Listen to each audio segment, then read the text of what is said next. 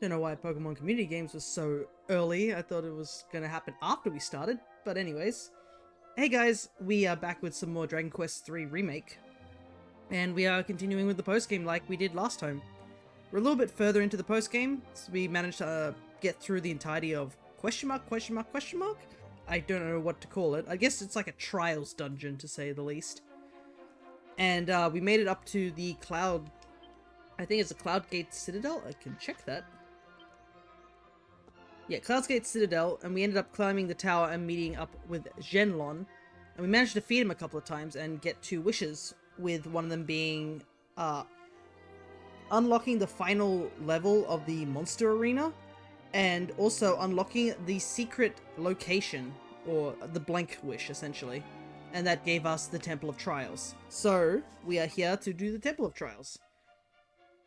But there is a bit of issues. So, 1. The first issue that we ran into was we do not have any of the items that are required for 2 of the trials.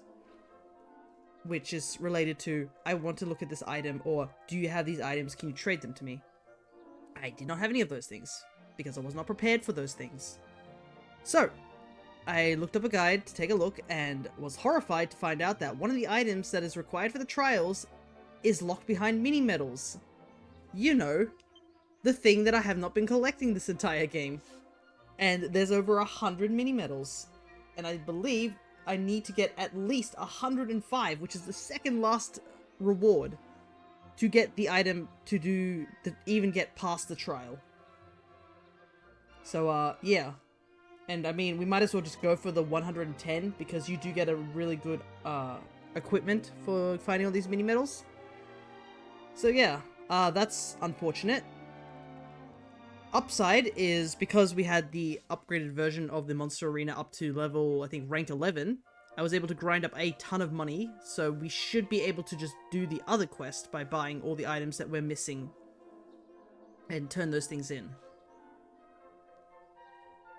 We are still missing a couple of monsters, and once we start actually getting into the I guess the second half of the Tower of Trials, there's a couple of friendly monsters we can actually recruit in that dungeon.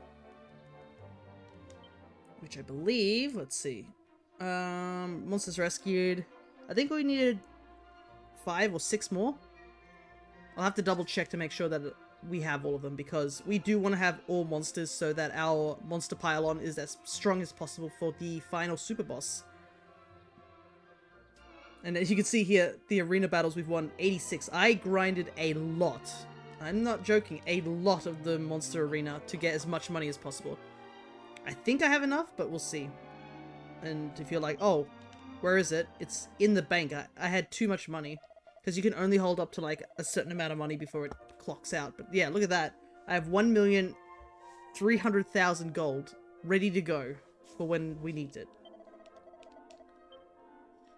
So that's the first thing I've been doing. The second thing I've been doing is I've been grinding a ton. Since we got the Trials dungeon opened, I was able to go there and fight a bunch of the King Hydras to level up everyone. Everyone is almost up to level 80. I wanted to have everyone at a sort of even number.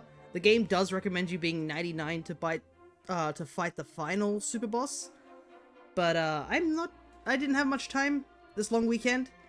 My sister came to visit, and they brought their doggo. And that doggo was very important. But yeah, very excited to see us, and we ended up taking it for a walko and had some delicious dinner.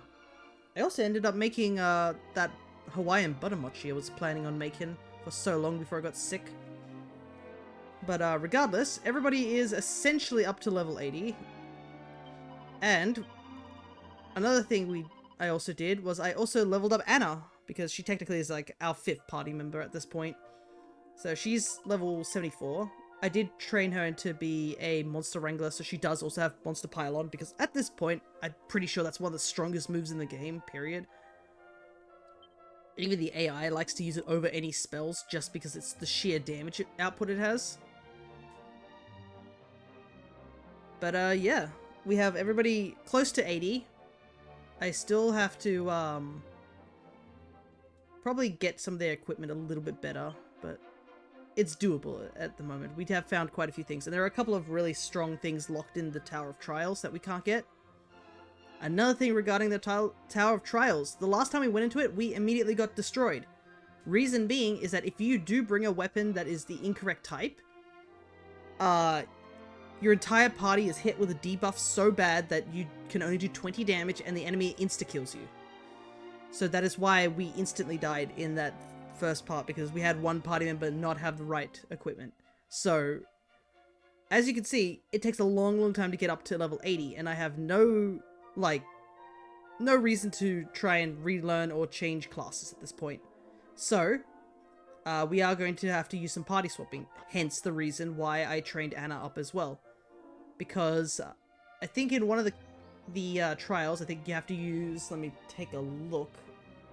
I think I have it next to me, yeah. So one is, you have to use only claws and boomerang, and the other one is axes and staves. And for the claws and boomerang, sages can't use either of them, so Lumos is going to have to sit out for that particular one. Thankfully Anna can, as a merchant. So hopefully we will be able to get through that. And we also have to, there's a lot of things we have to find in there. There's a couple of mini medals, there's a couple of friendly monsters. So yeah. I guess we have to just start collecting mini medals and items. That's kind of what we need to do now. Because, can't get through the trial until we do so. Alright, let's see. We need to go and buy all the items. Here we go. I think we might do that first. So I'll grab out all the money from, as much money as we can from the bank, and start doing some shopping.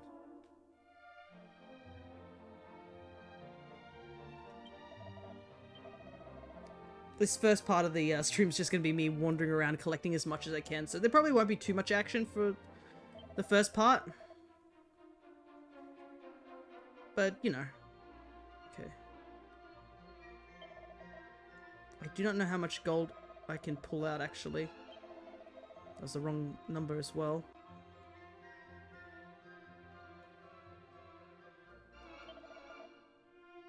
Okay, we'll just pull out that much for now, and then we'll see if we need to come back. There's banks everywhere, so it shouldn't be too difficult to find a bank.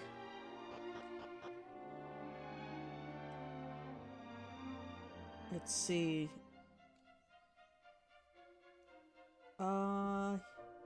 Boom. So we need 4. Yeah, like the last 3 items, or 2 items, we need like 25 of them. Holy heck. That's so much. Alright. Let's get zooming.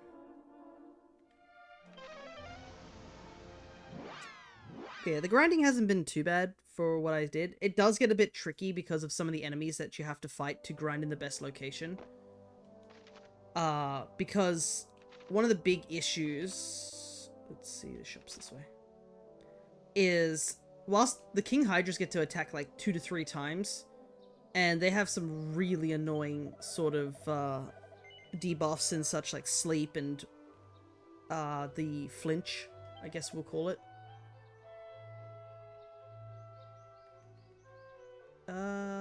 This is not here.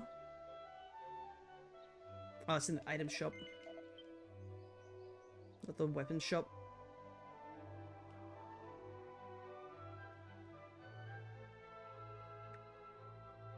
But yeah, I guess another issue are those crabs. My goodness, I hate those crabs so much. Them being able to have like 2 of the most annoying attacks in the game, being like snooze, which makes you like fall deeper into sleep if you get hit by it multiple times, and also makes you unable to do anything for a turn. Another thing that's really annoying is that it I need to buy... I need to put it in my bag. Okay. It also has thwack, and you know what thwack does. And unfortunately, when I was training, whilst I think 2 of my party members, thankfully Pierre and Lumos, did not get hit by thwack, Akira, Amira, and Anna, strange enough all A names, they constantly were getting hit by thwack. There were times where they would revive them, and then immediately they would get thwacked again. No, I don't need an extra one. We have all 4 we need. So it was just a constant, like, get back up, die again, and lose a turn, essentially. And it got very tedious after a while, to say the very least.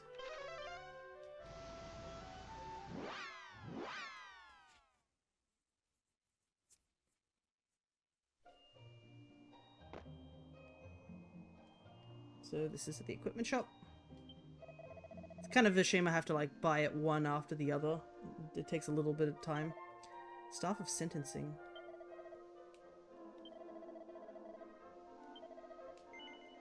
Okay. You'd have to be a pretty, like, have a pretty good memory to remember where all these things are. I guess you could technically just go to every single shop until you find everything, but I can imagine it'd be a little tedious without a guide. I'd say that's probably the one downside about the post-game, is that if you want to do it, like, say, for a streaming purpose of having to do everything in time, not knowing where things are makes it a lot more difficult. Gonna go to Annaberg now. Seems like most of these shops... Yeah, I think all these shops are in, up here in this particular realm, not in Alefgard. I don't remember what this realm's called. It's been a while since I've really thought about it. I just know what the towns are called rather than what the actual continent is called.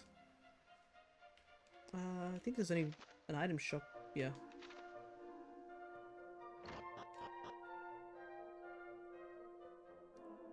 Leads to more credence that the post-game is after the main story's ending. You can't take that headcanon away from me, considering what happens at the end of this game. We need the Epic Apron, I think. It is not here. So there is an item shop somewhere. Ah. It's so weird that some of the items... I guess the armor is in the item shop? That's so bizarre to me.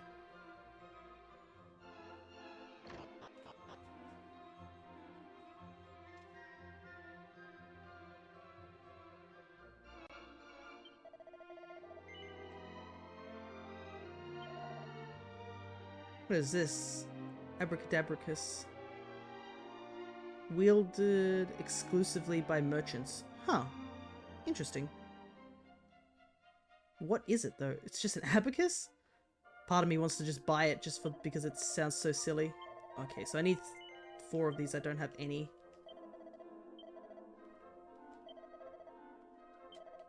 There's a lot of earrings here, too. That's probably something I'm going to have to do before I fight the super boss as well, is I'm just going to have to run around and go get a lot of, I guess, items and better equipment, because right now a lot of, I've noticed even with some of the items that supposedly help you with, things like status conditions and stuff, it's not 100% guaranteed. But it's definitely better to have that safety net. Alrighty.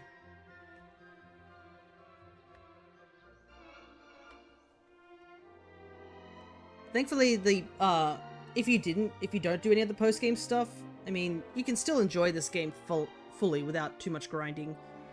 Even, like, without a guide, I think we only needed to use the guide, like, once for one of the bosses, and that was that awful gargoyle over in the volcano area.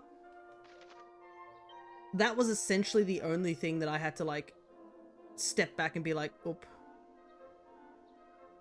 Can't do that. Nope, there is one place in coal. Alright. Other than that, I think I did pretty well. I guess I did stumble with the Orochi section, but that was kind of... The issue with that one was I accidentally went to that way too early. If I'd gone there at, like, the time I was supposed to, I think the Orochi fight would have been a bit easier, but yeah, I went there way too early. I was supposed to do that fight a lot further back.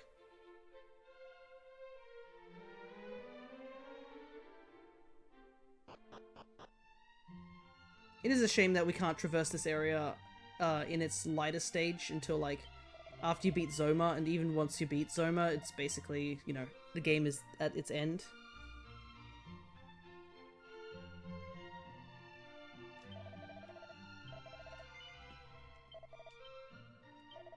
I'm surprised we haven't got any slime earrings, I gotta admit. A socialite, huh? I think the big reason for that was just like, I remember getting slime earrings super early in 11. But I guess it is an accessory still. I don't remember. I think I wore it like maybe once or something like that. I didn't use it too often because it is quite a low level thing. I think, as you can see, it only gives you like 5 extra defense. It's just more that it gives you the... In this game, it's just more that it gives you a personality type. Alrighty. It's done. Map of Alafgard. Oh, actually it would tell me if I go to the next place. So let's go back to... You go back to the Cloud Citadel.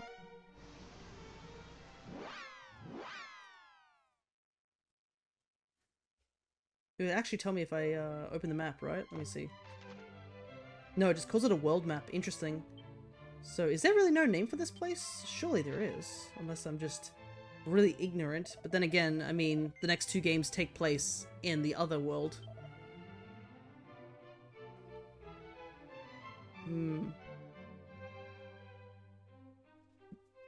Those would be good to buy. But unfortunately, we can't do that right now. Magic water, how many would you like to buy? We need to buy 25 of these, so we need... And I'd like to... To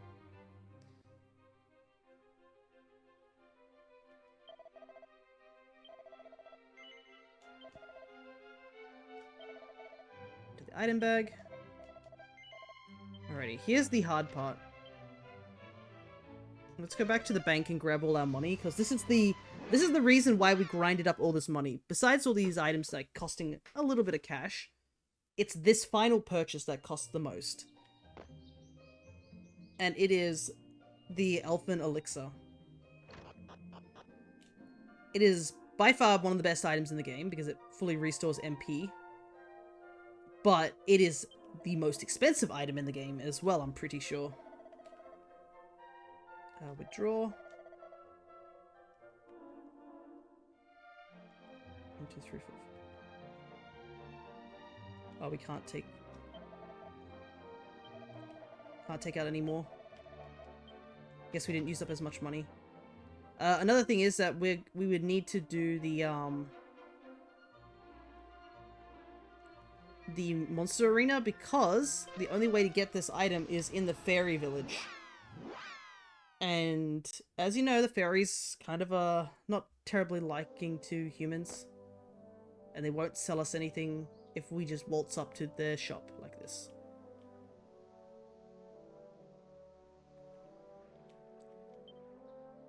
So, I believe it's an item.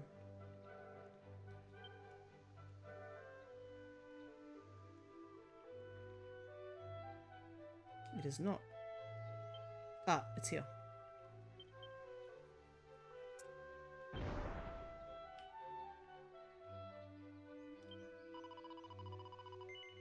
Okay.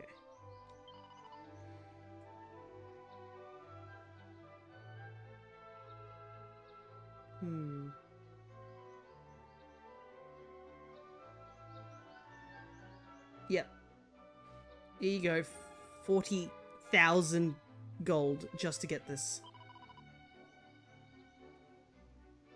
As you can see, we can only buy 22 with the amount of money that we have on hand. And this is the max amount you can carry in general. These fairies are going to be so damn rich. Okay. And I believe that's all the items. So this particular flame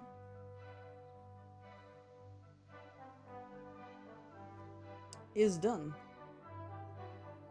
So we need to go to flame 2. Might as well go hand this stuff in. Besides, we're gonna walk around until the mod rod finishes. So, as you can see, there's like the 5 torches. We have only lit one, which was related to the 100 friendly monsters. To be honest, I think a lot of people will get that one done anyways because of just how powerful Monster Pylon is. Okay, just wait for the mod rod to... end eventually, so I don't look like a bunch of gnomes walking in.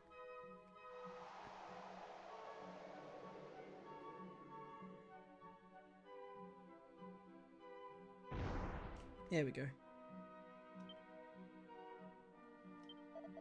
Would you happen to be carrying some hardwood headwear? Merely need 4. Will you be willing to relinquish them? So that's another reason. We have to give the stuff over. Truly, thank you ever so much. Akira gives the overseer what it wants. Thank you again. This means more to me than you'll ever know. By the way, would you happen to be carrying some staves of sentencing? I merely need 4. Would you be willing to relinquish them to me? Here we go. By the ways, would you happen to carry some epic aprons? I merely need 4. I like how it's like, do you happen to be carrying these things? Like, yeah, I just casually have 4 aprons in my back pocket, sure. The sheer size of a Dragon Quest's protagonist's bag is certainly something. Like, I don't know what they make that stuff out of, but it's clearly able to hold, like, everything in the game. And I say this because, one, I'm carrying, like, a ton of stuff here, just in general, but, like, even back in 11, I made every single weapon in the game.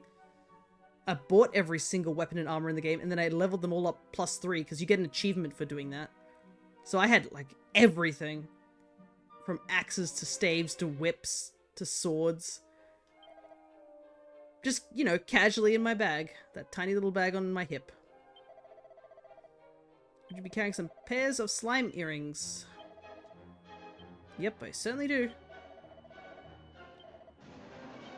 Would you happen to be carrying some vials of magic water? I merely need 25. Yep, here you go. I just...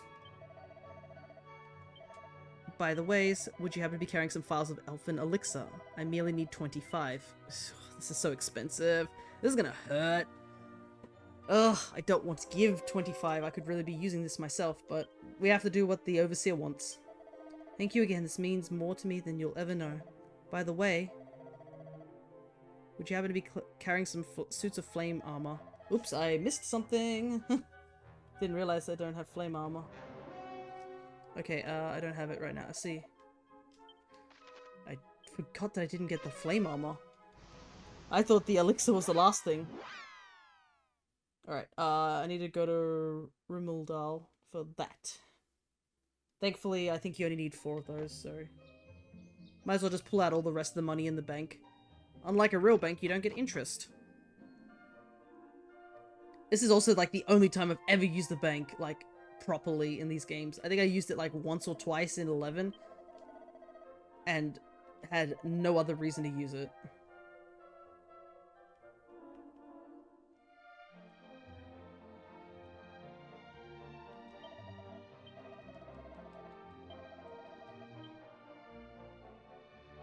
Alright. Rimuldal. Where's that at? Okay, so it's another Alefgard location.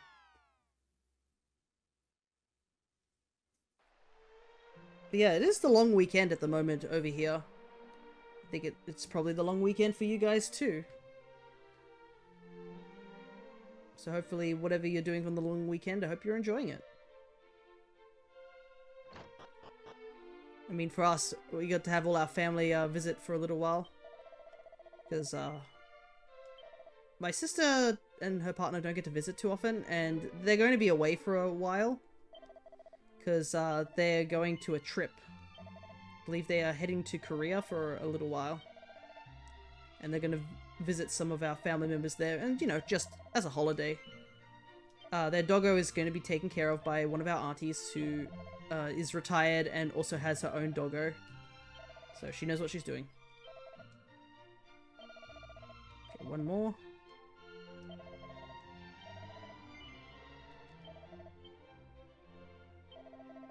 Okay, there we go. That should be everything. I'd like to imagine, like, what other people are seeing of just us, a group of 4 running around, grabbing stuff from shops and just zooming away immediately.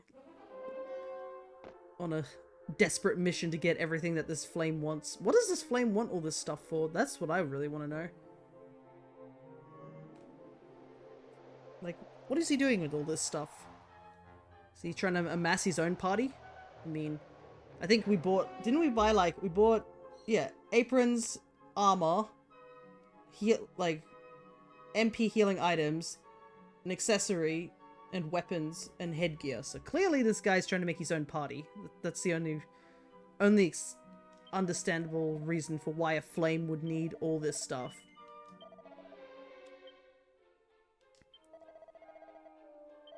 Congratulations, you have conquered this trial. Allow me to recognize your achievement by rewarding you. I've lit my pedestal, proof of your success. However, more trials await you yet.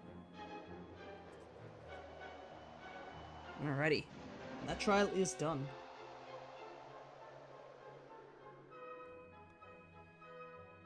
Alrighty. So here is the next trial. I assume it's just over that way, but yeah.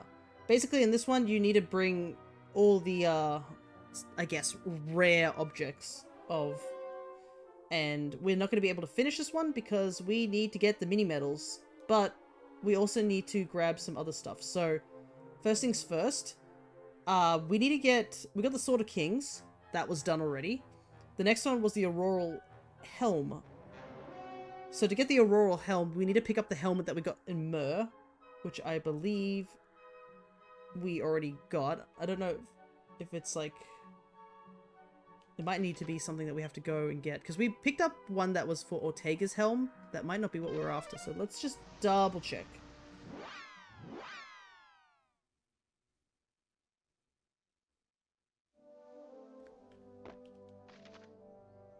I'm just going to go into the item shops and stuff like that, but I'm pretty sure to get the helm you just need to grab the one that Ortega left behind here.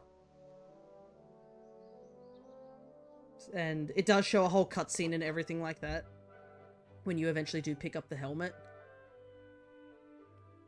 So it's probably all that's... It's nothing here.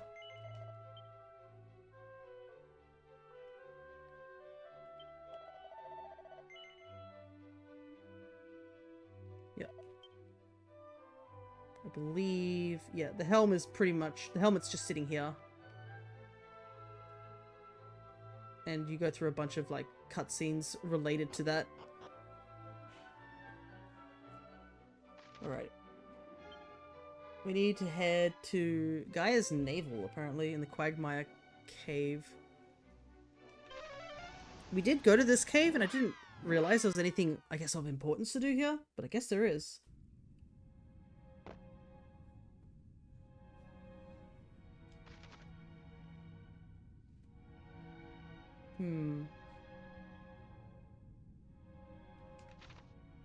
I guess let's look around here.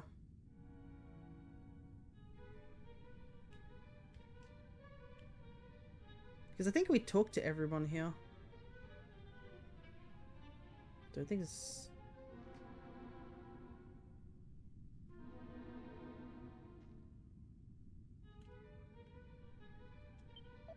Come to think of it, as the last place I was hoping to visit. We were hoping to pay a visit before we wound up here. It was an odd spot called Gaia's Navel. What? You ain't heard of it? It's got a funny old name. Ah, need a bomb big enough to blow a hole in the wall as thick as the boss. Yeah, okay.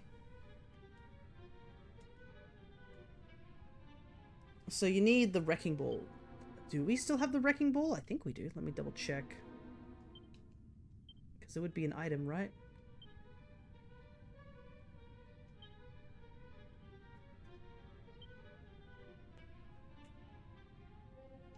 I guess we don't have it. Maybe we need another one. Maybe it just has a one-time use. Okay, head back to Reeve. Man, we're going all over the place for this post game. I didn't want to do any of this off stream because I mean it is a bit more interesting than what I was doing off stream, which was just grinding in one location over and over again. That wouldn't have been terribly interesting gameplay, to say the very least.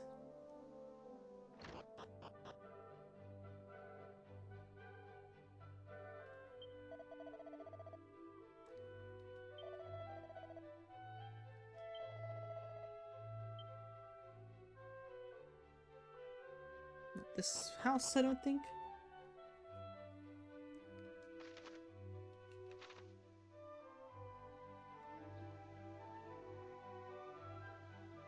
Yeah, we're pretty much, after this stream, if we don't get to the super boss, I can always do it, like, afterwards, I would say. On a different stream, like one of Thursday streams. Ah, here we go. I've heard tell of your adventures. If you ever find yourself in need of this old man's aid, come by whenever you wish. Well, actually... you need another wrecking ball. The goddess works in mysterious ways. Alright, I'll get one ready for you. I'd still like how the wrecking ball is just a bomb. But, hello there. Must be Colin. Thank you so much for following. Now that you are following, you have access to the stream avatars. That person's also disappeared immediately, so I'm not sure what that was all about.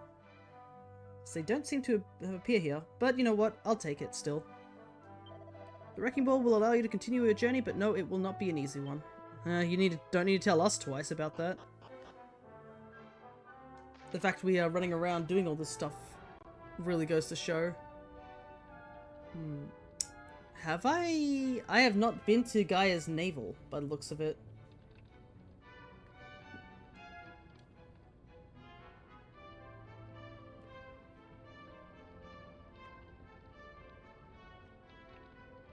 Oh no, maybe I have, because it says the blue orb, so maybe I'm just... Maybe it's back here somewhere.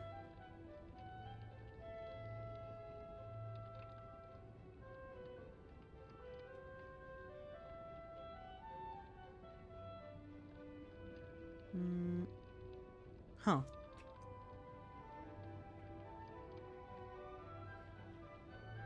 I feel like I've been here before. Oh, wait. I know where Gaia is. I now see reading this guide. It's that location we went to do that quest. Where you need to go in by yourself. That's why I forgot. So we have to go in there by ourselves. Which shouldn't be too difficult now, because we are now, what, level 80?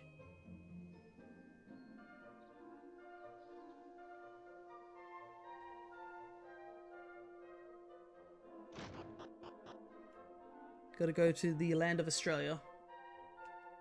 Thankfully, we also have Akira at the front of the party.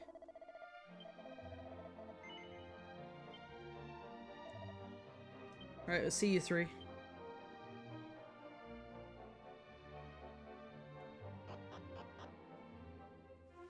I still like how the party members do say good luck. It's quite nice. Alright.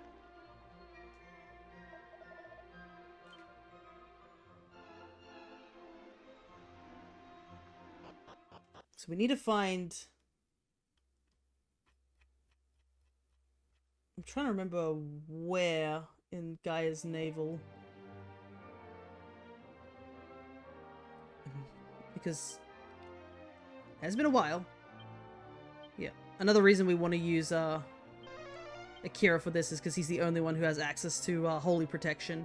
Which means we won't get attacked by weaker enemies, which this dungeon is full of, considering our level. Alrighty, let's see.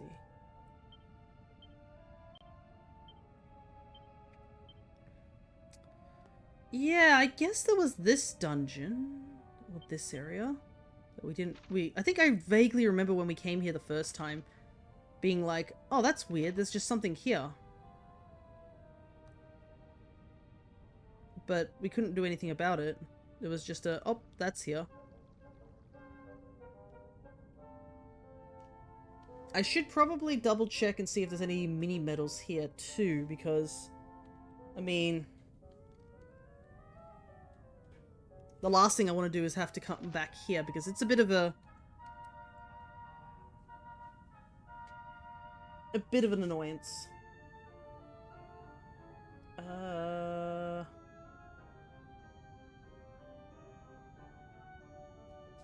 After obtaining the blue orb. So I think I probably got the mini medal here. So I think we should be fine. There's only one mini medal in this dungeon. And I'm pretty sure we picked it up after getting the blue orb.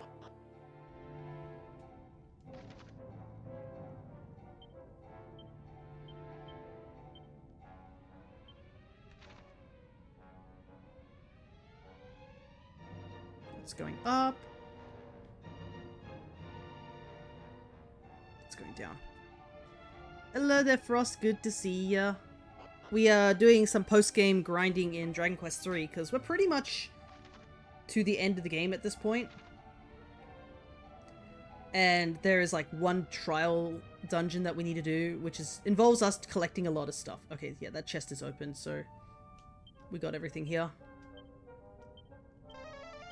No mini medals here to get. But yeah, we have to get a bunch of rare items to beat a trial, and that includes us going, like, sort of to areas that we haven't been for a while, and the biggest one is collecting all the mini medals that we didn't collect. There's 110 mini medals, and we have 26. So we're going to be doing a lot of mini medal scrounging. But other than that, I've been enjoying my little Easter holiday that I got. It is still weird. This feels like a Sunday to me, but it technically isn't. It's Saturday. I usually work on Fridays, so having a whole day off on Friday was so strange.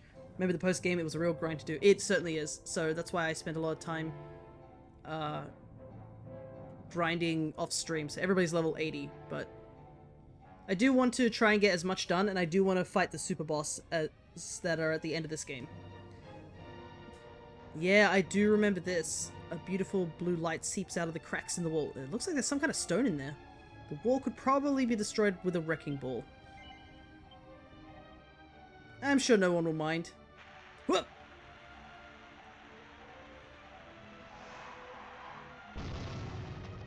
The guardians of this dungeon are like, what are you doing? Amazingly, the explosion hasn't left even a single scratch on the stone. Akira obtains a chunk of zenithium. Alrighty. And I think we should be able to evac from here. Yep. Trust me, you're gonna want to hit 99 for the final super boss. Yeah. Hi there, which super boss are you referring to? I believe it's the Grand Dragon. We have fought Shenlong already, so it's probably the Grand Dragon. I am currently level 80 with most of my party members, but I did see a lot of the guides say that you want to be 99, and I do trust that. So there's a good chance we might not fight the Grand Dragon today, but at the very least I do want to get all the other stuff done in the game, and then we can do the Grand Dragon maybe on a shorter stream, if it comes to that. Hey guys, we're back. Yes, I have. How'd you find your quest? Yep. But of course, you're a lone wolf. Soldier. Yeah. I do love how there's like little dialogue choices just casually. I do not know why that got flagged. Of all words. Give me 1 second. But I do like how there's little dialogue things.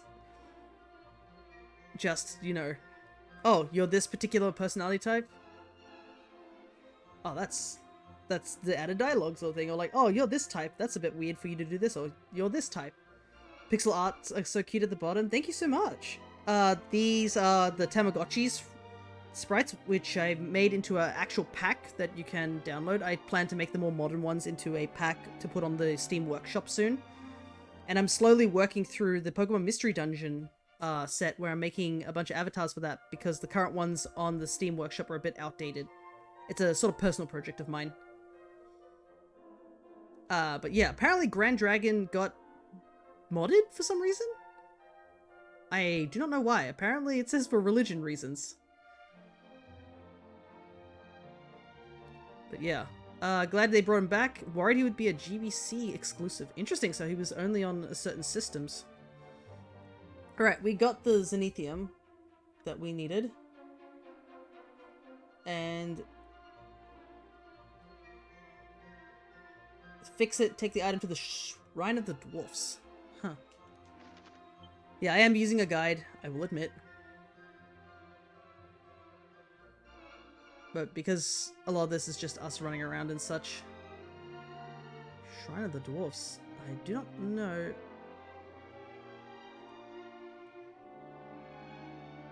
Have I come across something like that? There's a lot of shrines.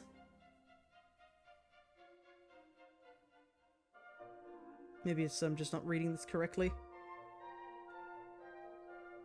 maybe I haven't been there at all. Let me double check this. Yeah, it is nice that they brought back, like, all these features that I have totally no idea about, essentially. Oh, looks like I'm not the only one who's trying to look this up. Where is this at?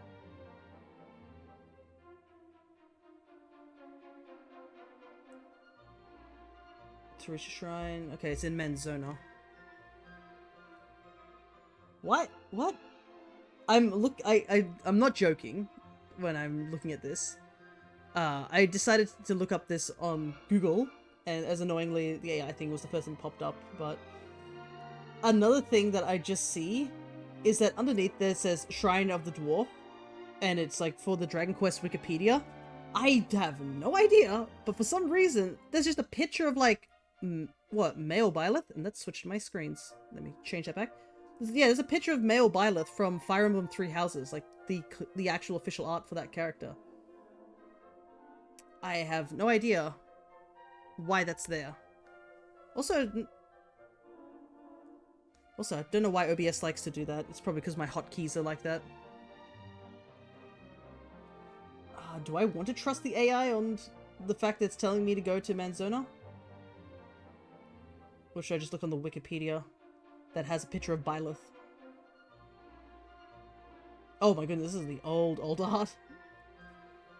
East of the... Okay, I see. Maybe it's an April Fool's joke they forgot to remove, maybe. Okay, and if I go... No, too far. It's saying... Go to above all trades Abbey. At least we have access to Ramia, so it shouldn't be too long. But yeah, very strange. Oh yes, I did...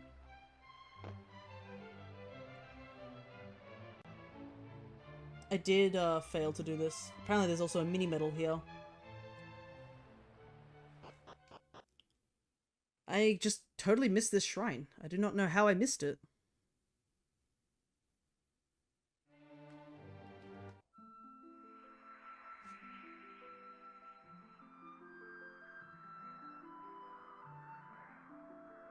Because there's the Tower of Transcendence. Apparently it's like right on the edge of the continent. I think in the forest up here.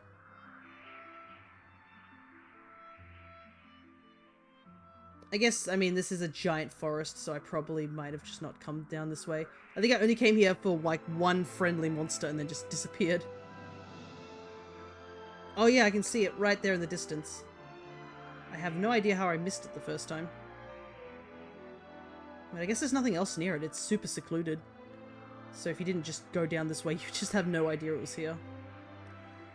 Because I do remember there was a cutscene for the journal, and it showed this dwarf, and I was like, I've never met him. Alright.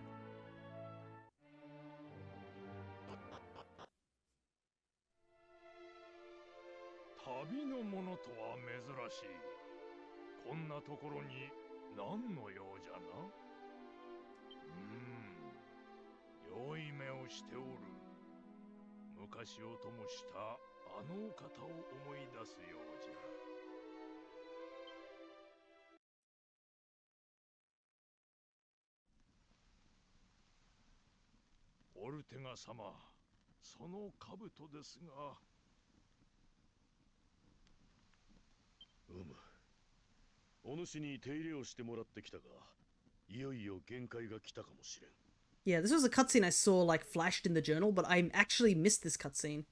It's nice that I get to see it. We get to see Dad one more time.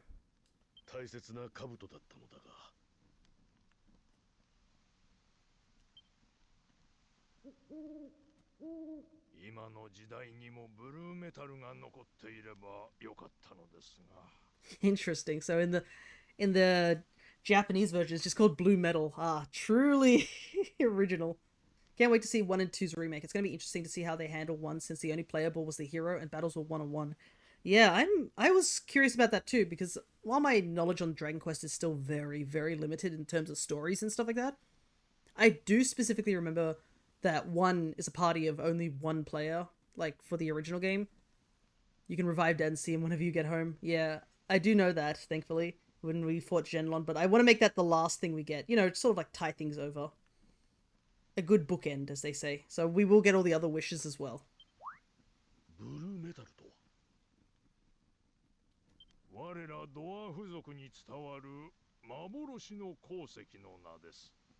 But yeah, that, like, having experienced this story almost completely blind, the entirety of the main story, man, that ending crushed me, I must admit. Like, I'm using headcanons to cope. It was my first wish. It's understandable, too. Our first wish was to get the Monster Arena so we could start doing this, post-game stuff.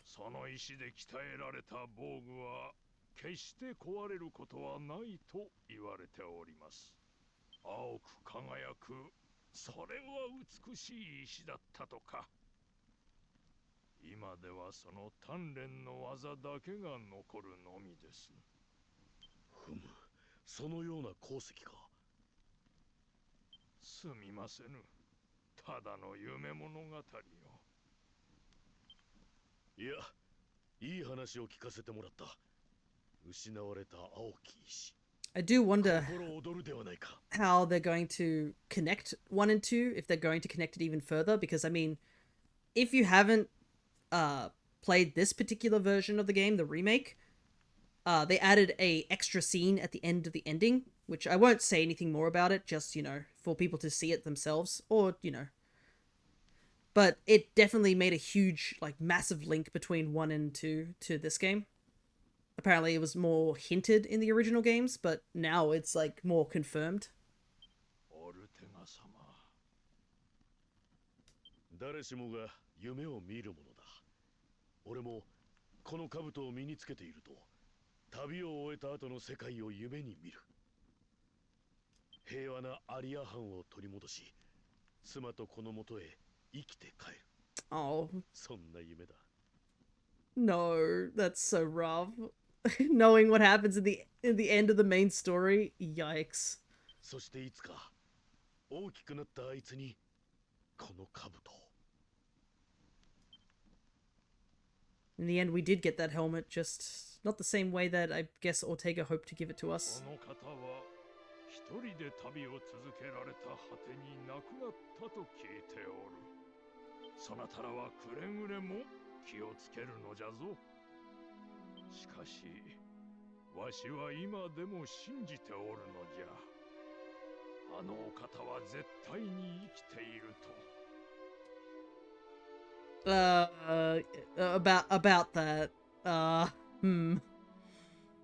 Well, yeah, okay.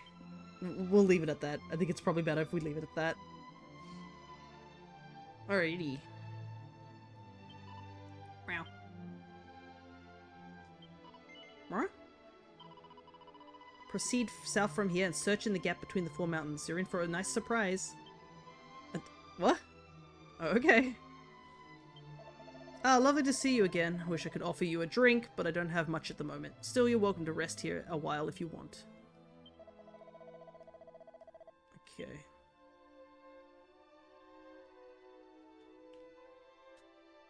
I'm wondering if I have to leave and come back in after that cutscene, because we do have... I'm pretty sure we have the 2 things that we need. Yep, we just need to leave and come back. Oh yeah. いつぞやの若者ではないか。まさかそれはオルテガ様の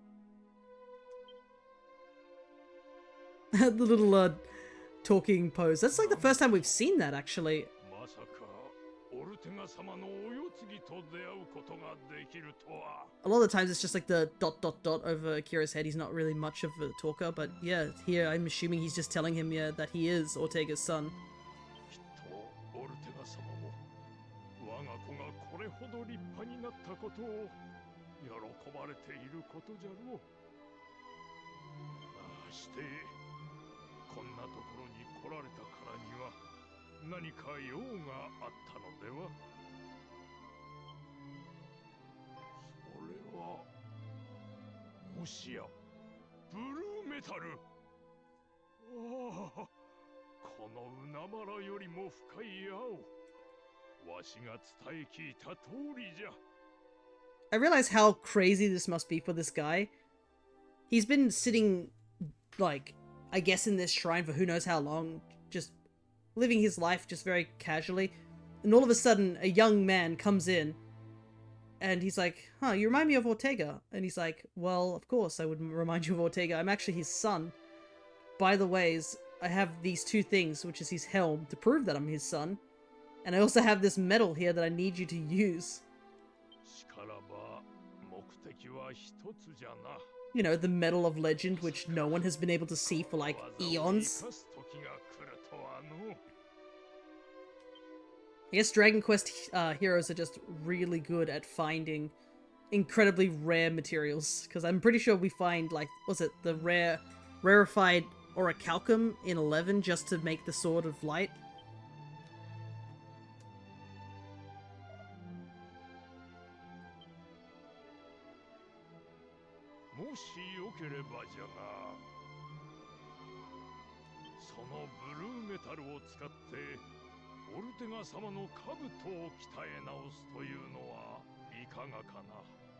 Child of Ortega, would you do me the honor of allowing me to repair your father's helm?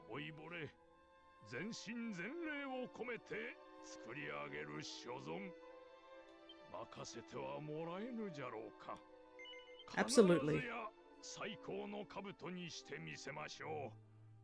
Because I think we wore Ortega's helmet for a little while, because it had pretty good defense.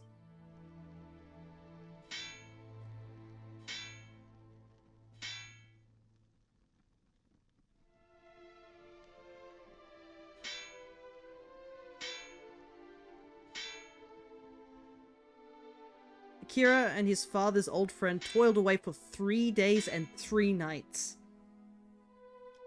Then, on the 4th day,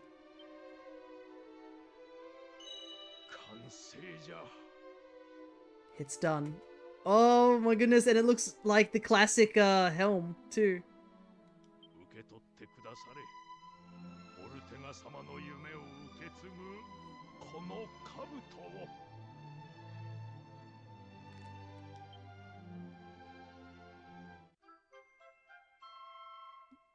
And Akira obtains the Auroral Helm. So this is, much like the Ortega's helm, this is an item that is only for the hero.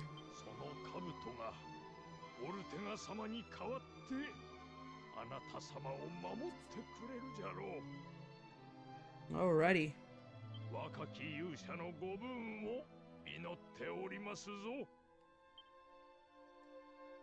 Now we have the helm.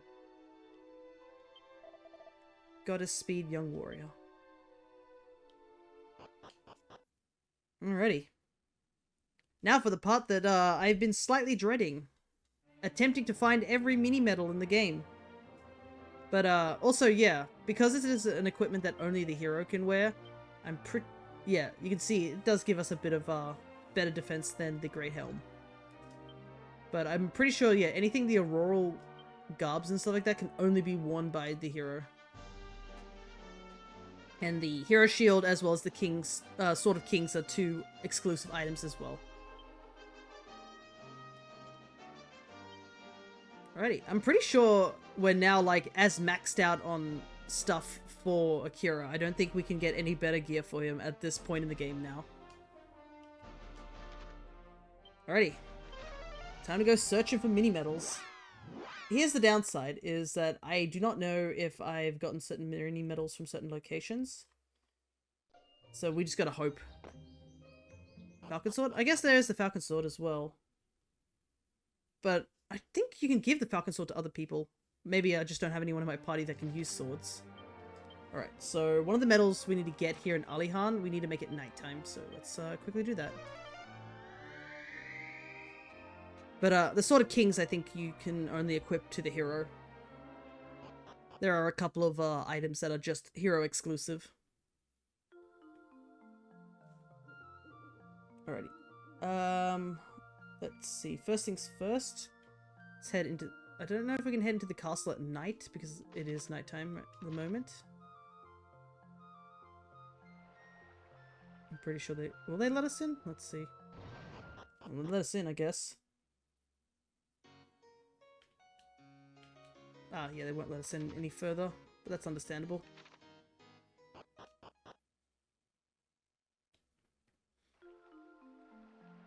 But yeah, I didn't think I needed many medals. Falcon Sword attacks twice stronger than the King Sword. Yeah.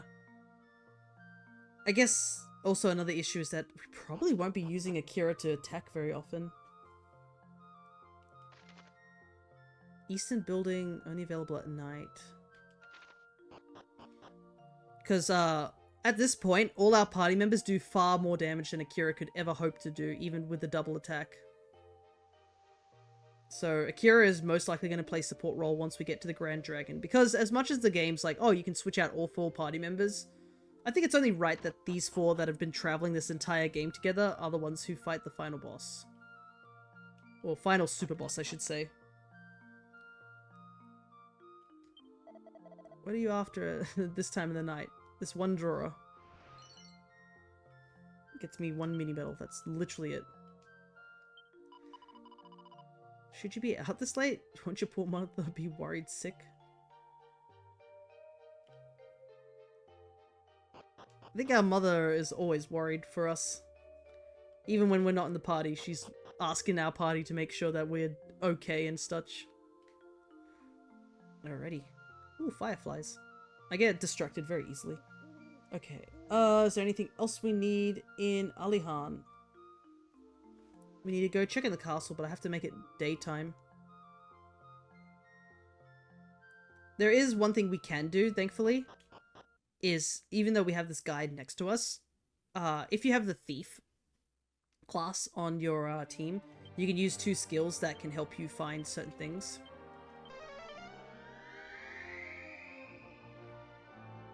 I believe, is it... It's probably like nose for treasure. I think that's what the skill was called in 11. But you can use it to see if there's any hidden objects on the map, and then you can use it a different skill, I think, to locate objects. Unfortunately, we did not have a thief at all on our party, like, throughout the majority of this game.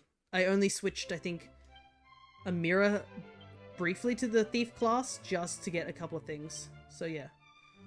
You have here, allows you to find how much treasure is unclaimed in the area. There's 8 treasures left on this level.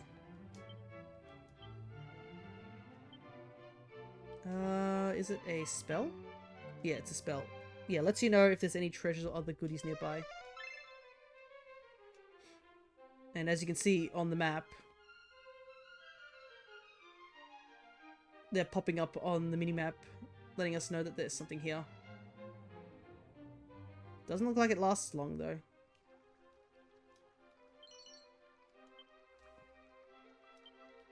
Anyways, we need to go to the southeast one. So yeah, I guess if you do play this game, the thief is kind of useful for getting all those little items.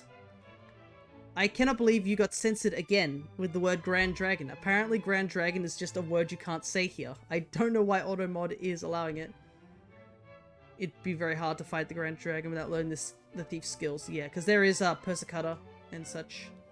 How do I get over to that room? I have no idea why it keeps Automod keeps flagging it. We'll just have to call it the G-Dragon or something like that so that we can actually get... I have to not stop constantly to be like, it's okay, Automod.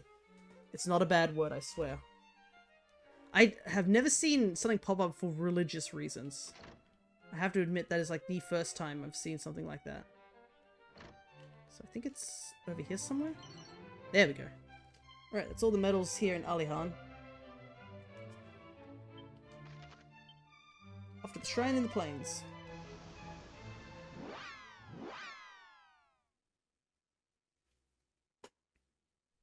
But yeah, there is obviously the okay.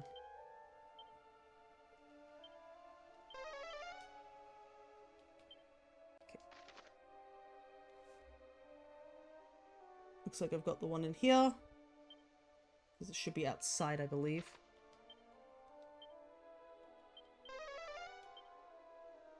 This isn't just one more treasure on this level.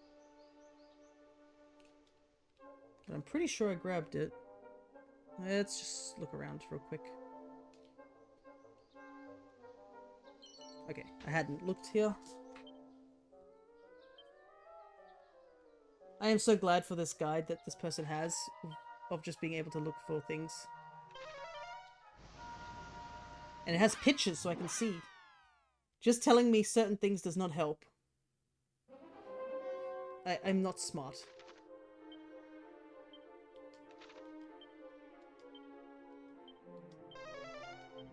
Nope, I didn't want to use evac.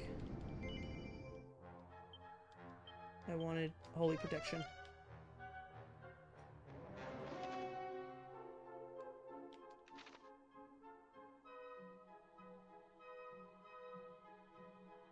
Yeah. I guess it was just because of my playstyle. I preferred to have all the characters be like one class for like the majority of the game. Though I won't deny there are some really handy abilities for a couple of these other classes that I didn't get to try out. Okay, we got that one there.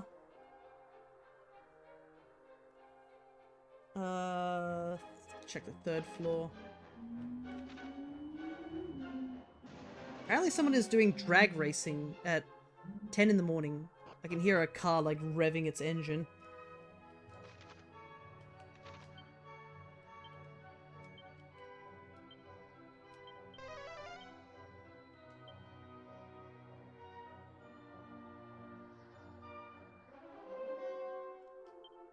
Thankfully, us being super, like, over-leveled definitely helps.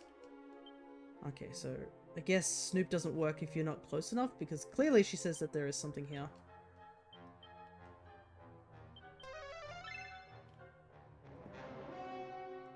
How on earth did we miss this? Surely we walked past this. How did I miss this one? That's a little embarrassing, I must admit.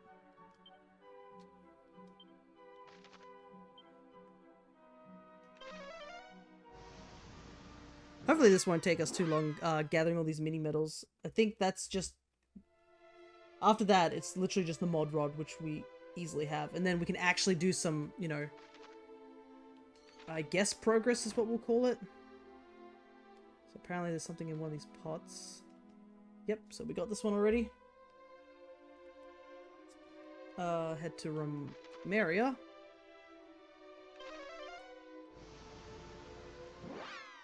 Thank goodness that zoom works anywhere and we don't bump our head. Have you collected all the monsters too? I have collected, I think, all of them except the ones that are in the final trial rooms. So, we have almost all the monsters. And the big reason for that was to have our wild side be as strong as possible. Like, I'm pretty sure before I went and fought the final boss of the story mode, as we'll call it, I went and collected as many monsters as possible.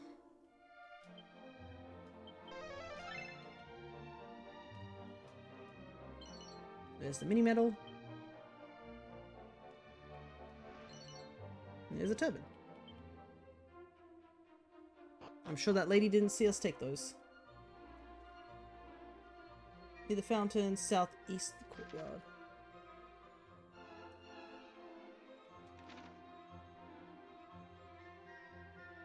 But we have most of the monsters. I think I may be missing one, maybe outside of the trials rooms, but I cannot remember for absolute certain. So once I get all the ones in the trials, we can find out for sure. But I'm pretty sure we got everything. So that door's locked up there.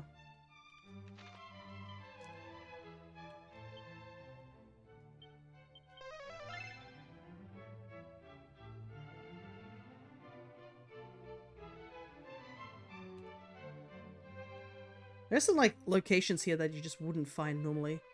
Sigma. Hello there, Schmigma.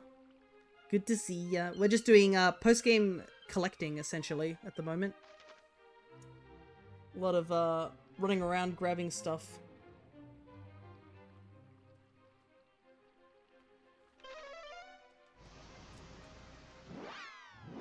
After this outpost, we got our first secret spot, mini medal to go grab as well. Okay, that's gotten. So northeast of Romaria.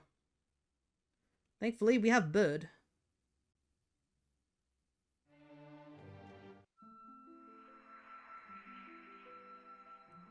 Northeast, huh?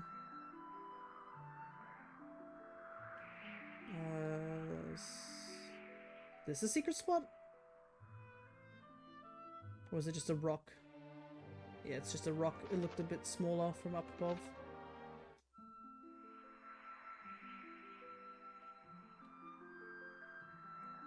Ah, it's here. I can't believe I didn't see that. But yeah, we basically finished the entirety of the main game.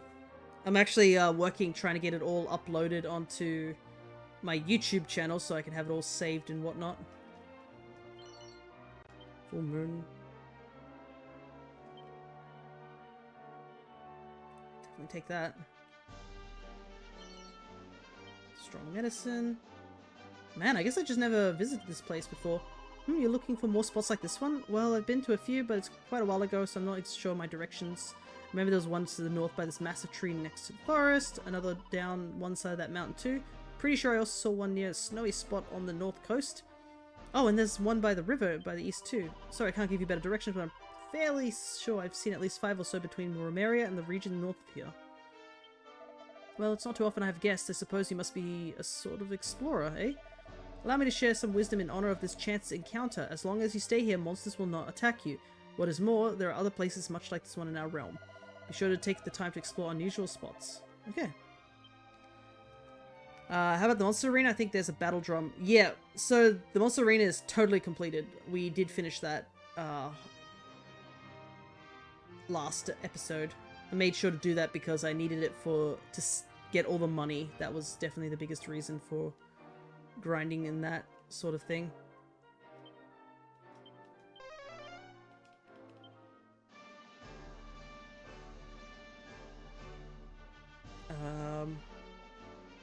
Is this the right location?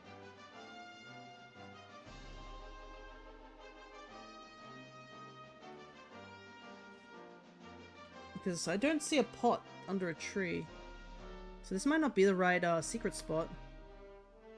Unless it's further down here? No. Huh, weird. I thought this was the one.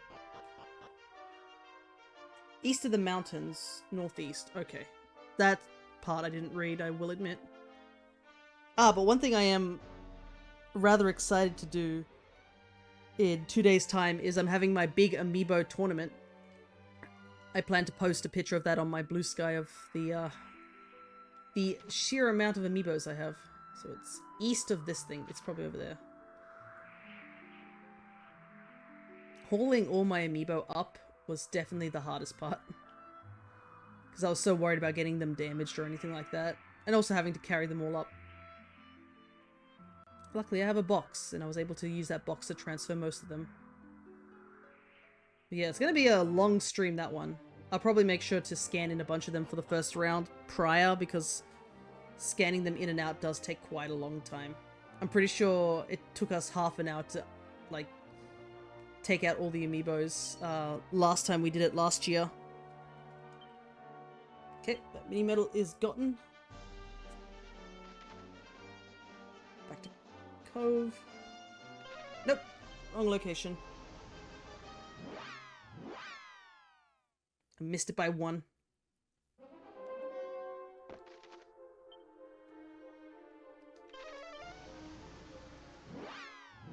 Yeah, we have the war drum, I think it's called. And that is currently on Akira's pockets for now. So we need to go to the bar. I guess the bar is that place all the way at the back? I'm not entirely sure.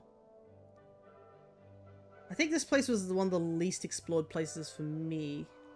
In terms of towns, I didn't really go here too much.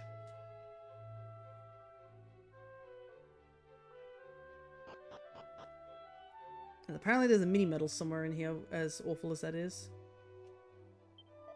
Here sleeps great martial artist. Stories tell of his punching head of bear completely off. I wish that I could become like him.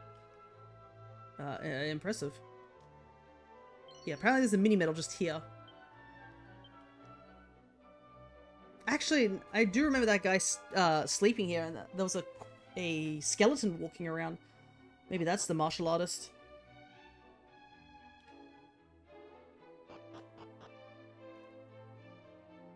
I don't think martial artists would be actually really great as a skeleton, considering skeletons are kind of frail. I mean, they're just bones. You kind of need all your muscle to really put the punch.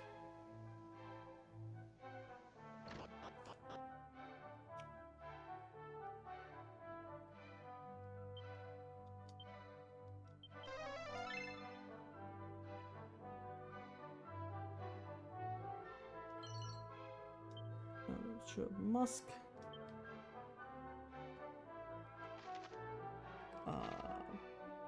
Probably have to go in through the back room. Yes, the skeleton. Yeah. There are so many little tiny details you just wouldn't notice in this game if you didn't go at certain times of the day. It's really charming in a way of how much stuff there is just hidden around in this game. Mini medals. Anything else here? Apparently a fur hood. Also, I'm just not used to just wandering around into people's houses and grabbing stuff. It's encouraged in this game to just go through everything. Let's see.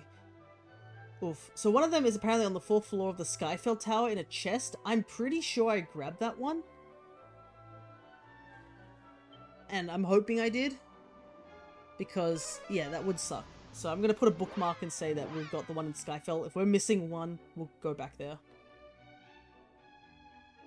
Alright, off to Norvik. To go to the inn. Yeah, the whole thing with the Norviks and the fairy village was certainly a depressing one.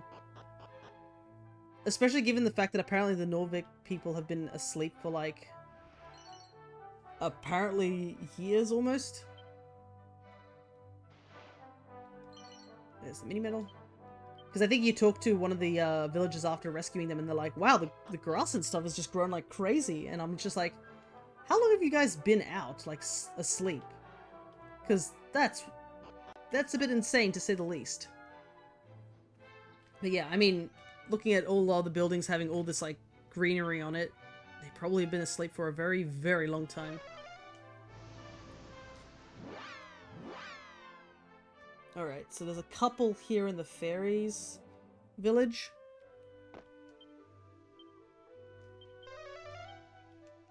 Nope. Let's see. Behind the western boulder. It's over here somewhere.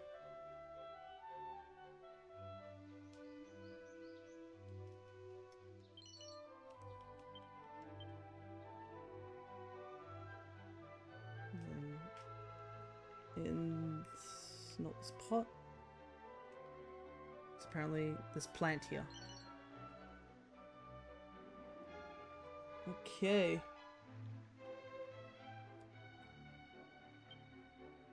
Man, we've been getting a lot of the event Pokemon showing up, I must admit. With the little stars. Okay, underground lake.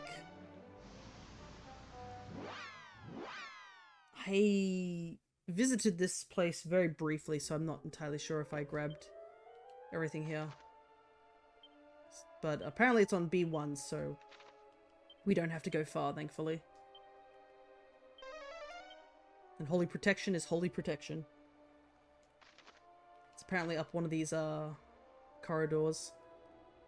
I think last time we came here we weren't as... I don't know if we were high enough leveled or it was a bit of an awkward level we were at, so we were constantly getting battered.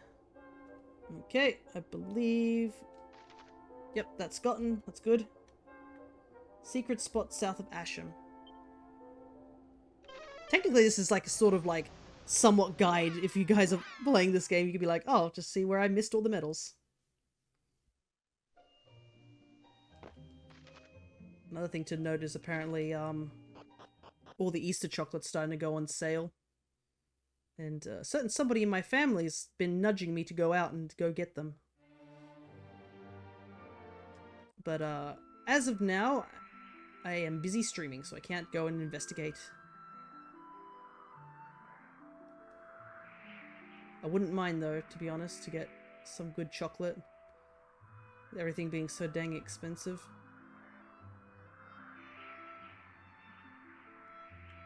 Is this a secret area?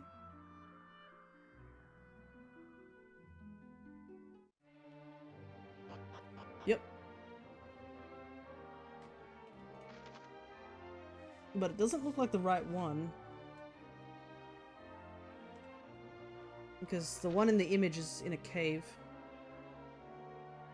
So I would say this isn't the right one.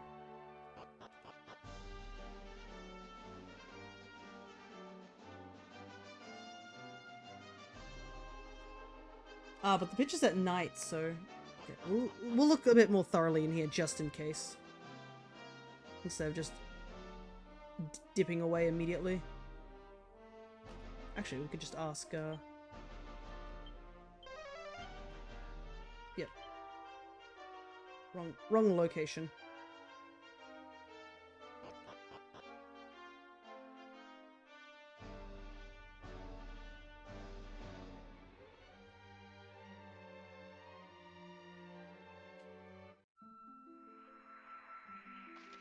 See, Asham is there, so maybe it's further south? Because it just says south of Asham, and there's just water.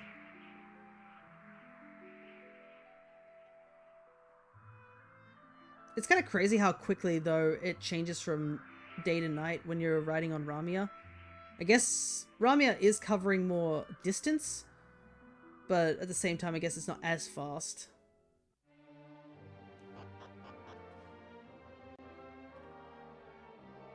And unfortunately, there's no way to boost Ramia's speed. Unlike,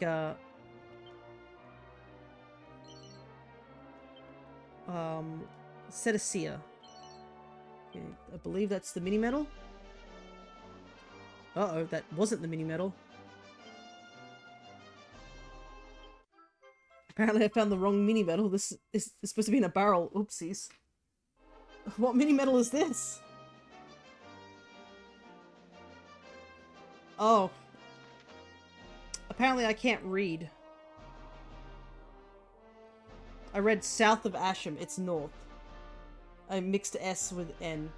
That's why I couldn't find this mini-medal. Well, oopsie doopsie, we found a mini-medal we weren't supposed to. Well, not immediately. Oh, it's gonna take us so long. I miss the somersaulting whale, where we could just, like, do a barrel roll and go fast. Then again, this is technically faster than, most means of travel.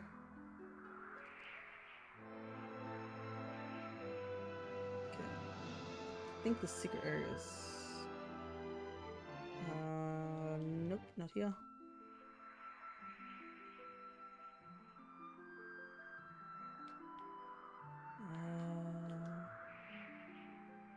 Yep, there we go. So, okay, this should be the one we're supposed to go to.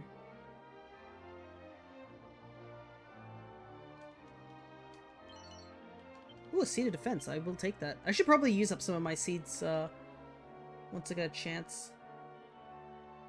Yes, here we go. Went back to that spot down south I told you about, and the strange sound was completely gone. Maybe I just imagined it all. Or maybe whatever was causing that noise has taken care of business and left. It can be easy to get lost in the sands. To southwest, the desert is fairly light on landmarks after all. You know, I once managed to leave some of my things by a boulder down there a while ago. Sadly, I doubt I'll ever get them back. Frankly, I'm hopefuless with directions as it is. I'll be putting my life on the line if I went back to that desert. Okay, here's the mini-medal that we needed. A dragon scale, huh. Alrighty.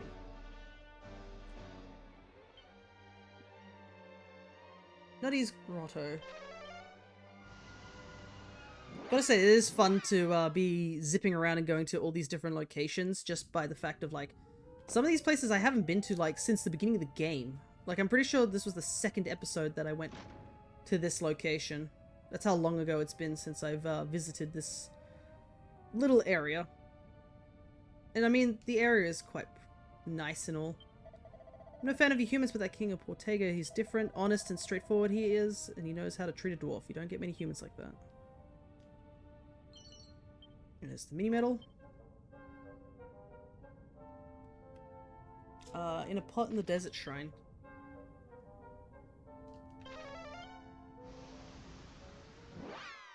Also, thank goodness for zoom. Also, thank goodness the game seems to load quite quickly, too. Makes the zooming not too bad. Mini medal here. Time to head to Ibis. I'm actually really grateful for this guide to also be like in order, so it's going by where you can most like early get the particular things, which I am so grateful for, because there are so many guides where they just go via a certain order that just makes no sense. Or they separate it into a walkthrough where I'm just like, I don't have time to check them.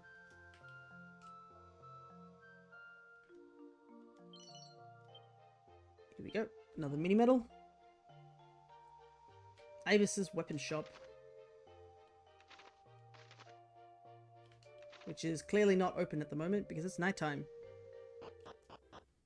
But yeah, I guess if anybody didn't see yesterday's stream, it was only an hour long. But we did end up watching the small direct for the Mario Kart world.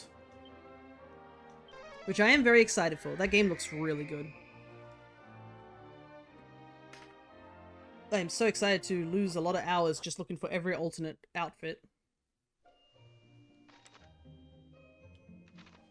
Plus it would be nice to actually do some Mario Karting. Getting rusty.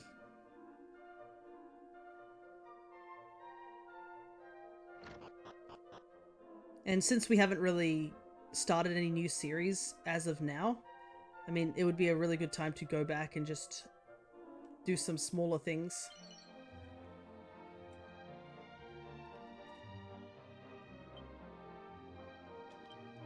Okay. Kind of sucks we have to make it back to night, because apparently we have to check the throne at night when the queen isn't sitting there. She's apparently hiding a mini medal from us. Some of these are actually kind of tricky to find if you think about it. Like, who goes to like to go check on the throne for the for a single mini medal? Sorry for going quiet. I was checking notifications from Blue Sky about this art I posted. Makes me happy seeing people like it. It's always nice to see people like your art. I should probably do some more art and start posting it. Actually, now that I think about it, there probably will be new art from me in the coming future, because I have to make thumbnails for Dragon Quest III as well as Mario and Luigi Brothership, so that I can post them onto YouTube. Because I do enjoy drawing like tiny little artworks for those thumbnails. So I'm going to have to do that in the near future.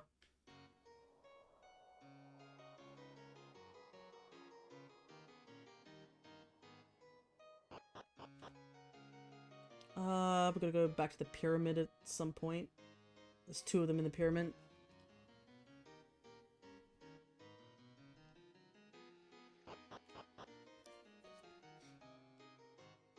The guards seem pretty chill with me just casually visiting here at night.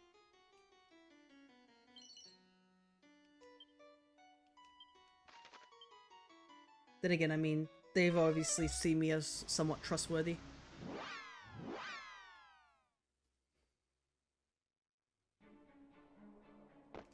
Apparently there's one at the top of the pyramid.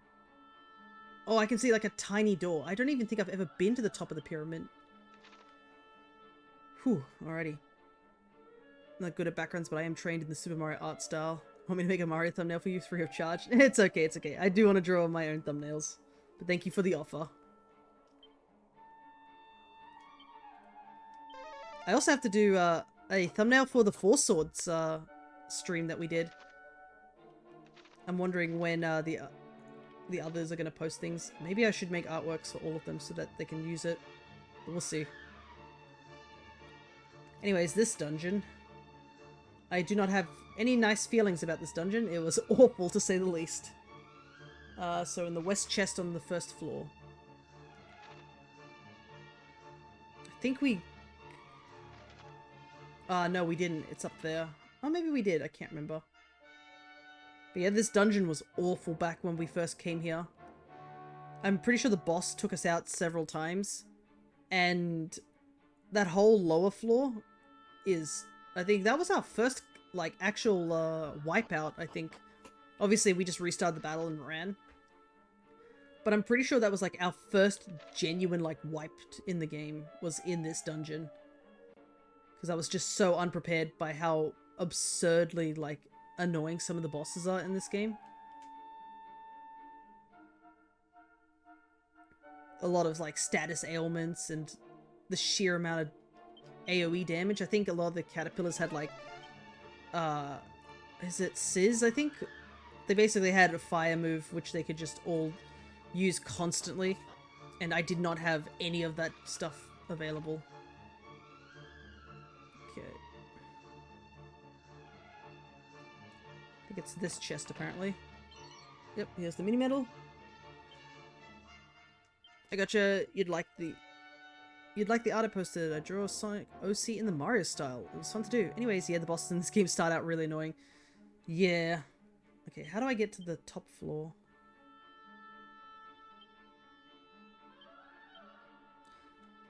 Well, first I have to backtrack.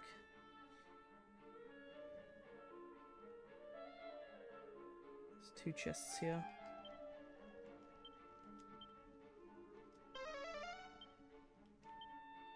Chest is empty.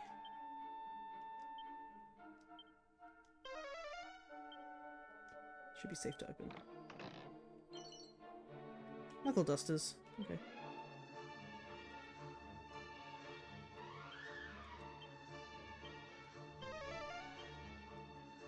Red light. Blue light. I have picked up a lot of prayer rings, I must admit. But I think we did beat like every single boss pretty legitimately, except for the volcano boss. That one we definitely cheesed him, but like there was no other way we were gonna beat him. I think that was like my first ever usage of like actually using Kaklang. I have never used Kaklang in terms of like actual fighting purposes, and to actually use it in a boss battle just to stall him was certainly an experience. It has been a shame though that most of this Dragon Quest playthrough I've been doing has been whilst I've been sick. Because I did enjoy the game, it's just like I obviously couldn't talk as well due to being unwell. Okay. Apparently I didn't go up these stairs? Okay, because yeah, the middle room up there is to the boss, so there's nothing there.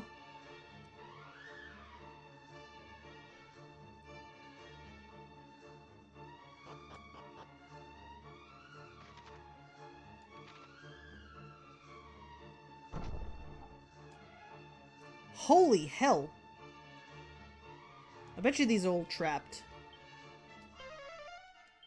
A yellowish light. Probably best to open with caution. Interesting. I've never seen a yellow light, I will admit.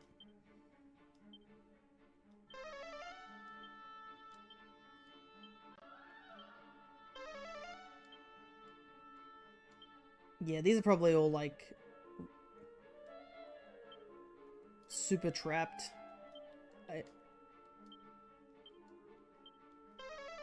Yeah, they're all got a yellowish light. Oh well, we'll just ignore them. That's not what we're here for. We're here for mini medals. They all have items, but after obtaining them would be fight. Yeah, understandable. This one's fine though. We'll grab this one.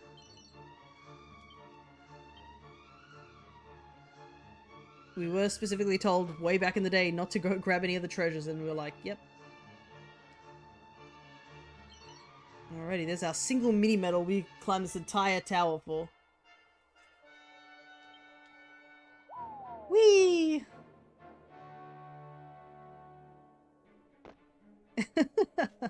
Well, we didn't need to do that, but you know, might as well. We need to go to Asham.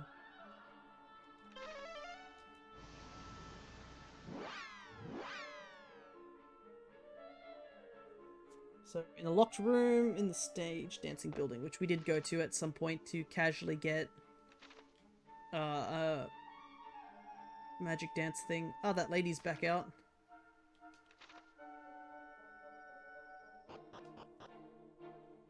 We did do that particular little event quest, so we don't need to worry about that.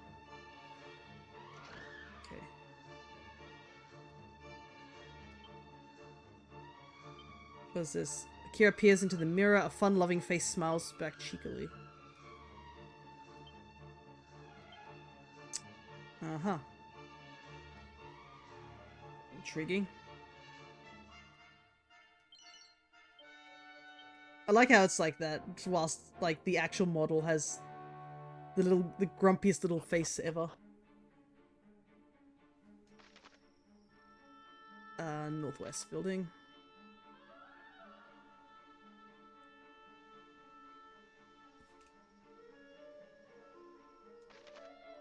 And the locked buildings, so it's probably this one.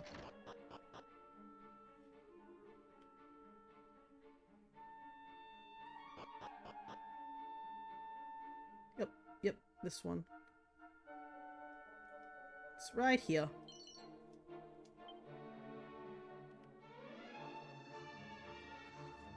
Oh, I like how there's one that's literally it's like it's in Ibis's throne room, like the locked treasure room in Ibis. Like games explicitly being like, yeah, just go in the treasure room, it's fine. I find that just so funny that there's a lot of treasure rooms in this game, and me being a decent human being is like, yeah, I probably shouldn't go in any of these treasure rooms. I mean, they belong to clearly the throne.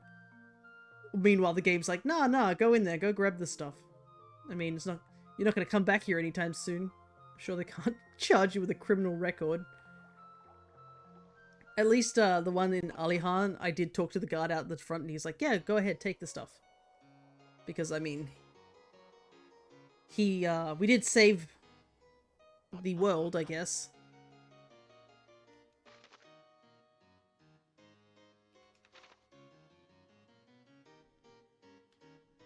This is my moral compass.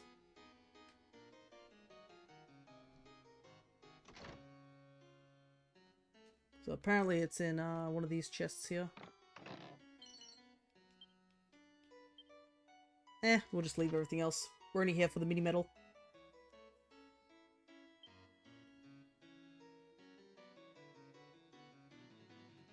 Off to Portoga.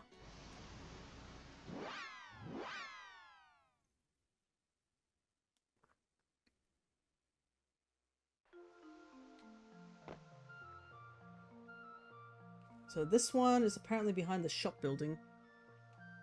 I think we have to go in and come out the other door.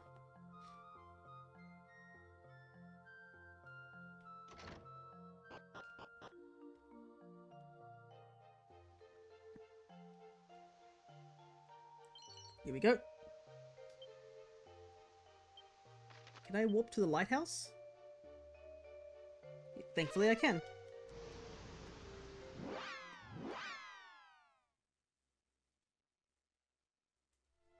Well, this feels like it's certainly going to be something once we Huh?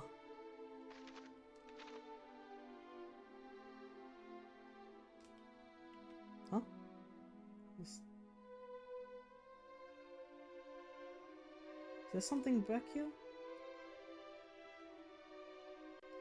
Let's see. It says in a pot in the room under the stairs near the lighthouse. What do you mean near the lighthouse? Am I...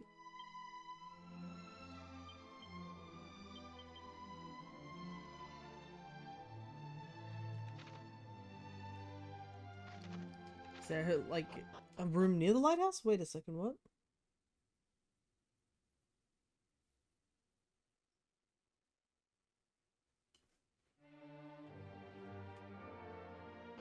Out of curiosity, what job class do you like the most in this game? Well, admittedly, I didn't get to use, like, all the classes. I sort of stuck with what I wanted to use, sort of thing. So I would oftentimes just stick with classes. So I think the classes I used, at the very least, I tried Priest, Mage, Merchant. Those were, like, my starting classes. I would say... Whew. And then we went to Sage, Martial Artist, and then Monster Wrangler. I used the Gadabout for a little while, because I needed to retrain my Sage back into it once I switched for Monster Wrangler. But I would say the biggest thing would probably be the Monster Wrangler was definitely one of the classes that was super handy for postgame. Would I say it's the most the most that I liked? I'm not entirely sure. I do like the design of the Monster Wrangler. So I would say that's fun.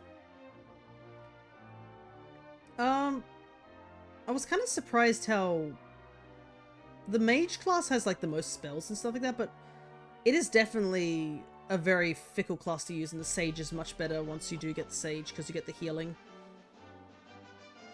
Priest I didn't really use for too long. It was more just insurance. I didn't really use the thief class at all. Merchant I did use for a little while, but I mean the extra money was always nice, I won't lie. I cannot find this mini medal that is near the lighthouse. I need to look this up.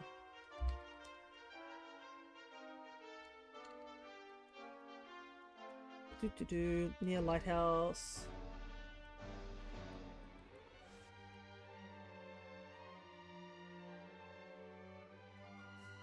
There's a stairwell that leads to the basement area near the lighthouse. I don't see anything. I just see lighthouse. What is this thing?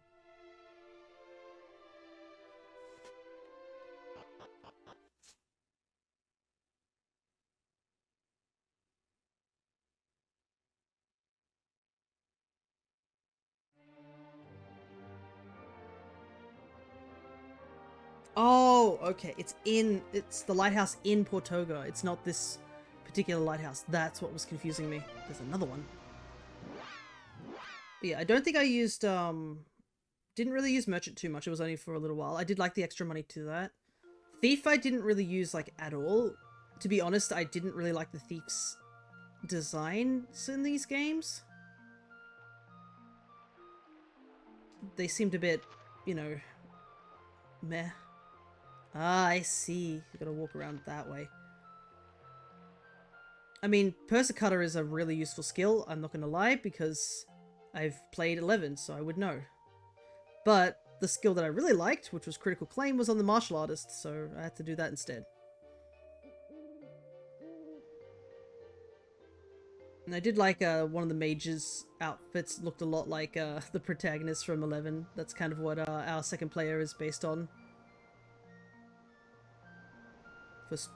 But, favorite class in the game? I don't know. I think the Martial Artist had a pretty solid run, and I think the Sage is still really good too. But, I mean, the Sage is one of those classes that is super good anyways. I have, as you might say, retired from life. I wish to sever the ties of sadness and desire which bound me to this world. But try as I might, I could not fail to be affected by the tragic tale of the two lovers rent asunder by fate. You've done a truly great thing, Wanderers. You have put not only their hearts, but mine also at peace. Oh, right, the two ghost people. Interesting. Anything here? Copy the saddest story ever told. Have I picked up one of those? I have. Makes you a crybaby. I love the little books, they're so funny. I've used none of them. I just collect them because it's funny. Alrighty,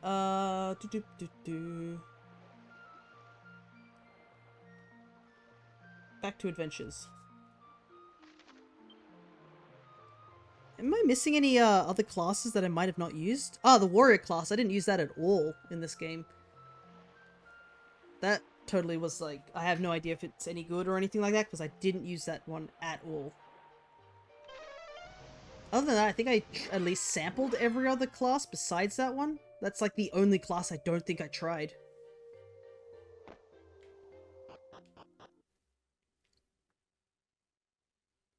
So I think that's my thoughts on each of the classes. I'd probably have to play the game again with other classes if I wanted to, but I think I've enjoyed what I've played.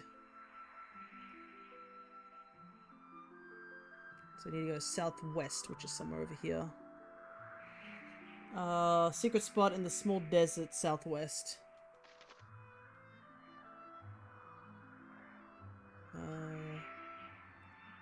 Oh no, I actually got that one already. That was the earlier one we got. So we can land. There was the one I accidentally got earlier. I think one thing I was disappointed is about the gadabout. I have no idea how that person who is apparently doing a 3 gadabout run is doing. Gadabout is certainly funny, I would say. It is a funny class. But it is slightly not the best class by the sheer fact that we didn't get bunny boys. What is this? We get bunny girls, but we don't get bunny boys? Oh, for shame.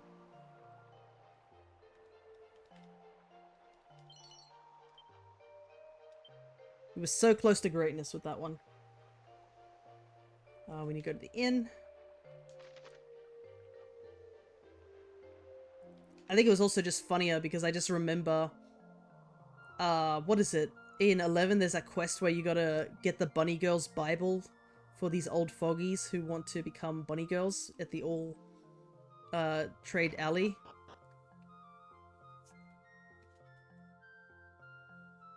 And you end up like having to find... Why is there a guy sleeping on the floor? Somebody didn't have the funds to sleep in an actual bed, apparently.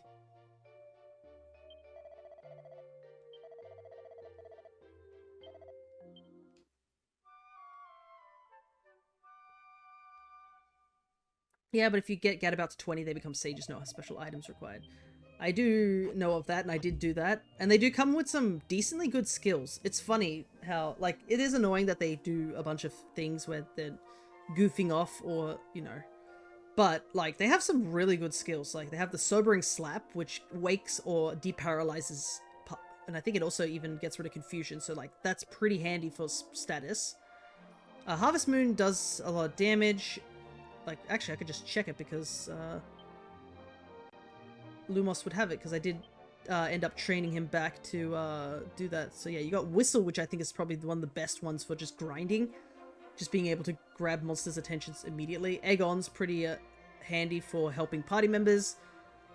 And we did get, like, you got Kaplunk Dance, which helps in a pinch. Hustle Dance is super great against those ones where it's, like, super annoying to deal with the Fog of War that blocks all spells. Sobering Slap is handy. But yeah, I did get Channel Anger, but the funny thing is that the AI doesn't want to use Channel Anger ever. It's like, oh, Channel Anger? Nah, Monster Pylon. We got that. Gotta head to the Kidnapper's Cave. Apparently Monster Pylon is just best skill in the game for the AI. But it did take me a while to get to 40. I did all the grinding off stream. So, at the very least, it's apparently all the way at the north center chest up at the top.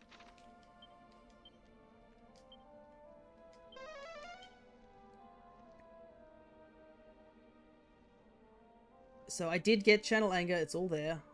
I was like, if I'm going to do the gadabout route, I'm going to do it so that I actually, you know, get all the stuff required for it. Okay, that chest is gotten. Secret spot northwest of Myrrh.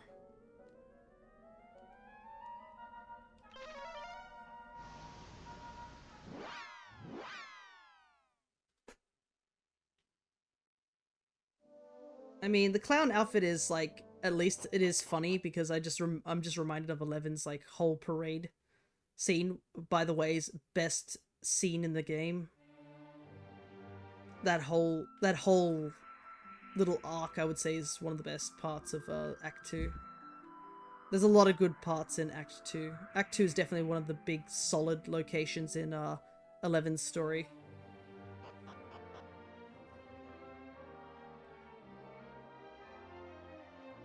Okay, so there should be something around here.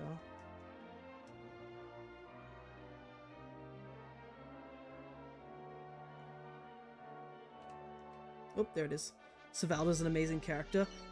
Yeah, I have played through the entirety of 11 twice now. I did stream it, and the entire playthrough is on my VODs channel.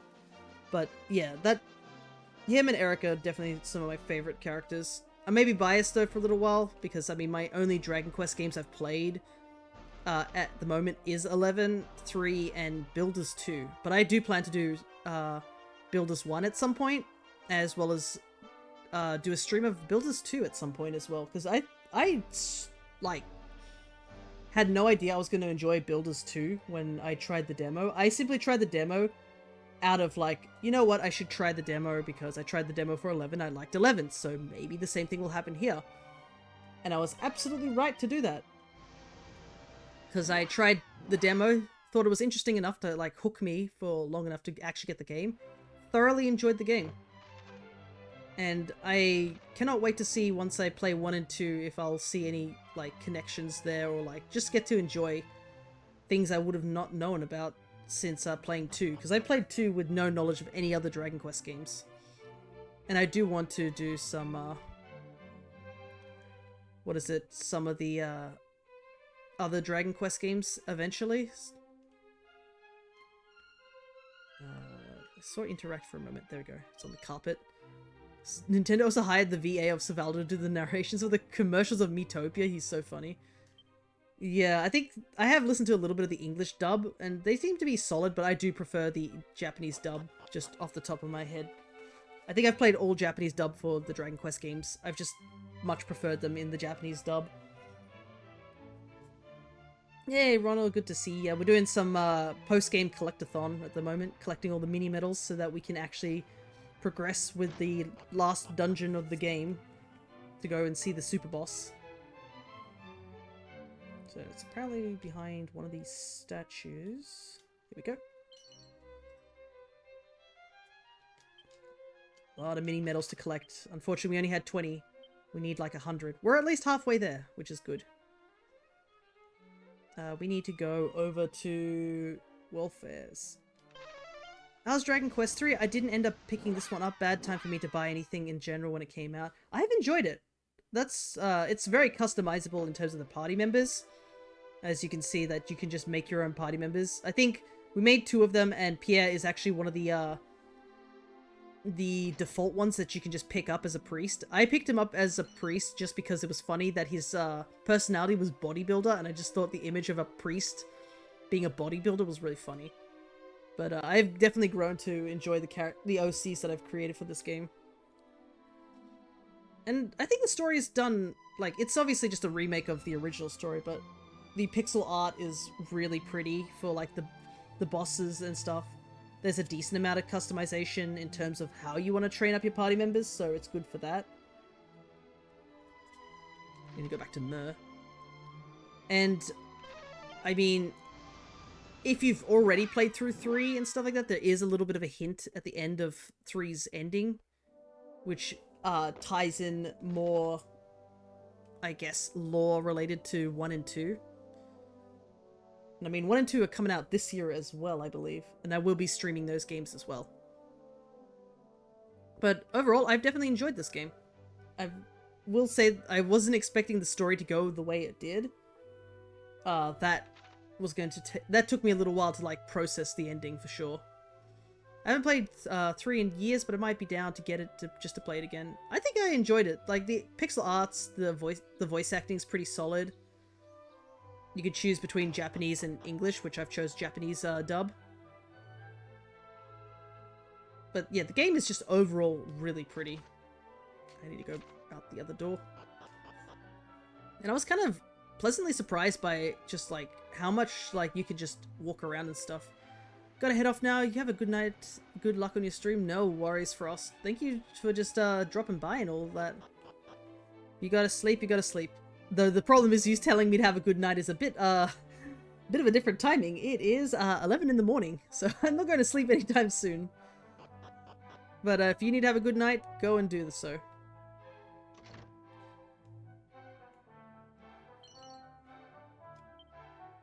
But yeah, they did also, I think, in this version, create a whole new dungeon. I think that the Tower of Trials is, like, not in the original game, but like I said, I haven't played the original, so I'm not too sure. Have a good morning. Yeah, thank you so much, and you have a good night. Okay, Tower of Transcendence. We're going to have to go there. I'm surprised it didn't tell us to go here first. Alrighty, so we need to go to the 3rd floor. South staircase. Uh-oh.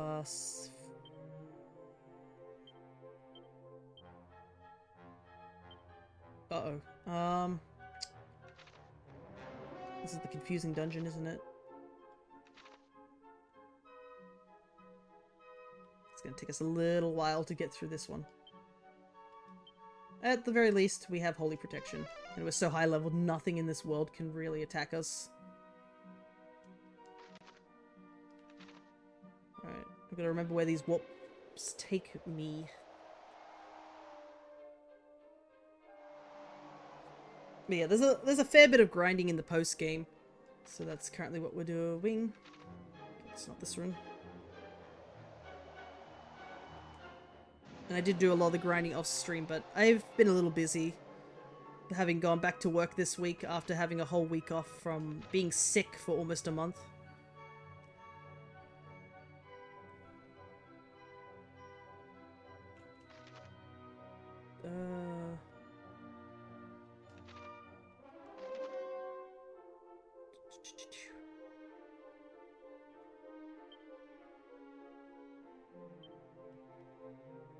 Average Dragon Quest endgame grinds you to pieces. That's pretty much it. I definitely remember doing that for 11's final super boss because I was like... I wanted to do the super boss during the stream because I was just like... I didn't get the chance to do it back in the day when I first played that game. So I was like, I wanted to be like... I want to do it for the first time, and I did end up grinding quite a bit to get that super boss done. I think... I'm pretty sure I spent like a couple of hours just grinding away for the strength seeds and stuff to max out all my stuff.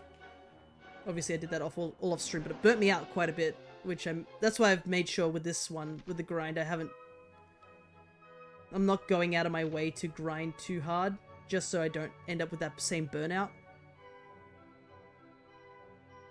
To be fair, I've played the Mega Man Battle Network series. Those post-games are grindy as sin.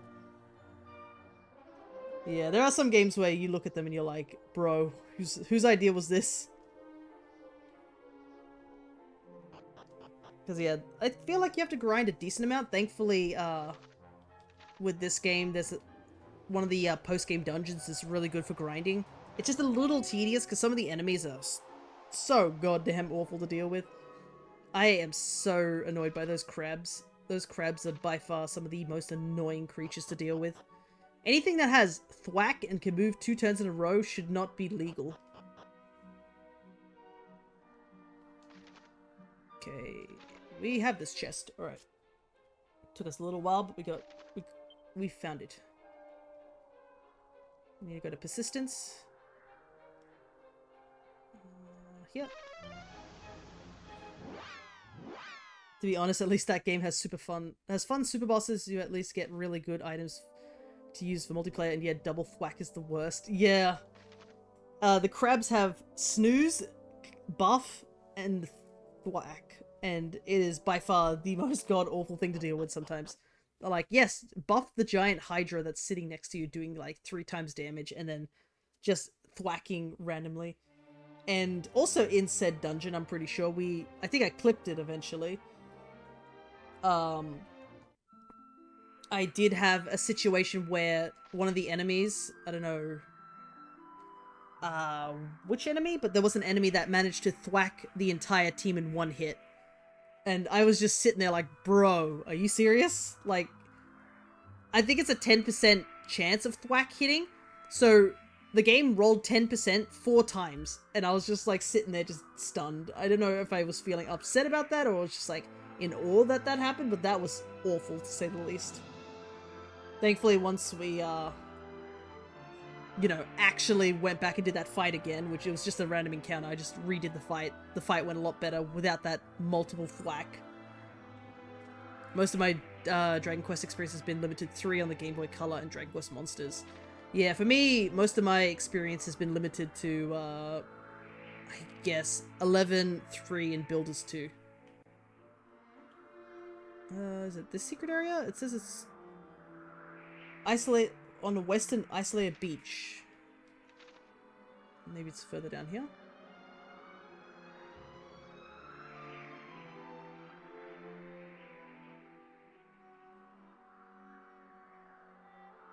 No, I don't see any beaches there.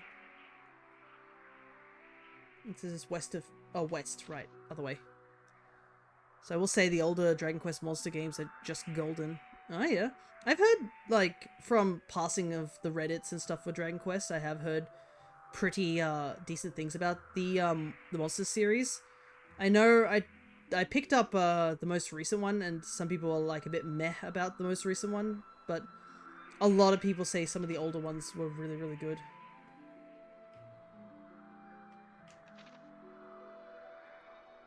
I might give that game a go at some point. It might be this one, because it's a bit isolated. Grab some stuff here.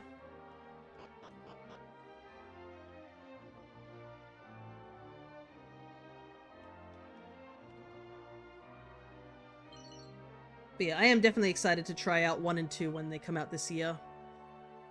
I'll have to start thinking of names for the new heroes. But it'll be interesting because I think they're adding extra content to 2. And it might mean we're getting 4 playable characters instead of the 3 that you get in 2. South of Thedon near the coast. Okay. Thedon. I think that's what they showed off in the direct. I don't like the newer ones as much, but that might also be my nostalgia talking. I had Dragon Warriors Monsters on the original Game Boy hardware. I actually liked it better than Pokemon growing up. Oh, all the spirits are golden. Greetings to thee, stranger, and welcome to the merry village of Thedon.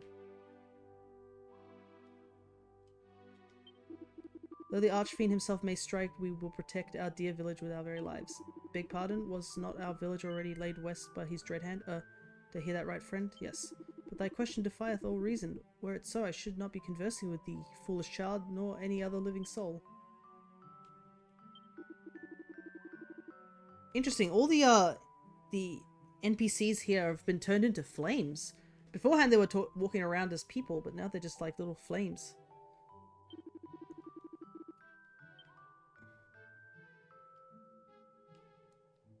Huh.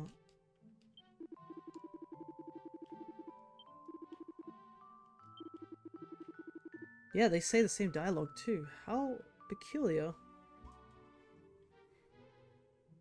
I think there was only one person who was sort of aware that the town was, like, destroyed. It is a bit odd to see flames wandering around.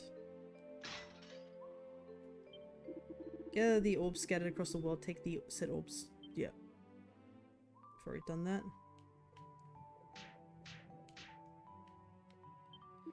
Listen, well, wonder if thou wouldst open the door of yonder jail, thou must need the ultimate key. Yep. There's no new dialogue here. They're just flames wandering around.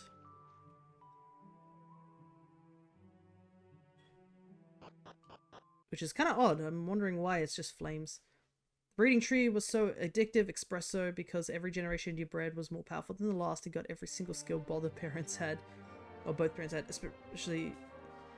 Yeah, autocorrect is special tonight. Yeah, autocorrect can be like that. We've had our auto mod actually being, like, picking up weird things too.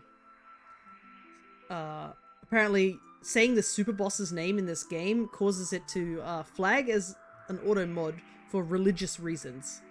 I have no idea why that is a thing, but it just is.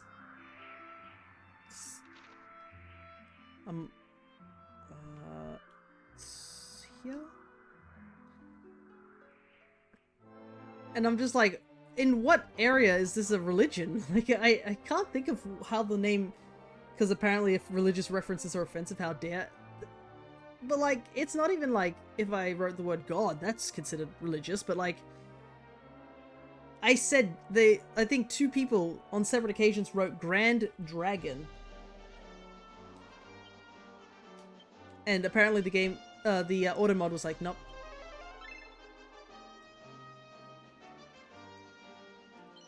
Can't say that. Oh, there was actually a mini medal in Thedon. Oh well, back to Thedon, I guess. It's in the poison pool. Yeah, Grand Dragon. You couldn't say Grand Dragon together. I think I at least allowed auto mod now, but like, for some reason it was just like, nope.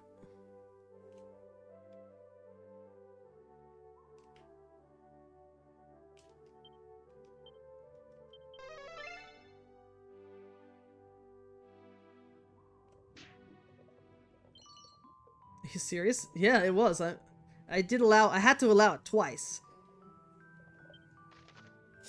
Okay. We need to go to Larson. Lanson, not Larson. Lanson.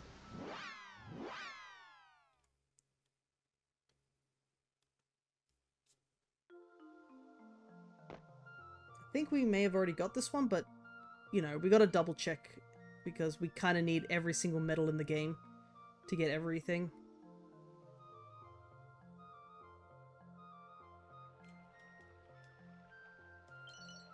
No, we didn't get this one. I guess we didn't go far back enough. Over to Adina.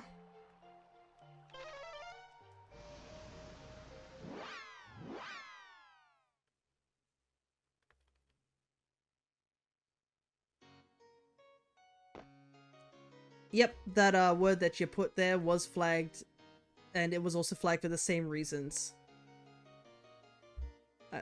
I'm probably going to deny it just so I can put this on YouTube.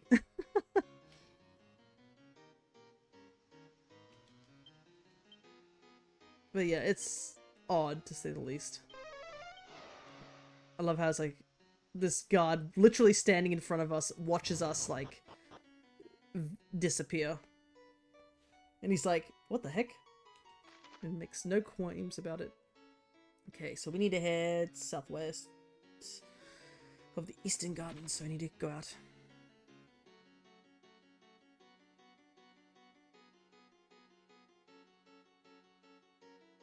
But it's so funny how once you actually get into this area, the game is just like, yeah, that's fair.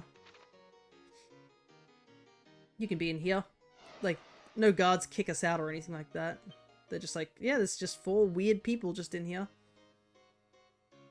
Which would have been made funnier if we were like dressed up as gadabouts and stuff like that. Okay, so apparently it's down here somewhere. Not in this area. I thought I could get over to the other side. How do I get to the other side?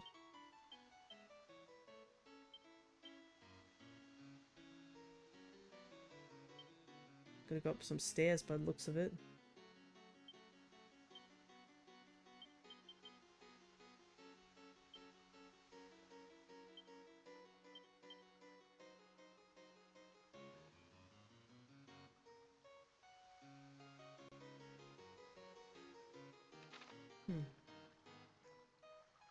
Because I don't think it's on this side. It's on the opposite side, I'm pretty sure. But I can check before I go over there. There's something down there. Let's go grab that. Yeah, you're in a DQ mood. I recommend Monsters for the Game Boy. I might run a playthrough on my channel soon, to be honest. We'll see, we'll see. Because, I definitely do want to try more games. I'm not sure if I'll be able to find the Game Boy one. Might be able to. I'll have to snoop around. Because I'd probably have to use the forbidden jutsu of emulators or something.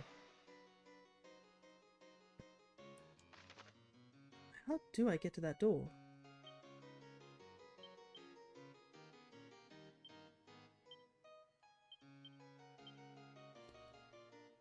Because I can see. I can literally see.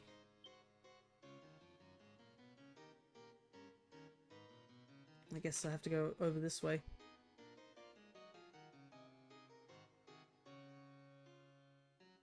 But I did also download Builders 1 from Steam whilst they were having I think they had a, what is it? Was it a sale?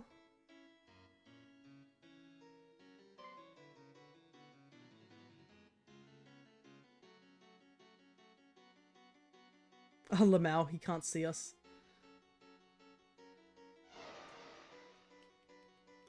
Okay.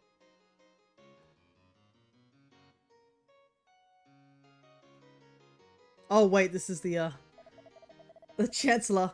Oh, you seem to have caught me at a rather unfortunate juncture. Haha, I wonder if you might do me a favor of never mentioning this to another living soul? In return, a word of advice. On the coast of the continent to the west sits a small meadow surrounded by forest. Pay it a visit, you'll not regret it. Okay, sure, dude. I just needed to get the mini medal. I don't care if you're sitting on the... I guess he was just sitting on the throne when the king wasn't around. I guess it is nighttime, so he shouldn't be there. Yeah, only the re-release was Japanese only. Remake was actually kind of trash. Okay, how do I need to get down to that courtyard? Oh, right, so, yeah, I guess I came by here during the daytime, so that Chancellor wasn't sitting on the throne. It's been a while since I've been in Adina for story purposes, I will admit.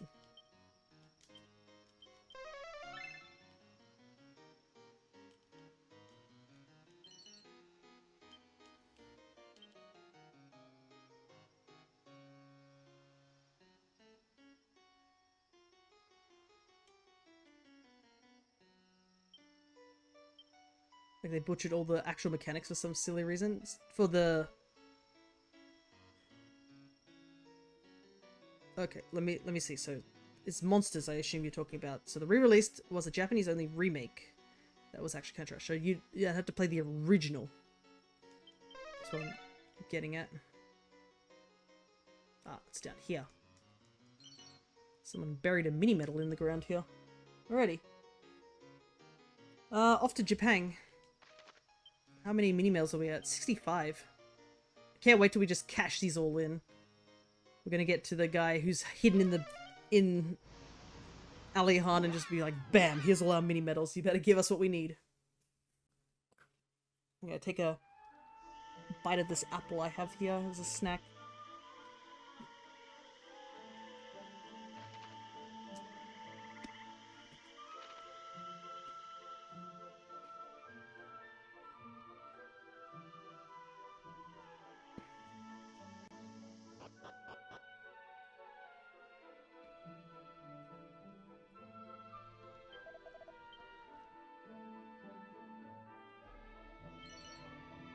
Divine Dagger. Wait a second. The girl was hiding in that pot.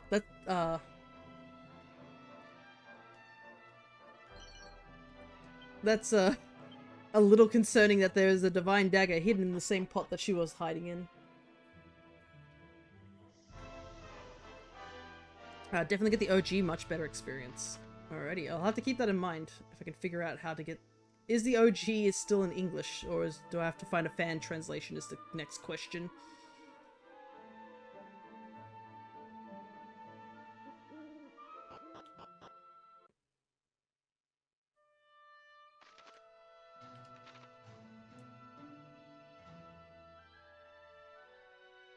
Alright,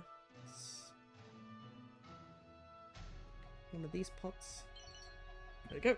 Mini medal acquired. We're almost to the funny number.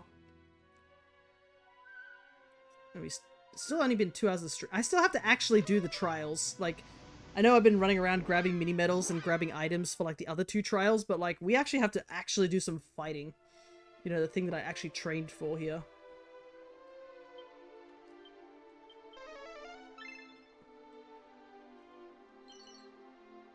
Another mini medal.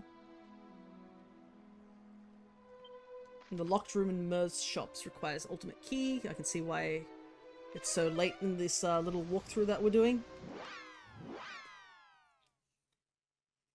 Because this is like the part where you need the ultimate key to open up stuff.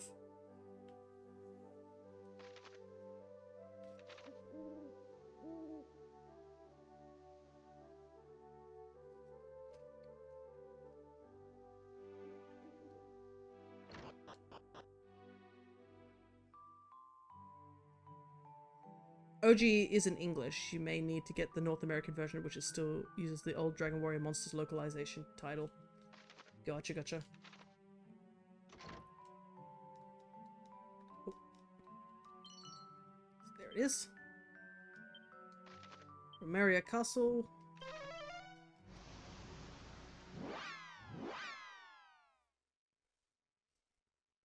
I'll have to take a little bit of a look for it at some point, I guess. Man, I'm realizing how long ago Romaria's like side quest and anything related to it was, because I'm pretty sure we accidentally became king at the very beginning of the game. Like that's how long ago we did this. Like we ended that stream with us accidentally becoming king.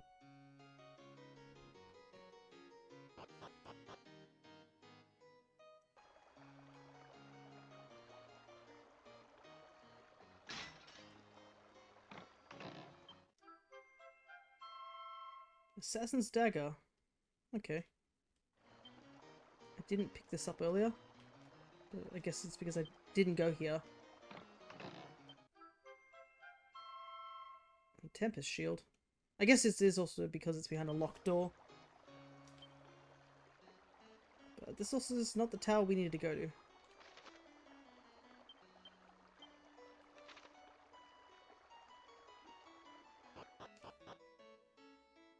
Oh, and the Western Tower.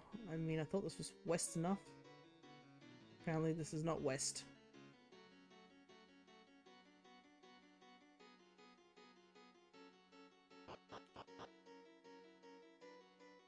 Yeah, I'm hoping now that they've made it a little bit more, they're starting to remake a couple of games, that I'll start to actually put the effort to go and play some of the games. Because now that I have the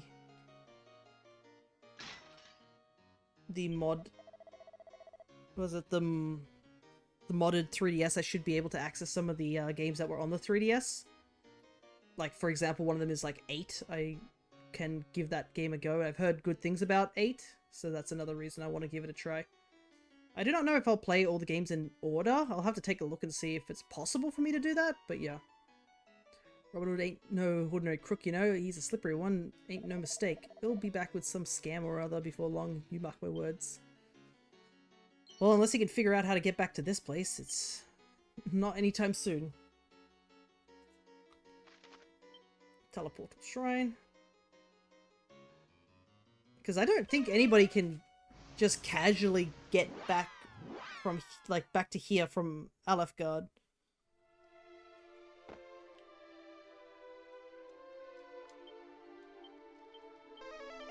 Okay, we got the one here.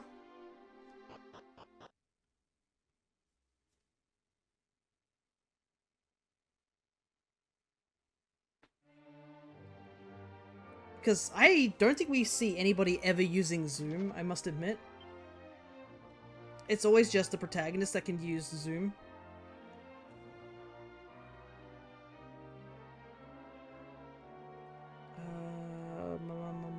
Over here. Like, technically the mages can use zoom, but it's just interesting because the sage in our party was based on the protagonist of 11. I think 10 is a live service, yeah. I've heard things about 10 being a live service, so that's probably something I can't really do. Okay, Shrine of the Everbird.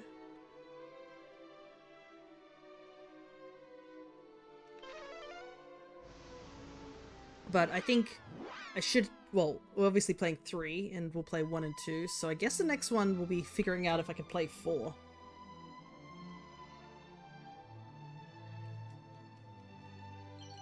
Here's the one here.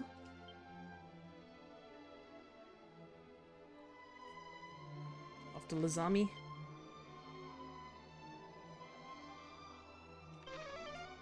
And I'm definitely interested to play Dragon Quest Builders 1. I have seen that apparently 1 is related to Dragon Quest 1, so I might be holding off on playing that game in particular just for a little while until I've played 1 and 2 Remake. You could do 1 to 9. Yeah, because I think a couple of them were DS games, and I at least have, now that I have the modded 3DS, I should be able to access those games. But yeah, I've seen the prices for some of these games, and they get kind of scary. Okay, I think I've got the one in the Pirate's Den, but there are 2 in the Pirate's Den, so I kind of want to go there now and double check that I got both of them. But yeah, I think I'll have to take a look around for the other ones, but it'll be a little while. I think I want to at least play through 1 and 2 Remake before I start like actually going down the line. Plus there are plenty of other games that I do want to get to. So we have plenty of material to work with, essentially. So one of these are apparently in the daytime only, so gotta make sure that we go at daytime. 4 is good. You can get translation. Always get the SNES if you can. It's kind of a shame that despite they have like the remakes for what is it, for these not the remakes, the virtual consoles I should say. I think I've gotten the one that's here.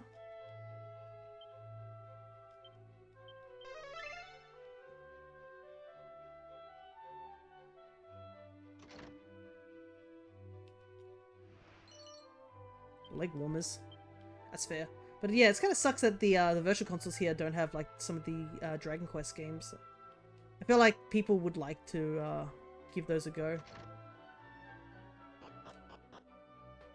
But yeah, it'll be a case of we just gotta do a little bit of looking around and stuff. Okay, we did miss one of the medals here, so it's good. We just have to leave this place because there's one in a secret spot nearby. Then we've got to head back to Persistence.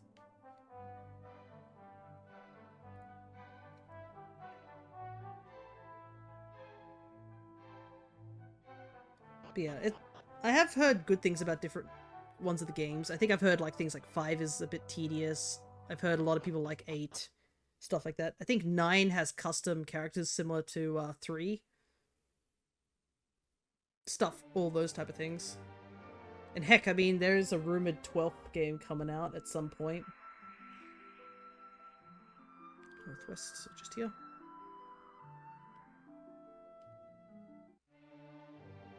But we've had absolutely no news on that except the fact that it exists.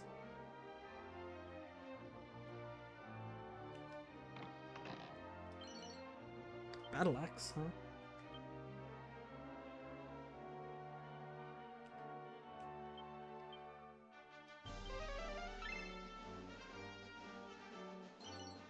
This is a bit of a hard mini-medal to find. It's just hidden here on the ground. No indication that there's anything there.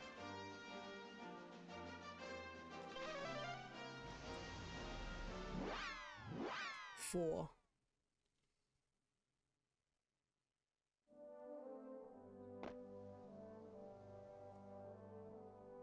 4 is good, 5 has a cool story. Yeah, so I haven't looked into the stories of any of the games. It's just more just like, oh, yep, that's a thing.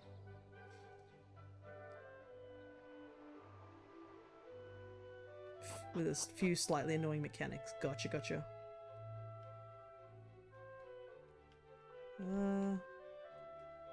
It looks like I've got this one already. 8 is definitely a favorite too. Yeah, I've heard a lot of good things about 8. I mean, the fact that a lot of people got excited when the heroes showed up in Smash, and a lot of people were excited for 8's hero. I think all 4 heroes were seen as like heroes that people really, really liked. I mean, obviously 11 was still quite new compared to the other ones, I think, and But I mean, it's like the most recent protagonist, the most iconic protagonist, and 2 other protagonists were also fan favorites, I think. Because, what's his name? Is it Solo, I think they call him? The one with green hair. He's, is he from 4 or 5? I think he's from 4. Grimland. Let's see.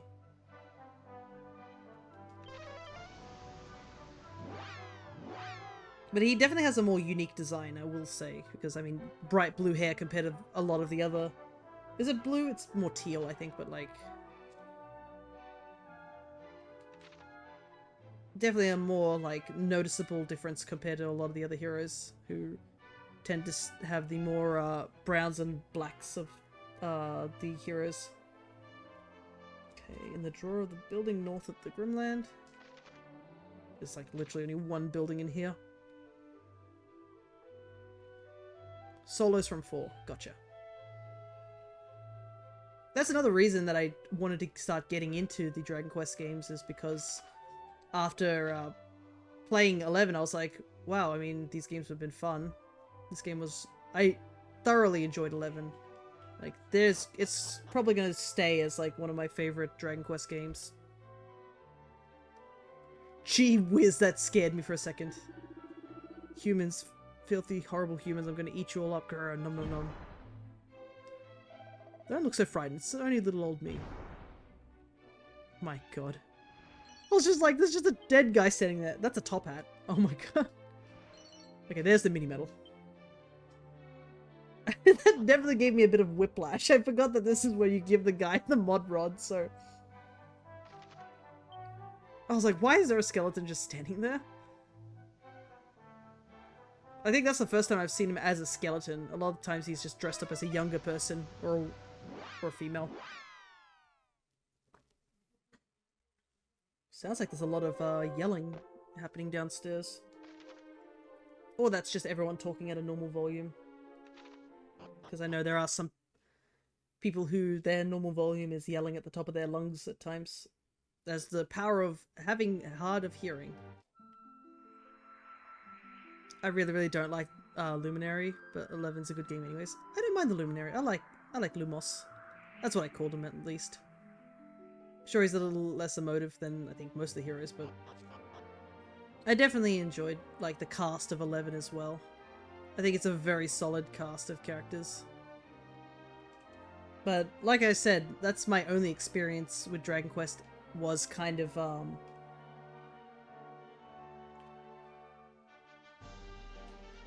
11, so perhaps when I start playing the other games and seeing the other characters from different series, I might start like having different opinions and stuff like that. But I think I will always have a soft spot for the Luminary,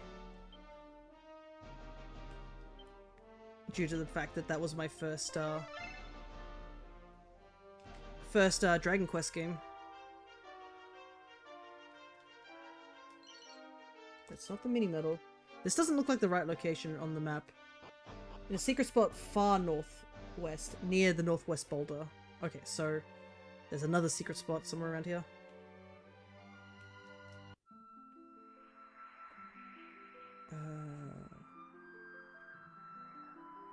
This is a far northwest, so I am going the right way. I wonder why there is all of a sudden a lot of yelling. Is it that one, like, way up here? Like this one here?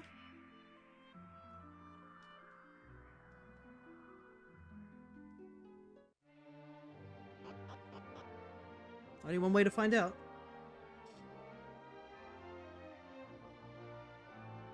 Yep, this looks like it. There's the mini medal. Fair enough, I'm actually relatively excited for 12. The tone they're going for, especially, yeah, it seems like it's going to take a more serious sort of thing.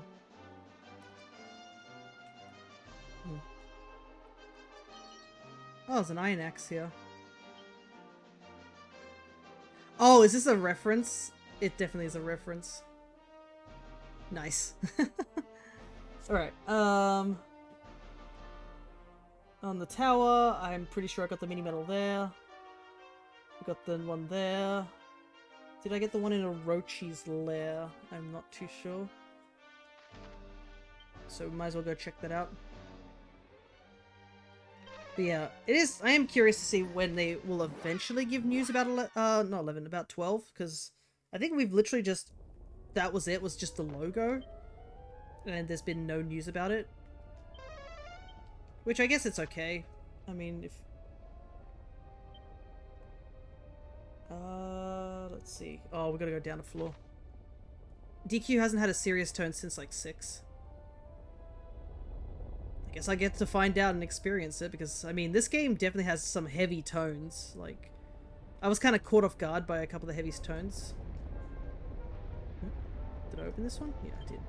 But I think 11 does have a couple of actual serious notes in there too. It's a rather dark story at times, especially once you open up Act 2. So I wouldn't say it's all whimsical. Sure, some of the characters have like moments where it's a lot more whimsical in terms of things, but in general, I think 11 does still have a decently dark story that I was definitely caught off guard by, because the beginning of the story isn't that, like, it doesn't take a really, like, dark turn. Sure, it has some really serious notes here and there, but I was like, oh, okay, obviously this is a serious matter, what's happening, sort of thing. But it sort of, like, eases off on those serious tones for quite a while. And then, bam, Act 2 hits you, and Act 2 is definitely one of the more darker sections of that game. But funnily enough, it's also one of the more hopeful sections of that game, too. Okay, I did get this one. Alright, let's see. We need to go... Wafer's Chapel.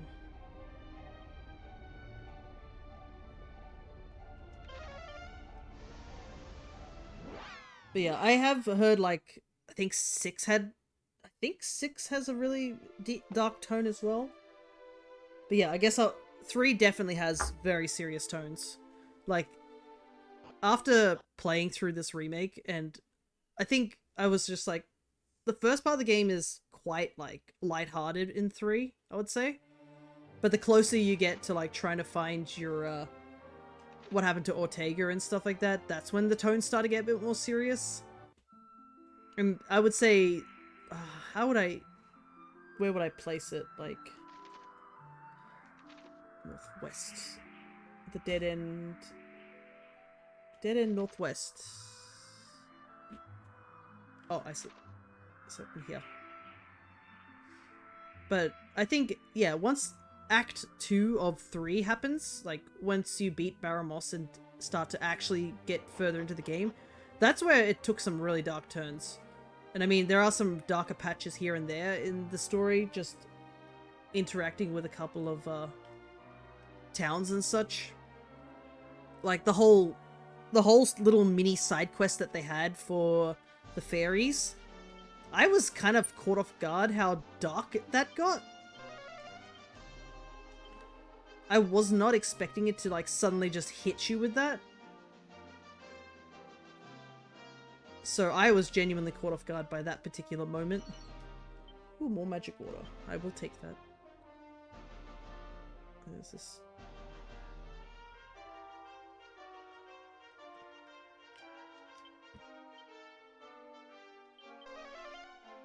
Nope, not over here. But yeah, that whole last section, like just before the final boss of the main story, that definitely hit me hard. I was genuinely, like, kind of shocked that that happened.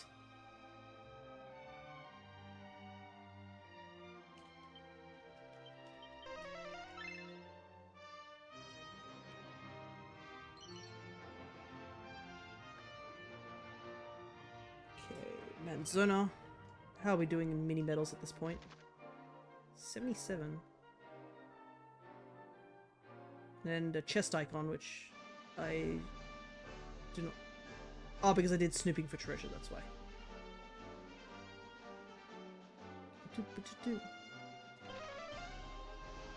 Like, people begged for a remake for years, especially for that reason. Basically, their first game, they got to tell a story. Yeah, because I think 1 and 2 have a little lesser of a story and it's more focused. I think the first game was, like, focused more on the gameplay. So, totally understandable.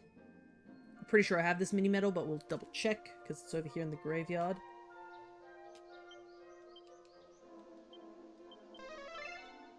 Nope, apparently not. A lot of things in this graveyard, apparently.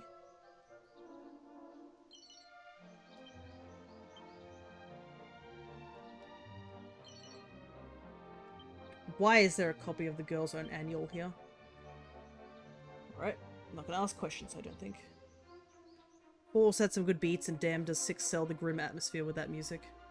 Yeah. I am definitely looking forward to playing some of the other Dragon Quest games and seeing what the hype is about them. So I'm doing my best not to look any further into any of the stories for the other games, just so that I can go into them pretty much blind. Because I do want to enjoy the stories like as if I was playing them for the first time. Like, I've seen bits and pieces of people talking about certain things, but yeah, I think I've done a pretty solid job keeping most of it under wraps. Okay, in the kitchen.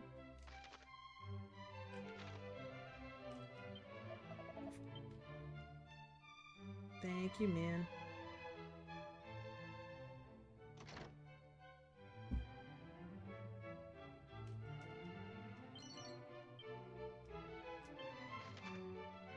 Okay. In the jail, so that's downstairs, I think. Yep. 6's overworld theme is so good. That's fair, I can dig that. Yeah. I do like to play games for the first time instead of looking up anything, because I mean, I feel like spoiling the game for yourself like beforehand definitely doesn't add to the experience. I did, after I finished the story of this game, I did look up stuff related to the post-game just to see what grinding I needed to do. But, you know, other than that, I've done my best to try and keep things mostly spoiler-free when I was playing this game. So I had no idea about the main story, and that's why that whole section, once we got to Zoma's Citadel, like that whole ending part just before the final boss, really caught me off guard, because I genuinely was not expecting something like that to hit me like that.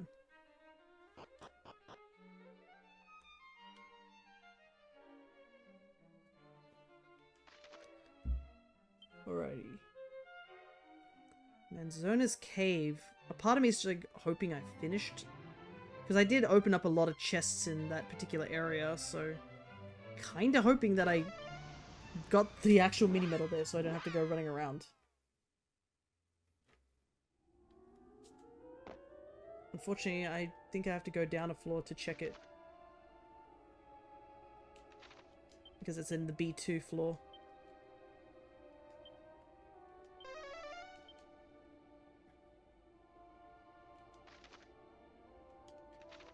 Okay.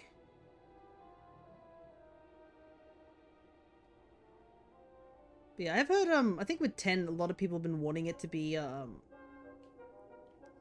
I think localized. I think it's Japan only. And it's also like a live service. So, understandable why they probably don't do it. There's one more chest on this floor. Did I seriously not get all the chests? Apparently it's up near the top, so... I'm pretty sure I cracked all these chests open for the sole purpose of fighting everything here because I wanted to. Okay, to the ghost ship.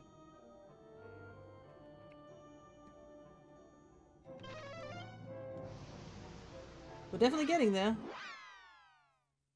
So, this should be metal 70, technically. So, we're up to 80, so we've clearly got at least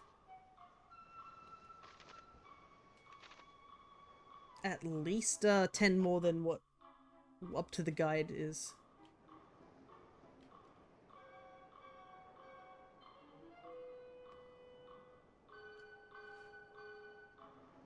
In the treasure room.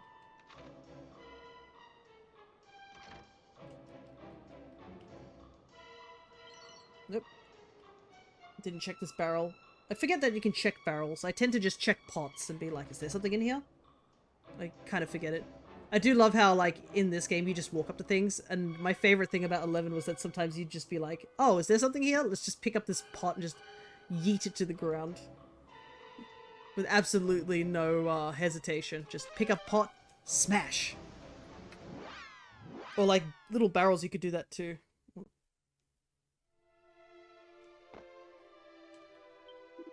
Wondrous if you found... Yeah, loneliness of prisons.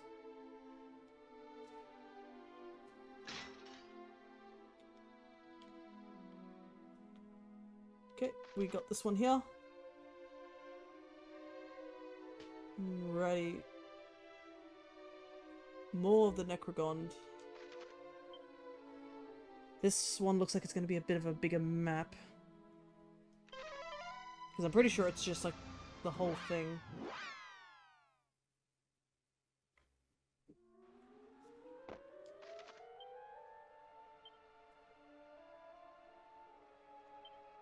Oh no. It's all the way in level 2? Oh, that's gonna suck. In the room with the big boulders. So I need to get to this room. Oh, that's gonna suck getting to.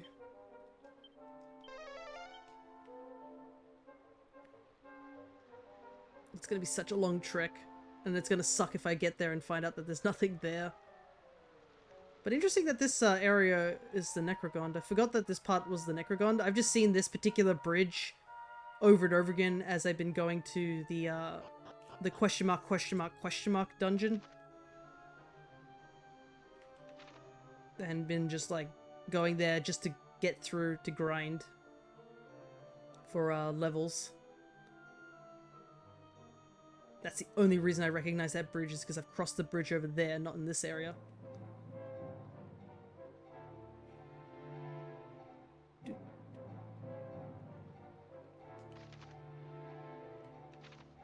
At least I don't have to do too much exploring. I think last time I came here I did explore everything, but I don't think I got the medal in this location because it's not in a chest, it's just on the ground somewhere.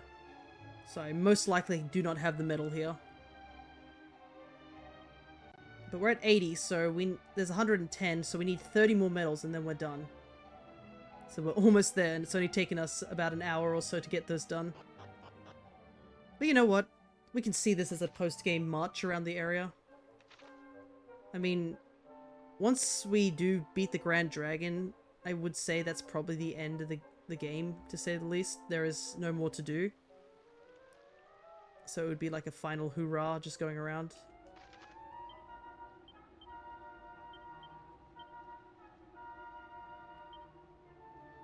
Let's see.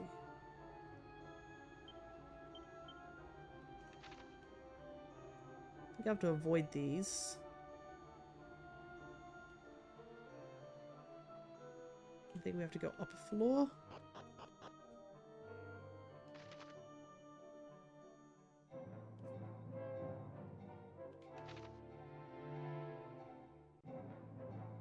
I am glad that we got Holy Protection on board, and I'm not running around without Akira, because this would be so much more annoying. Just having to trigger every single enemy in the game. Okay.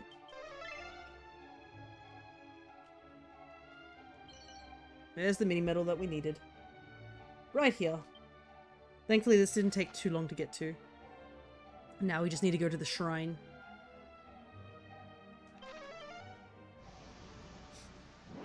By the ways, we need all these mini medals just for like one item to show off that we have it. That's it.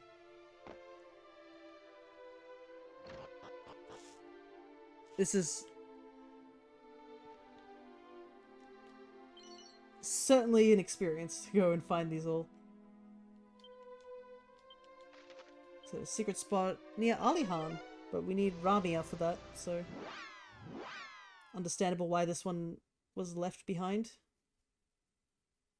It is also interesting to see people's guides in this game, because obviously everyone's going to have a different party. The only character that is like a consistent is what, like the hero, and even then you can choose what gender. West side of the island requires Ramia, so it's probably up on that loop area.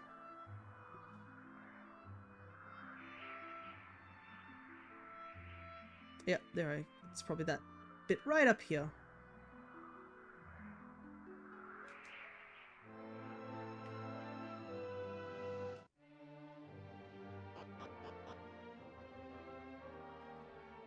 Plus, we're gonna not be able to get all the mini medals because there are a couple hidden in the final trial rooms.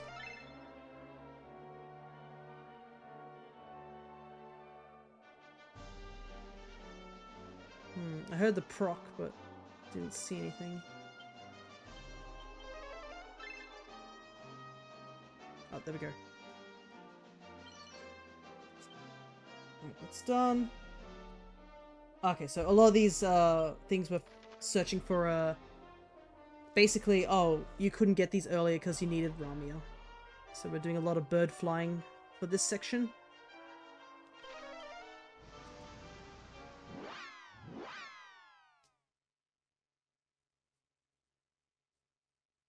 So west near a rock. At least the fact that we need Ramia to get to these areas make them a little easier to see because they're probably on cliffs or little indents that we can't walk to.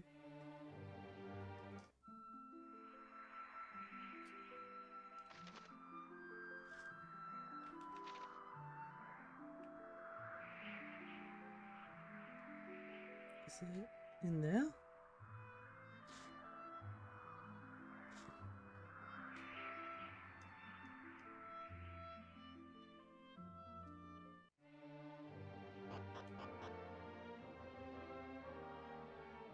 This looks like it.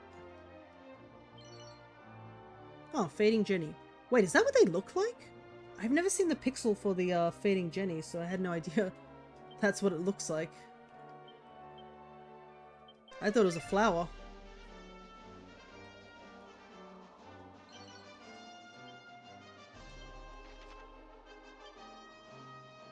Apparently it's a root, so I guess that makes sense about the rubbing it onto yourself in order to actually apply the Fading Jenny. It's probably like you just squeeze out the juices from the root and then just apply it like a lotion.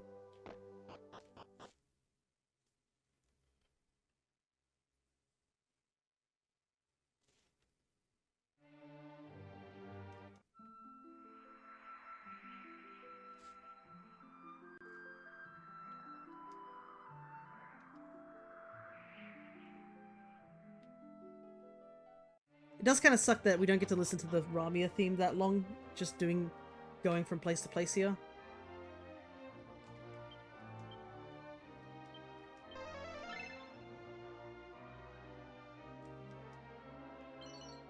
Oh, there's the mini medal. There's a bag here too. Apparently with a lot of gold in it. Not that we really need gold at this point. Hello, Jonathan. Good to see ya. We're just doing sort of a big post-game grind of getting all the mini medals. As you can see, we're almost there.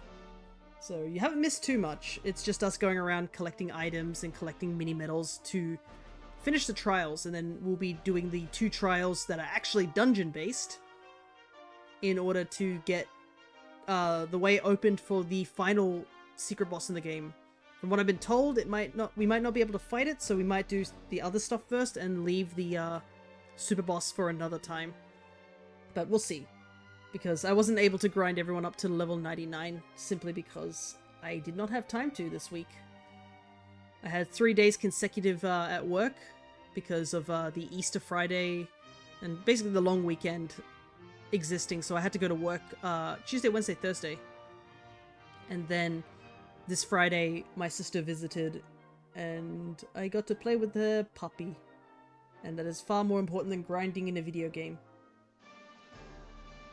Let's see, secret spot southwest of the huge forest continent. So over here. Southwest, so...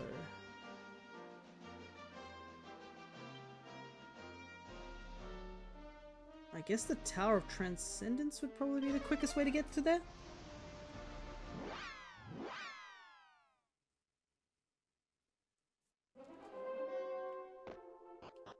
I probably should make it daytime, but I guess when we're flying around, time will pass quickly.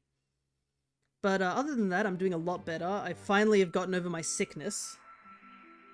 Because not only did I get hit by an actual really bad sickness for about a month, as soon as I started recovering from that, I got hit by a cold straight away. We'll check this area here. So, as much as I've been enjoying this game, I unfortunately had to play most of it whilst I was not feeling totally 100%. Which I feel like is a bit of a shame, because I definitely enjoyed this game. And I wanted to say more, or talk about it more, but couldn't do anything about it because I just wasn't feeling 100%, so my energy level was incredibly low because of it.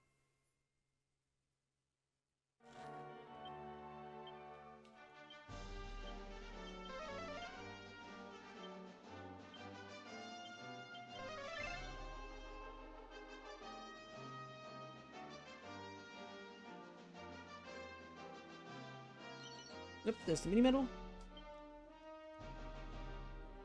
Alright, off to Baramos' lair.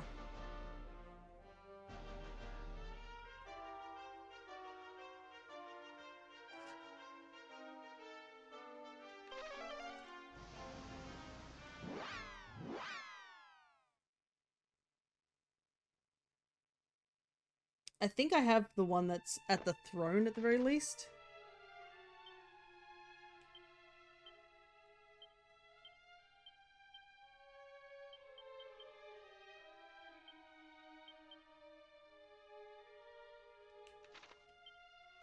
Better put Holy Protection on and hope that we get protective.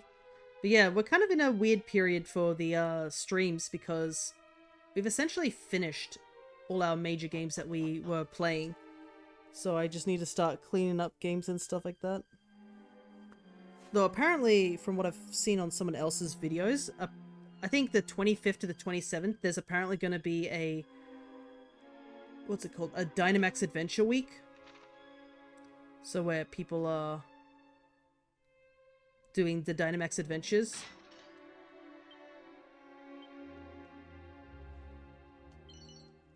And I was thinking that might be a good time to, you know, test out something my friend was mentioning about streaming both here on Twitch and then on YouTube. And do some Dynamax adventures and see if we can get that Solgaleo that I vaguely started the hunt for. We didn't really do much of a hunt for Solgaleo during our shiny month. We were just focusing on shiny Lunala. But I think it would be certainly a thought to give a try.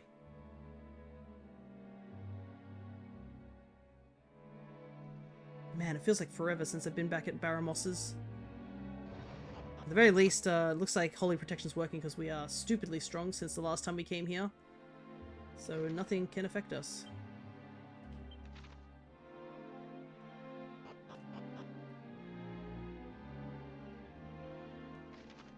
And that just...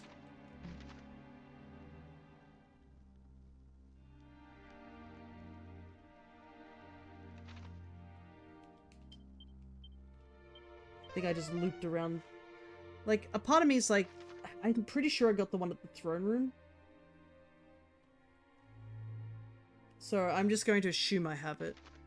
And we'll come back here later.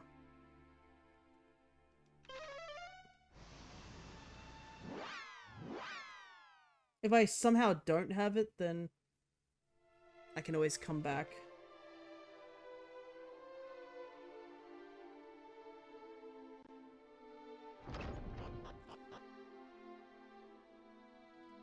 Okay, so this...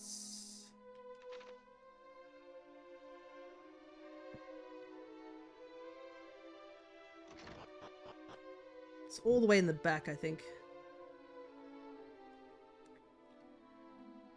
It's made so much worse coming here every time because I can see the guy that I should be suspicious of, and there's nothing I can do about it because there's no reason for Akira and Ko to know about how suspicious that guy is.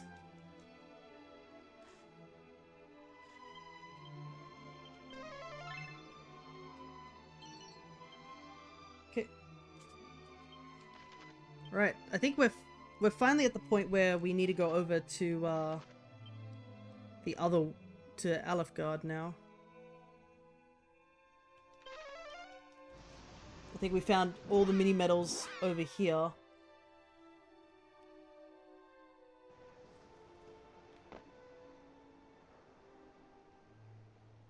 So we're almost in the final stretch.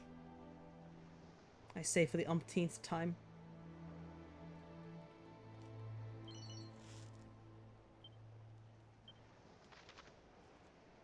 Downside about this is that we can't warp with and then just fly with Ramia. We have to just traverse our way on foot to all the various secret spots.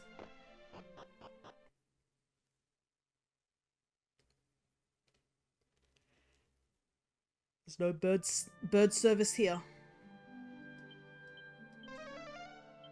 Secret spot northwest of another, I guess, downside is that it's a bit harder to see some of the secret spots because we don't have a bird's eye view of them.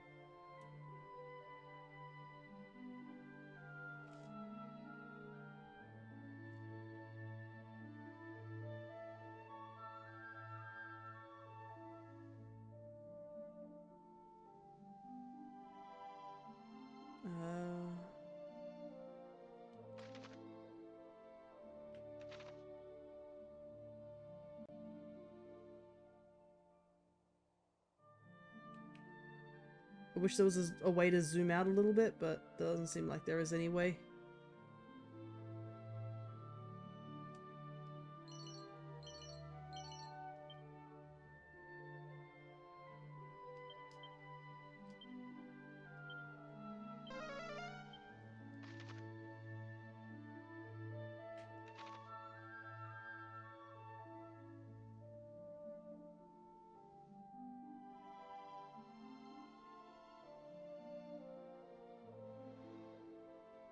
Kind of worried to go too far as well.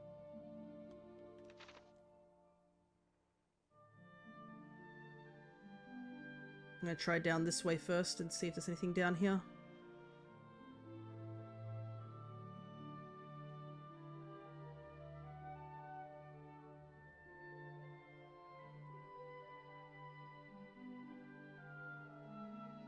Nope.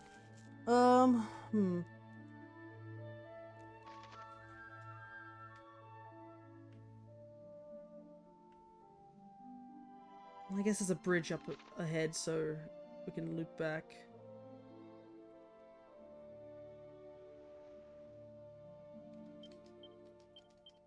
The problem is I gotta just cast Holy Protection over every so often, or we're just gonna run into monster encounters. Which I really don't want to do right now.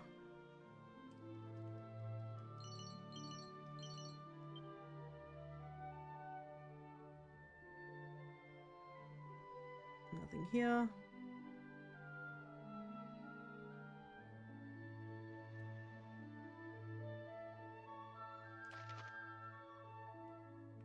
Yeah, I feel like we've gone way too far over to one side. Judging by, like, the image of where this is, it definitely isn't a forest-looking area, so I just have to find a tree, I think. There's a secret spot.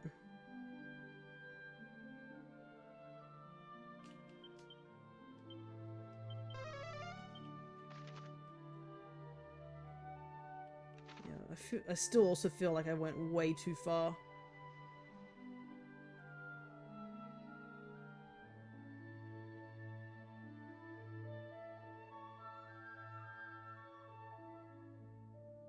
Because surely northwest is not this far.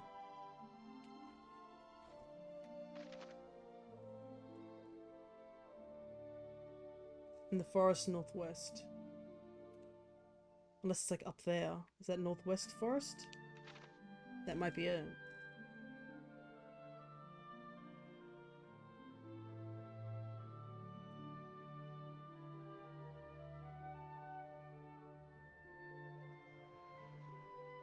It's in here somewhere.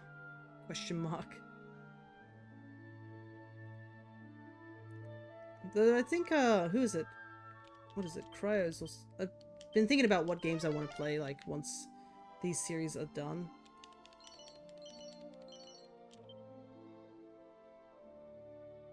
Oh, that's probably it here.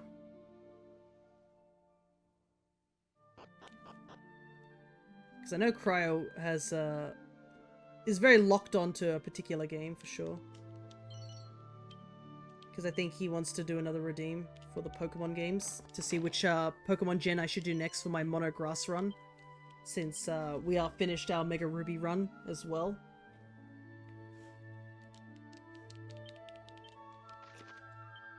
Where are we up to? 91. Head to Galen's house. I think from what I'm seeing, he is going to go for Ultra Moon. And I have a sneaking suspicion I know why he wants me to do the Ultra games over the base Sun and Moon games. Just a slight hunch of why that might be the case. Can't imagine it being, I don't know, the stupidly powerful, like, super boss in that game. I also think it's because he's upset that when we did the fight against Groudon, that fight went way too easily. I think that was kind of another bit of why they're just like, alright, it's time to take off the kitty gloves. Because when we got to Groudon, we just smacked Groudon around. Man did no damage. He took out one Pokemon, but by that point it was too late and he couldn't even do anything to recover after that.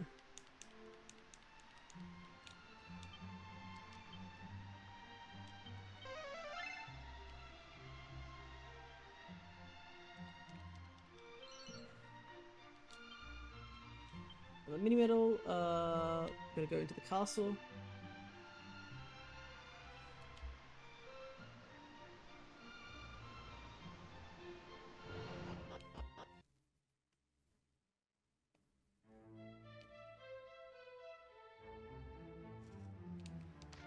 In the dining room. Dining room. What looks like a dining room here?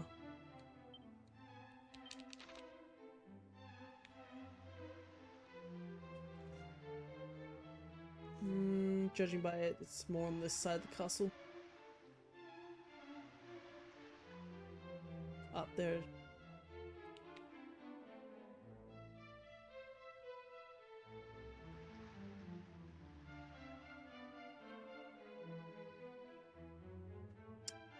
No, we're gonna loop around. This is one design I don't like about the castles, is that they clearly have these big, sort of slightly symmetrical designs, but they make it that you can't get to like one side of the castle unless you go through the entirety of that one side of the castle. Like we have to loop all the way around just to get to this side.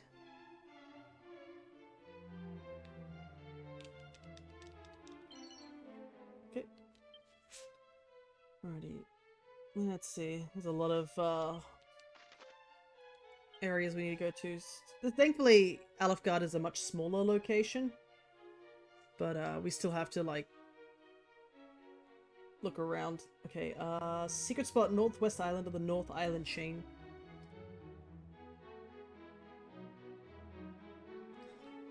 So I guess heading to Rubus's tower is probably, Tower of Rubus is probably the best option.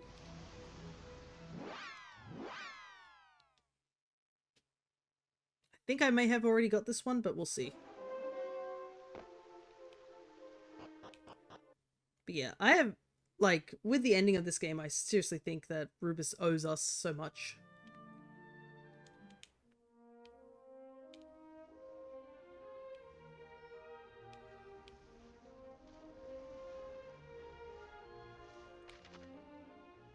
Northwest, so it's probably, like, this one here. Yeah, there's a secret area.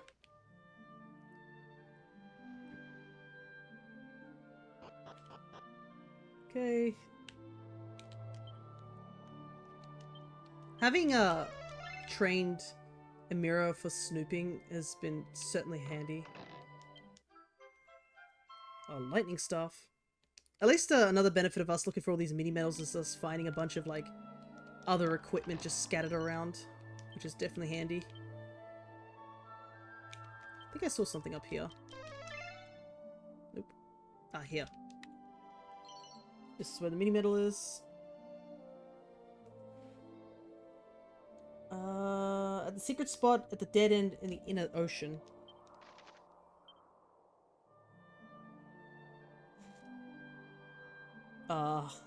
Southeast. So we'd probably want to go here.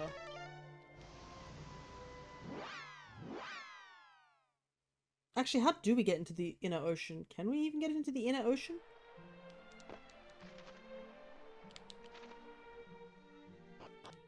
Because the boat is the issue. Because we got, it looks like we have to go via boat.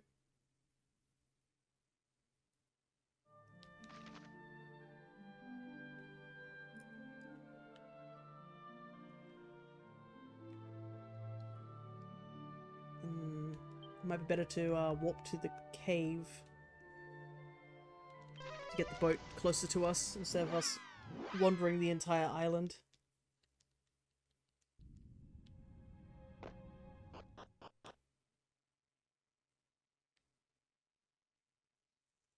Holy heck, we're already at the 3-hour mark. I have to get going.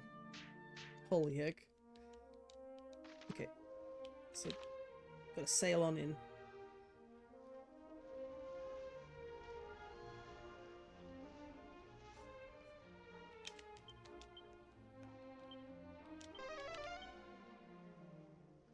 So it's at least at a secret spot in a dead end.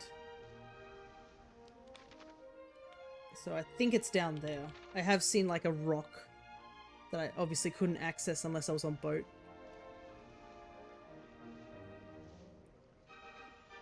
But I assume the other games 1 and 2 do take place in this realm. So it's going to be interesting to come back to these games and see if the maps have changed quite a bit.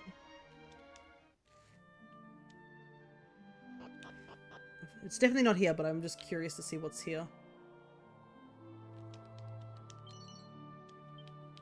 Might as well grab any goodies whilst we're sailing around. Ah, it's a bastard sword. Gasp. The rude word sword.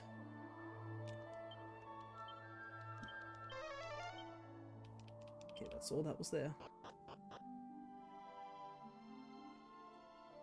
I do like how the thieves just have this ability that they can just sense treasure.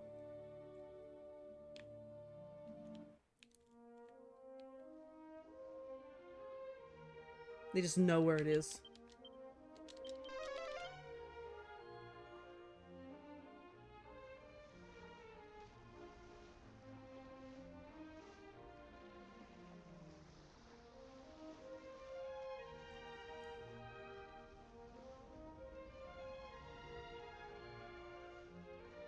Okay.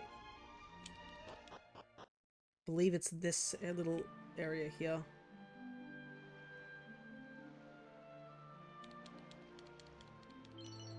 There we go.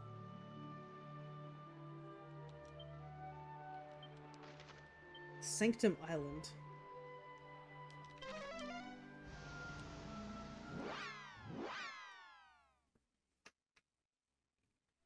Oof, I've definitely been shrimping a little. I need a big stretch. I have to try and not do that. At least once next stream it won't be so much because I won't have to lean forward to like look at what I'm doing. Hopefully not. I have to get used to the fact that my mic can pick me up from like a certain distance away. I keep thinking that I need to like lean forward to try and communicate things, but it's not the case. Southwest, so it's this way.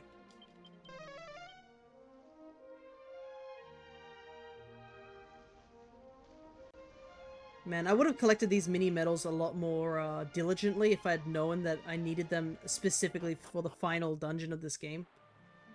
But it also might be due to the fact that in 11, you can just sort of cheese the whole thing with mini medals by just grinding them in one of the trials rooms.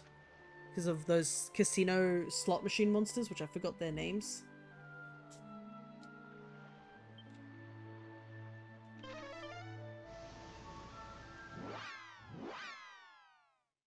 And the dead end in Craggy Cave from B2.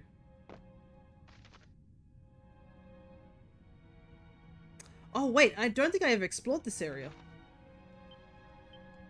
I think I came here just to mark it as a territory, but we never actually went into this dungeon. Like, at all.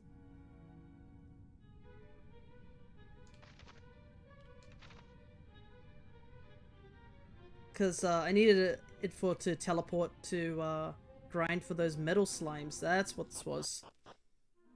I forgot I didn't do this dungeon, like, at all.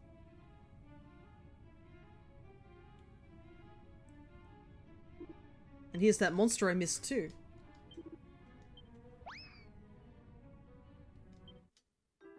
Amadeus. New monster.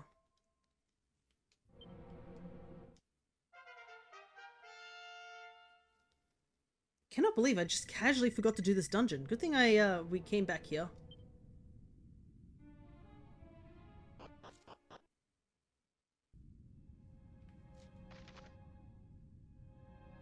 Okay. I guess we'll go this way first. I wonder if there's any enemies in here that we haven't encountered. A part of me wants to like turn off the holy protection for just a little while and see if there's any enemies that I haven't encountered, because the game does tell me that I haven't fought some of the enemies here. Ugh, excuse me. It's a bit of a tickle in my throat. I'm going to take a quick sip of water.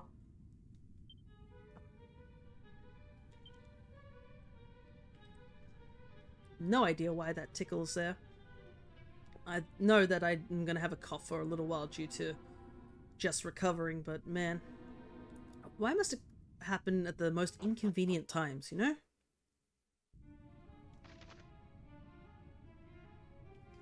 Man, this place is huge. Alright, let's see what the enemy encounters are like in here.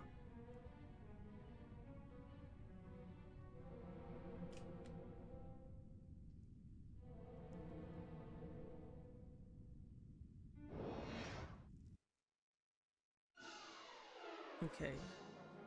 There are things that we have fought before.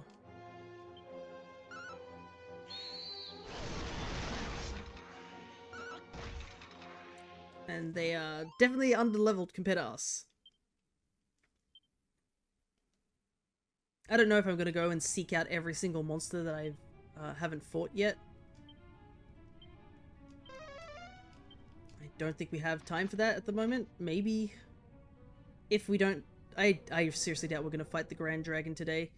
But maybe during that particular stream we do fight him. Maybe I'll go and figure out what monsters I have missed and whatnot. Because I think we've encountered almost all the monsters. There are a couple that I've seen, funnily enough, in the monster arena and been like, oh, I have not encountered that thing whatsoever in the main, like, the main gameplay.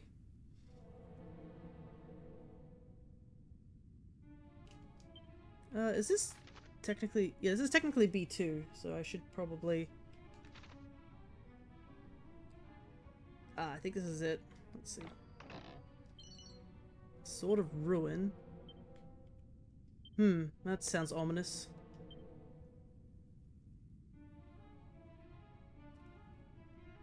Yeah, it's a cursed sword.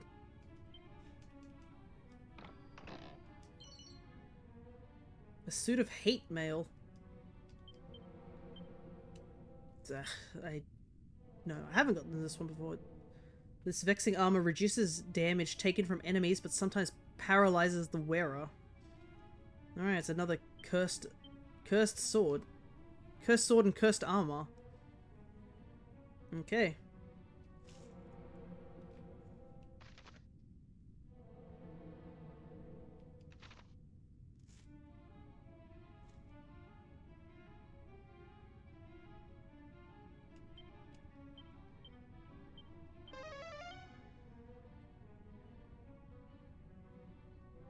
Good to know. I probably won't use those.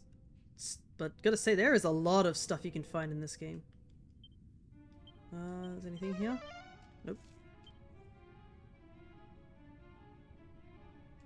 Okay, we came up those stairs. We've explored down there.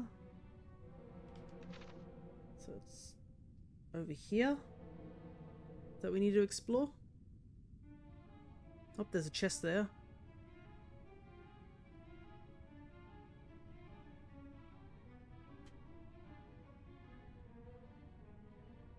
Are you the Medi-Middle?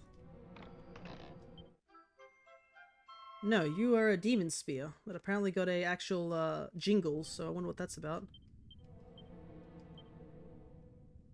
The fiendish spear that can take out its target in one hit if it strikes them in the right spot. Interesting. So it's a one-hit kill item, but only if it hits in the right spot. Because that attack power is kind of dreadful. Okay, I think we've explored everything in this area. I think there was another set of stairs that we need to take. But you know what? Totally don't mind. Found some really interesting stuff down here.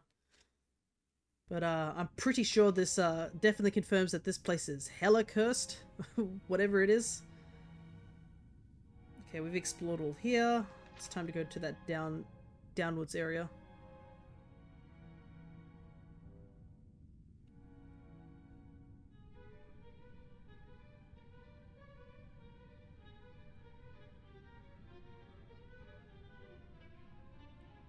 Ba-doo.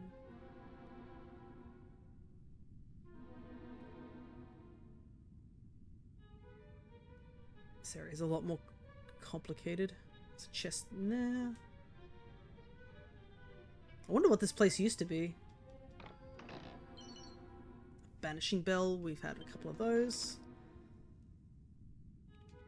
At least this place isn't like, was it Talantair? Talantair definitely was a horrifying dungeon to do when we first went to it, due to the fact you can't use magic.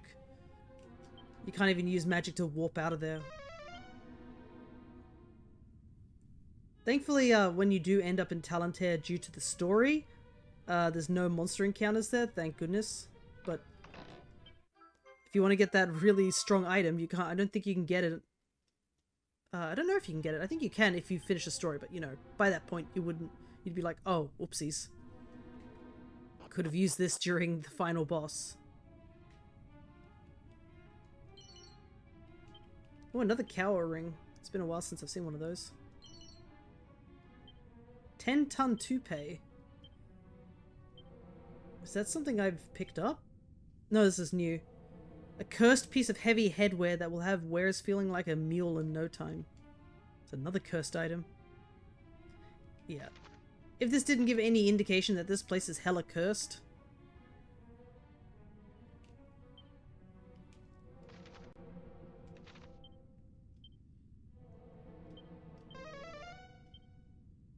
Okay, there is something here.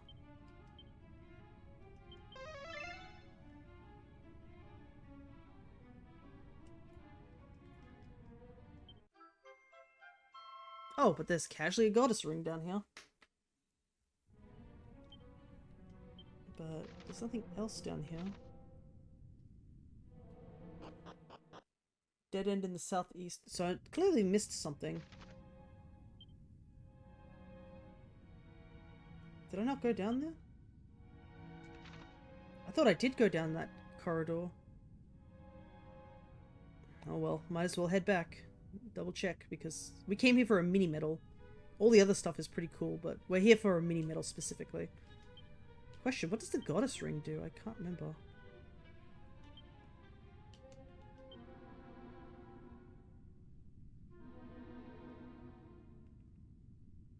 Ah, okay, it's the MP restoral ring. Which is cool in concept, but, you know, at this point in the game we don't need that.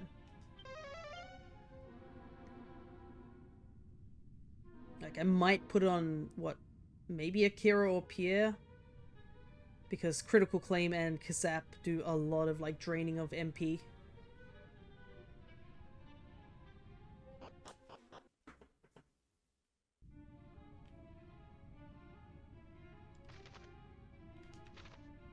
So apparently I didn't get the thing over here. But I swear I went down here, didn't I?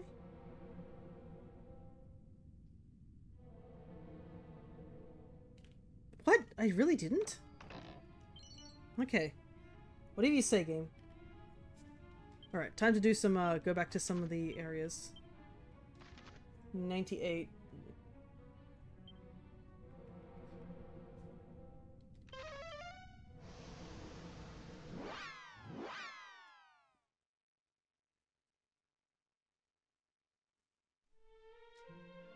Back to towns. Ah, doubles on the SNES. We'll have to go back to some of the old retro things. I know we did a stream. Well, we did amiibo training, but we did play the original Kirby also. So it's in here somewhere. Off to Cantolin.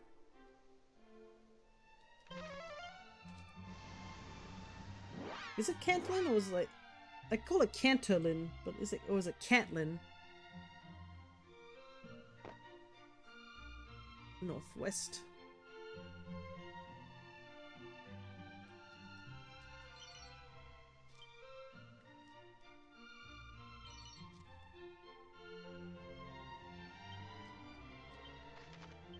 Okay, back to this sanctum.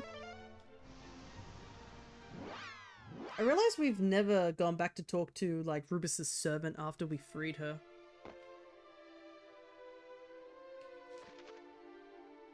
Nope, not the sanctum. It's the Shrine of the Spirit. Sanctum was to get the rainbow drop. But yeah, we never went back and told her that we'd, like, rescued Rubus. Oh, I do hope you find Ortega soon. Yeah, we certainly did, unfortunately.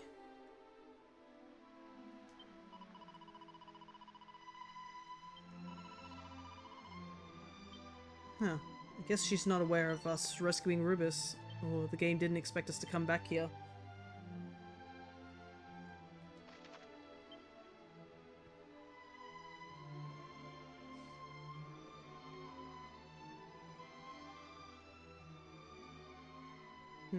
So this one says it's in the desert north of Cantolin. So it might be best to go via the Quagmire, because we can't get past that big mountain between Cantolin and that desert.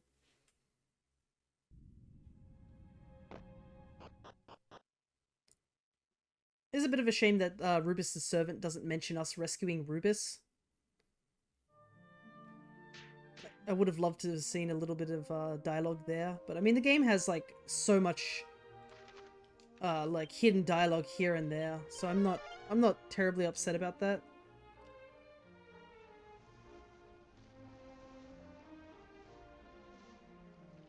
This is definitely a very good game, and to think like all this stuff was pretty much in the original game too, which is kind of nuts when you think about it.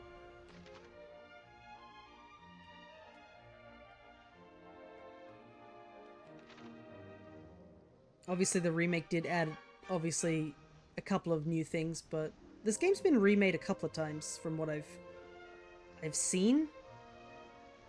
And I mean, it had the original on here on the Switch too. But I didn't really play the original. I didn't totally know what I was supposed to do.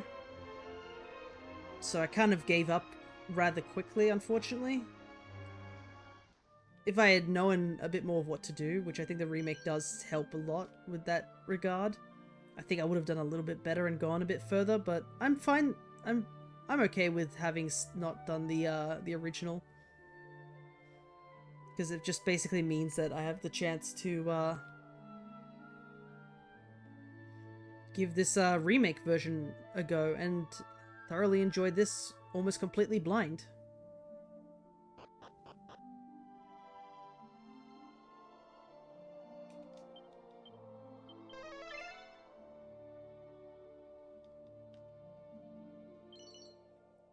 There.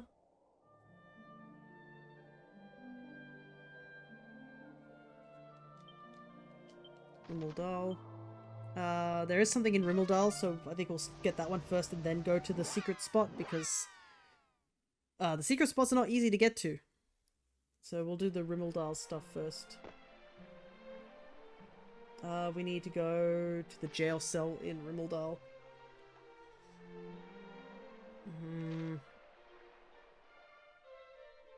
Where is the jail cell in this area?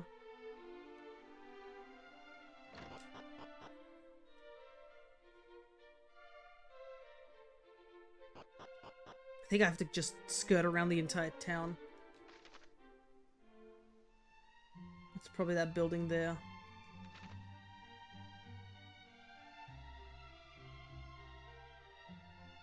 It does kind of suck that you have to sort of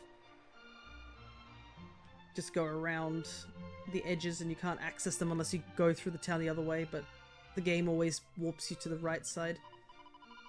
Do you not see the outermost part of the town? Where is he, pray? Where? Somebody's upset about not meeting up with somebody. I feel like if you're gonna meet up with people, just go meet up. Unless it's like super secret relationship, I think you should just go meet up in like a place that you definitely know, just obscure outside the town.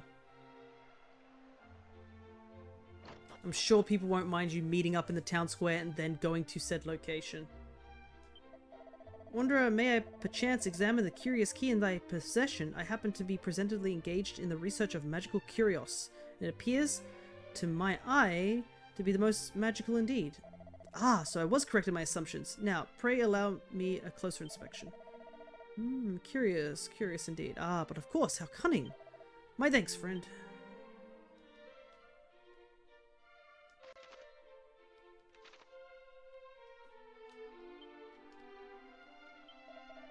Ere long, I hope to fashion another in its image, though this will require a doubling of mine efforts. Oh, I guess he's talking about the ultimate key.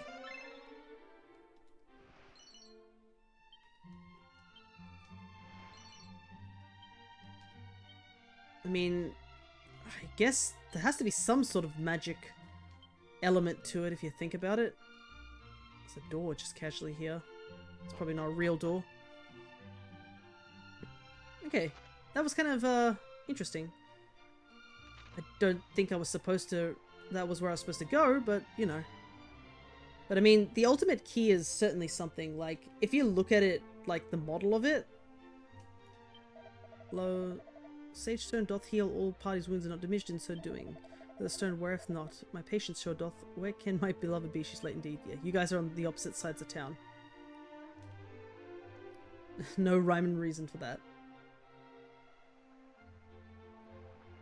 I'm sure they'll figure it out sooner or later. But yeah, I actually have a replica of the ultimate and the magic key from Dragon Quest when I went to Japan and bought those at the Artnia cafe. And yeah, the ultimate, I mean, if you've seen the model of the ultimate key in any of the games, it's an odd looking key.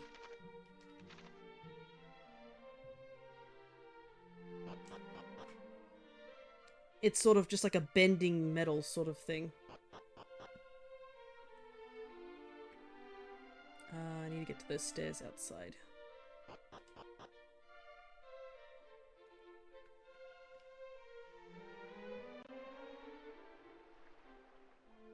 So I guess there has to be some sort of other mechanism to it, if you think about it, in order for it to open every single door in existence.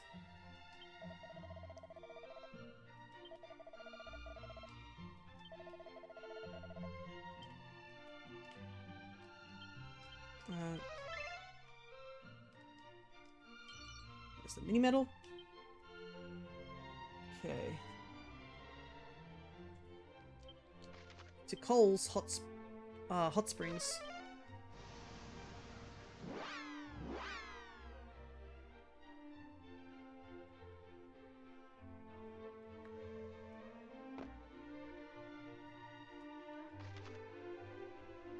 Up there. Only a little bit more to go. 7 more. Though I'm pretty sure I won't be able to get all of them. I'm pretty sure some of them are in the trials rooms, so... But we should have almost all the ones just out and about.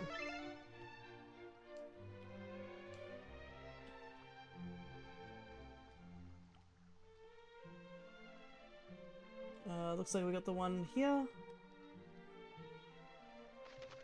Oh my goodness, one of them says it's like on the top of Rubus's tower. That's gonna be annoying. Because I definitely do not have that one because it says it's near rubble. But with the amount of time that we have left, I'm not sure if I have time to go all the way up there.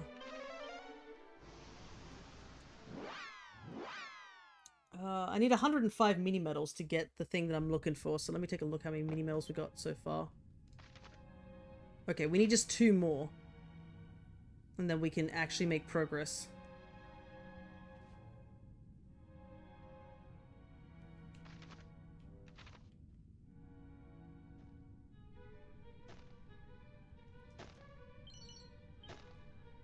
So we could probably skip the one that's in Rubus's tower and see if we can find the one in the sanctum. And that way we can just go and do the trial rooms. And I can get the last of the medals, Yeah,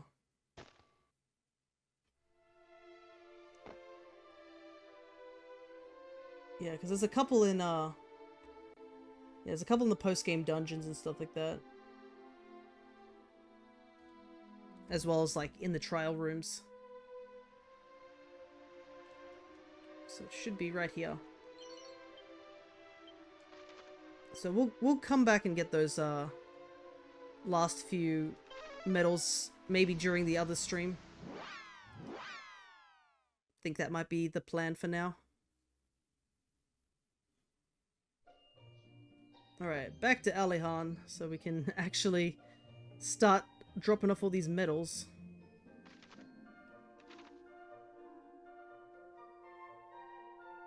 Actually do something more interesting. Despite, it's gone very quiet. It's probably late at night. I will apologize that it took so long to get this all done, but I didn't have the time to do this. I should have done it else time. But you know, you get to see where all the mini medals are. Well, most of them. I haven't fully collected them. Alrighty. Here you go. Let's see, 105 mini medals you brought me so far. Mini thanks, mini thanks. Wait a mini moment, you hit 123, so... You got a pair of Scholar's specs.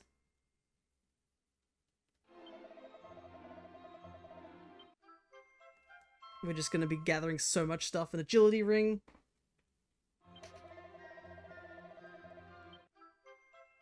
Staff of Resurrection.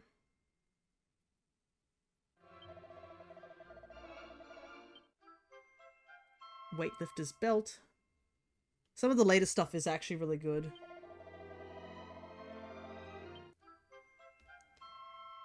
Agility gillet. So there is an incentive to collect these, it's just I obviously didn't do it because I didn't know there was actually really good rewards and that the fact you needed it. Dragon Tail Whip.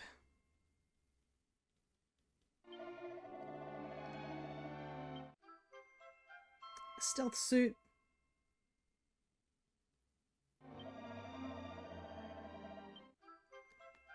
Flame Tang boomerang, which is a really cool looking boomerang to say the least. Mercury's bandana.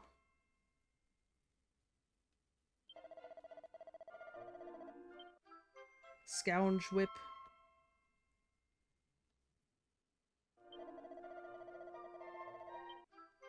Set of dragon claws, which we'll probably need for that to get through that dungeon. Asteria's abacus, which I think this is one of the few areas you can only get it. A dragon robe. Casually a blessed bikini. It's got wings on it, oh my goodness.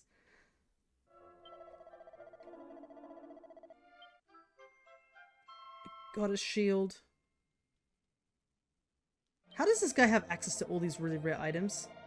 And finally, the thing that we needed this entire time after 2 hours of grinding all these mini medals is this whip.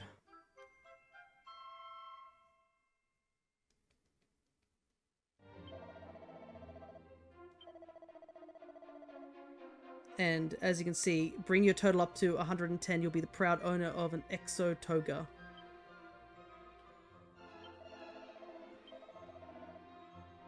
Let me see.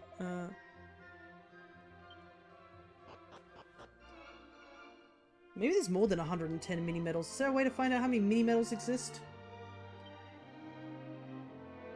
No. But the Exotoga, I think, is a decent thing to have, so we'll have to go grab that at some point. Alrighty.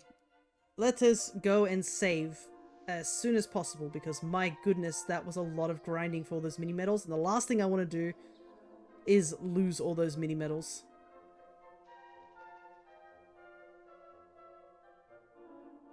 And plus, since we're back here in Alihan, we can probably go and get ourselves prepped for this dungeon we're about to do. Because we need to...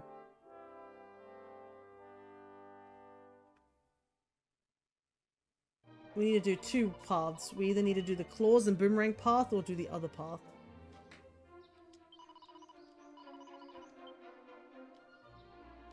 The thing is I don't know if I have really good stuff on hand.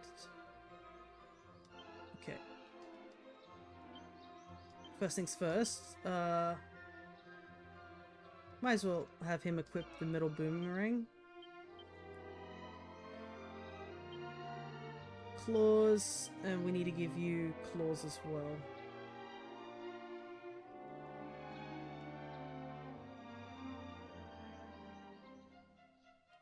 I'll give you the dragon claws.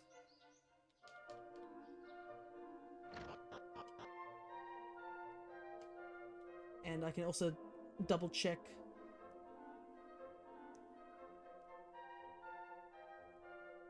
Usable things, so we have the metal wing boomerang gotten. There's apparently orichalcum claws, but we don't have those. Hunter's Moon is a boomerang, I guess. But this is where we got to drop off Lumos for just a little while, because he cannot equip either of these things.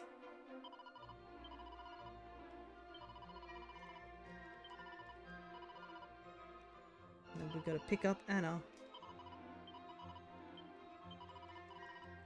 Okay, let's equip Anna with stuff because she's got nothing. Hunter's Moon counts. Apparently they immediately put her in the Blessed Bikini. Okay, cool.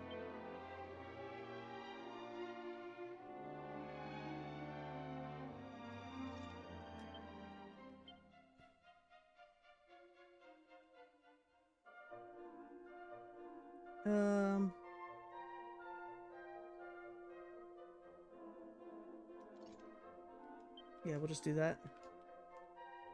But yeah, there it is, the Blessed Bikini.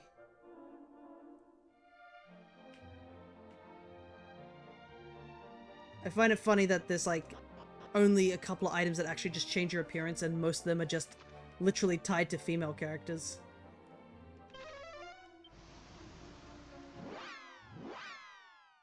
And there's nothing we can do about it unless you play the female characters. I think that's why a lot of people chose to play as the female hero, just so you have access to those things, because yeah, male hero does not have access to any of that.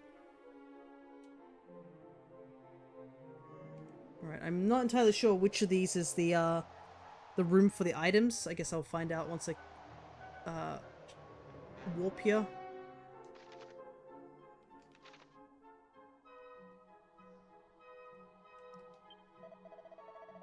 Have you heard of the legend of the sword forged from orichalcum? Were the tales true, I would surely like to see that blade. I beg your pardon, you have something that fits that description, you say? Please show me. Yes, yes, this is the very sword from the legend. Now, what next? Ah, yes. There exists a legend of a helm wrought with the finest zenithium. If only I could see it just once. I beg your pardon, you have something with you that fits that description, you say? Please show me. Yes, yes, this is the very helm from the legend. Now, what next? Ah, yes. Of all the legends concerning weapons I have heard, the one relating to a whip that can be obtained with mini-metal stands out. How dearly I wish to gaze upon it. I beg your pardon, you have something with you that fits that description, you say? Please show me. Yes, yes, this is the very whip from the legend. Now what next? Ah yes. It is said there's an odd rod that can be obtained in a place where mighty monsters shed equally mighty amounts of sweat. Would that I could see it, even for a fleeting moment. I beg your pardon, you have something with you that fits the description, you say? Please show me. Yes, yes, this is the very rod from the legend. Unbelievable. You've shown me every artifact that I have dreamt of seeing. How the goddess smiles on me. Naturally, it would be remiss of me not to reward you for your spectacular efforts. I have lit my pedestal, proof of your success. However, more trials await you yet. Alrighty. So we need to go to the northwest for the boomerangs.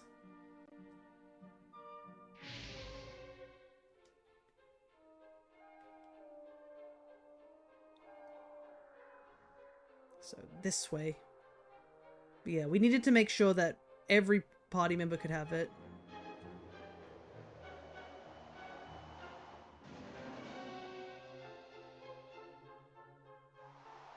And I think we're gonna have to switch party members once we go to the northeast one again.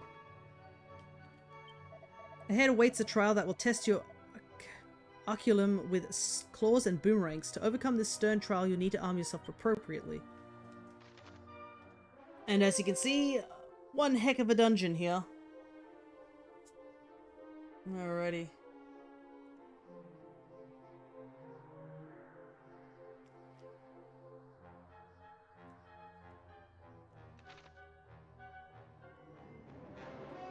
Well, let's see where this takes us. We'll just go left to right, I guess.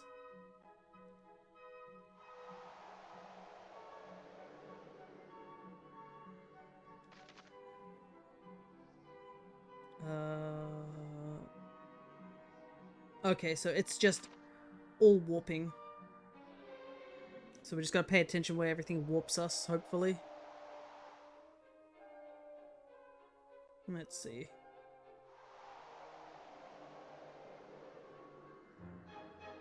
Okay, I guess that just leads us back to here. Well, that might actually help things along.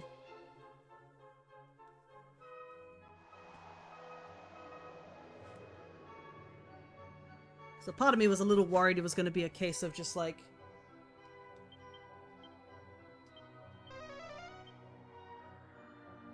having to check every single portal.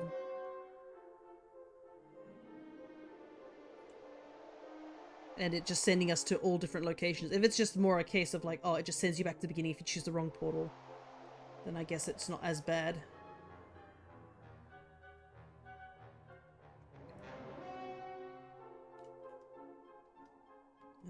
Oh, I realized something though. Yeah, that's unfortunate. Because we don't have Lumos on the team, I can't check what some of these chests have. And I'm sure there's going to be something dangerous in one of these. For sure.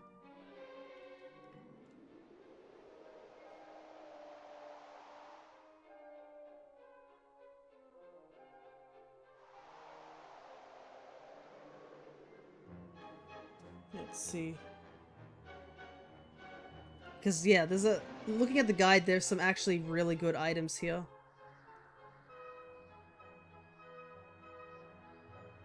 Like, for example, that goddess shield and such.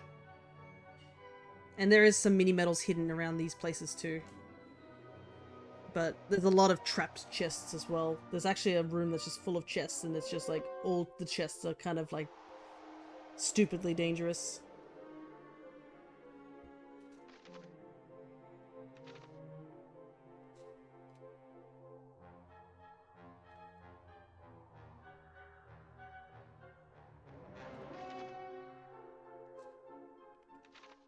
We need to take the path down here. Like, for example, those 4 chests that are just sitting there, I believe they're all traps. And one of them just has a boomerang in it, which is an item that you get at the very beginning of the game. So, you know, not at all worth it. But I believe this is the mini medal. Yep, there we go.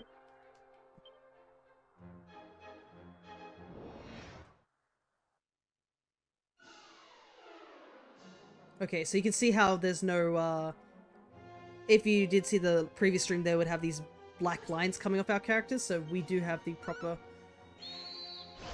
team members. It's still gonna take us a while to beat all these enemies, but...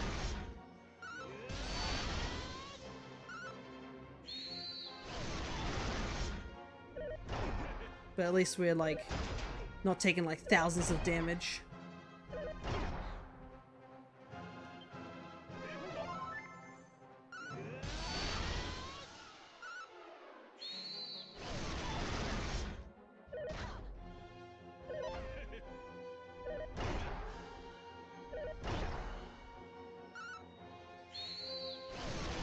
Basically, Anna has the moveset of I think of the Monster Wrangler and the Merchant. That's all. So they don't have any healing.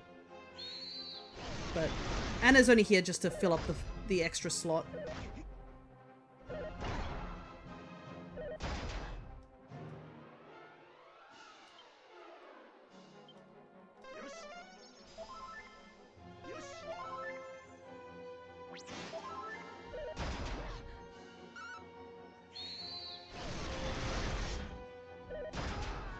Man, these things... Holy hell.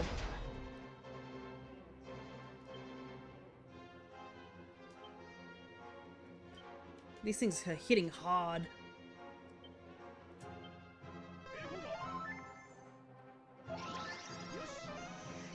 Just go for Omni Heal. Problem is Pierre's faster than us, so he kind of healed himself first.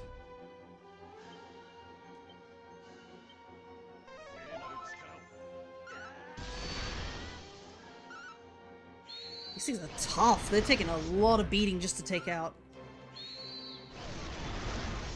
At least now that there's only 2 of them.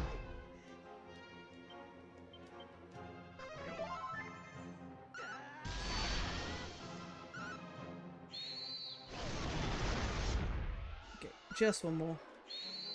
The damage definitely multiplies once there's only like a few enemies. That's kind of the downside with Monster Pylon, is that if there's more than one enemy, it kind of lowers its damage. Yeah, let's keep Holy Protection on. Holy heck. I'd rather not fight like a million of those.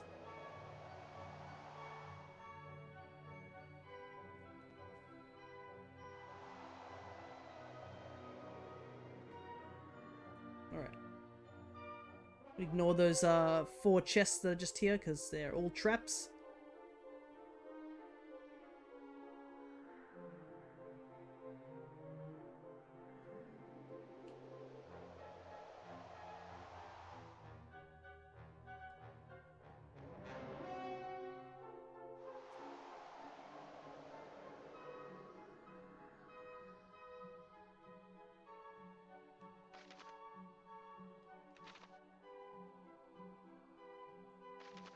Is there anything over here?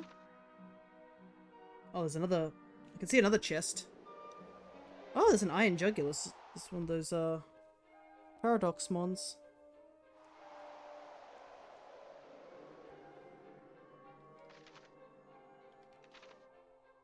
Okay, where am I?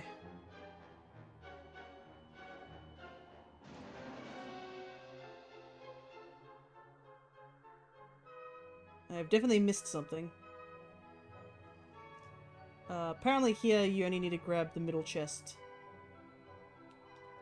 The other 2 are traps. Conqueror's Axe.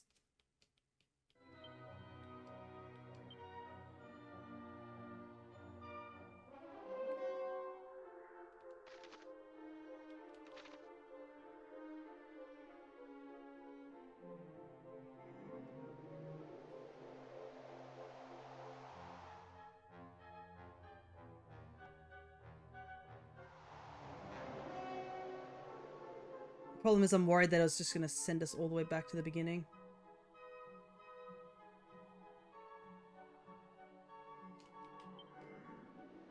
Oh, there's some monster there. I think that's one of the friendly monsters we do need to pick up.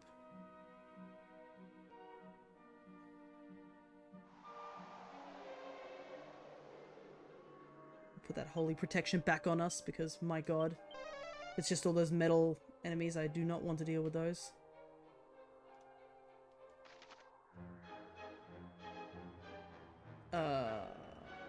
Okay, it did send us back.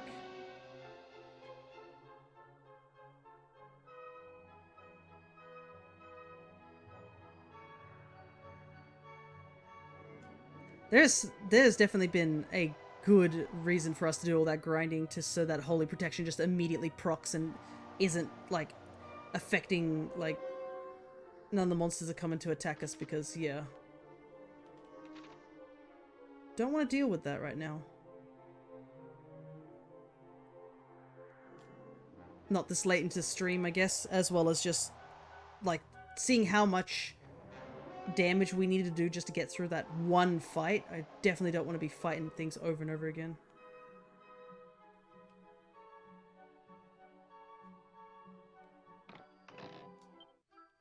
Okay, the Aurora Staff. Handy little staff.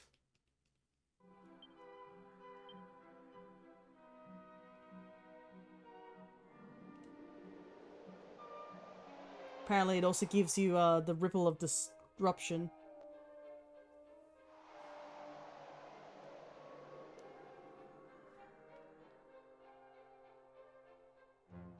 And then all the way this way.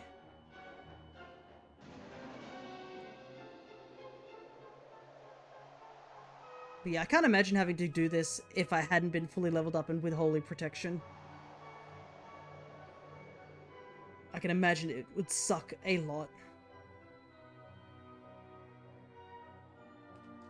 Okay.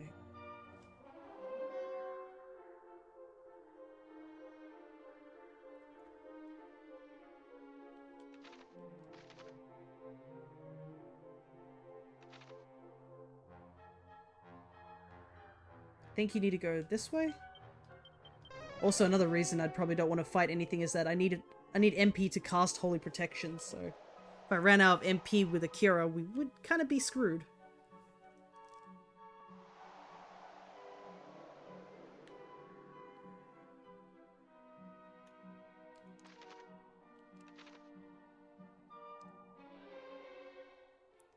Hmm? Oh. I can't get over the fact that the Barrow Monster is just a common enemy and just one of them just happened to be strong enough to take over our world. But here we go, another friendly monster, Barry Moss.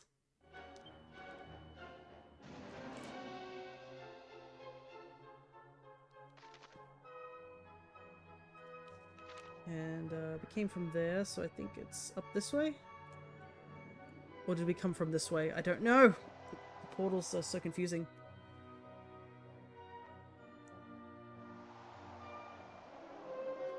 Okay, we did go to the right area. Oh my god, though.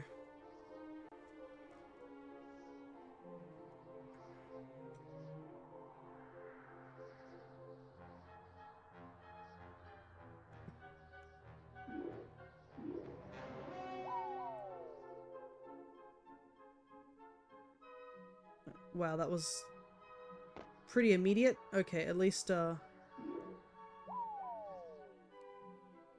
okay, cool.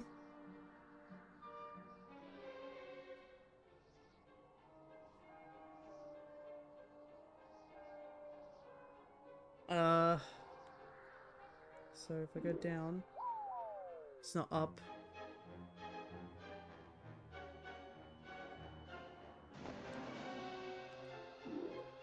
Okay, right goes that way. Okay.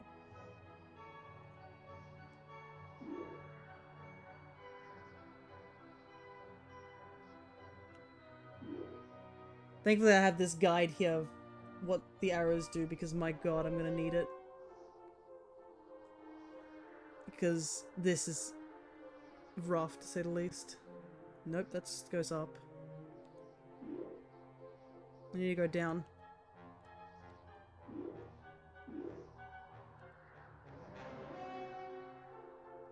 And then...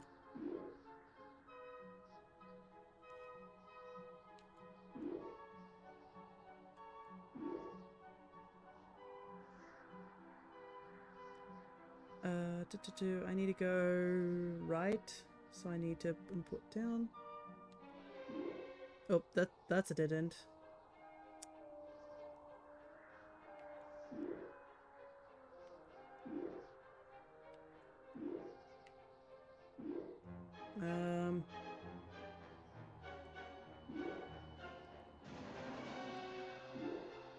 Oh, I see the path. We gotta go around here.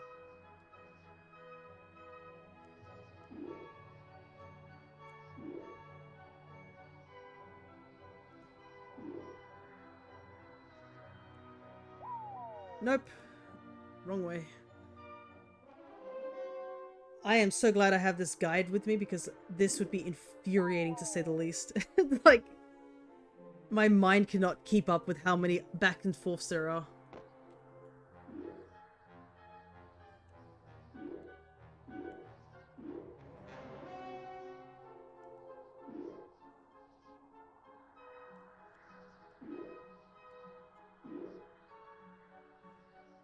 I need to go down, so I need to go there. So this is blue on the left. So to go down, I need to go right. So then it's left, right. Okay. Almost there. So up. And I need to go down here, so I need to do... Ah, no, I looked at the wrong one. Oh my god. I hated this puzzle when we were doing it in... Was it Zoma's castle or Baramos' castle? It's one of the two. I think it was Zoma's. I still do not like it here. Ugh. I was so close and I looked at the wrong image and went the wrong way.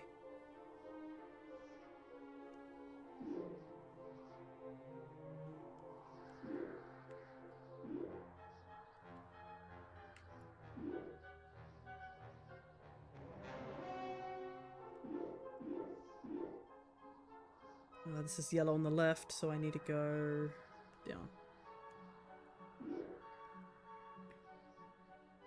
And they're also, like, some of these arrows are in, like, the worst locations where you just make one input incorrect and it's just, you fall off. There's probably some sort of pattern, so if you wanted to speed run through this area, you could.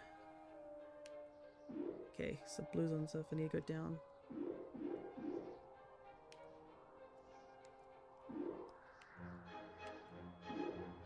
I have to use the directional pad for this because I'm so nervous.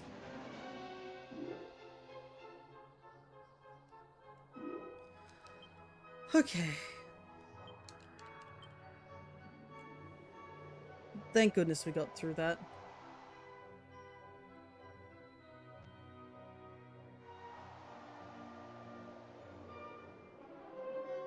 Alright. I do not know where we're at. We're at the top.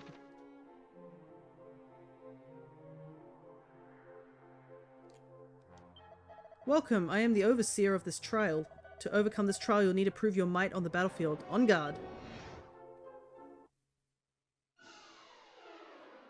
Okay. Apparently these are Pandora's boxes. You can blow them away though.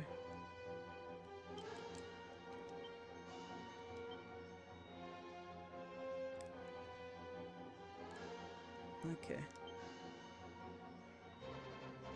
What to do?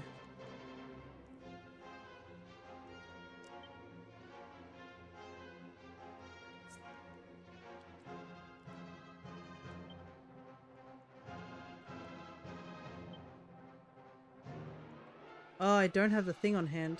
Of course not.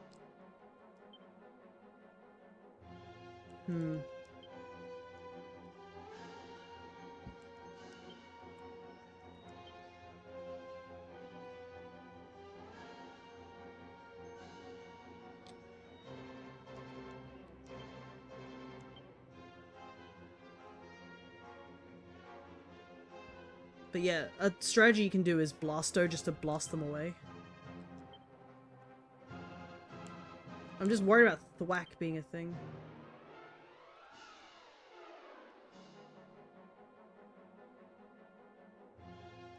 Might use Fog of War here. Wild Side. Wild Side.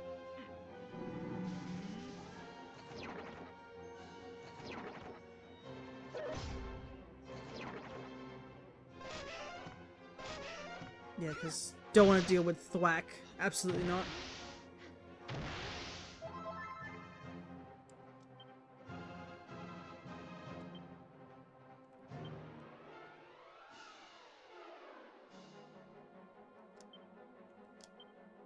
And then...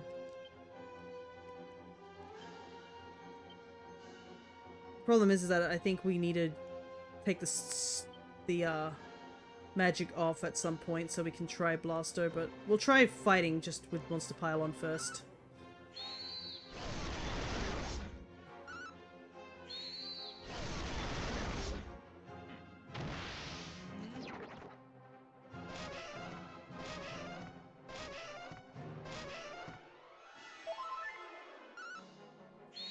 Oh, it can meditate too to heal itself. That kind of sucks. It only does like 1 damage. I don't have the Sage Stone on hand. Ugh. Perhaps I should have double checked before I went running into this.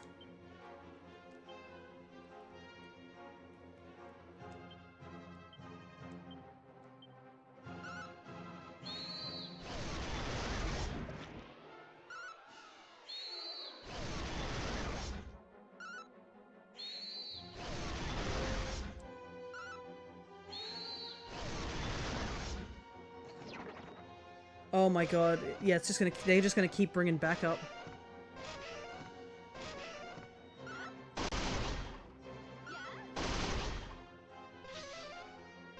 At least all the other enemies can't really do anything.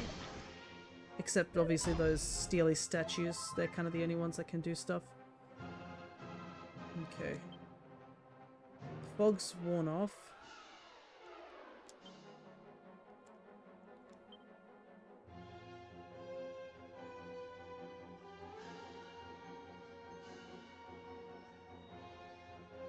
Man, those statues are going to be annoying.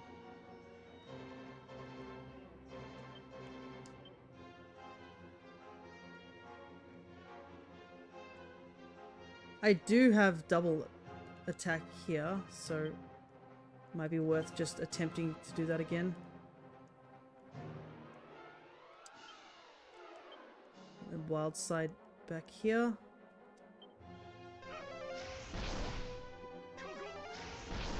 Oh, nice. Perfect. Okay.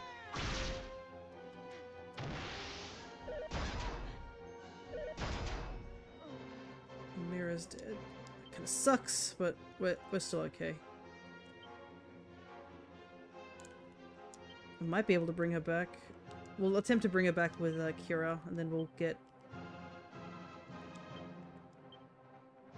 the wild side to be on deck. Yeah, I think that was kind of the play, was to just use Blaster double time.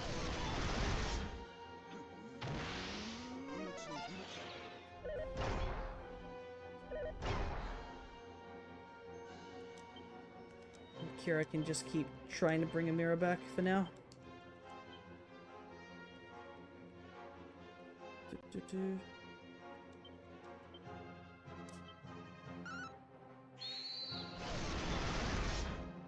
But yeah, Blasto is definitely the way to go for this fight.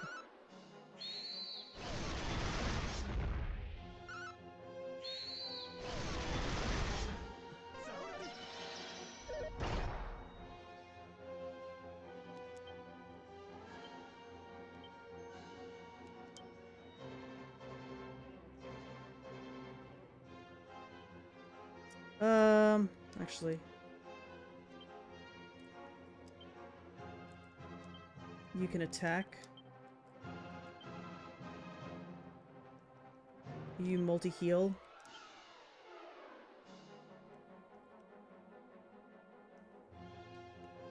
Pylon. Because yeah, he's got wild side on, so that should cast multi-heal twice.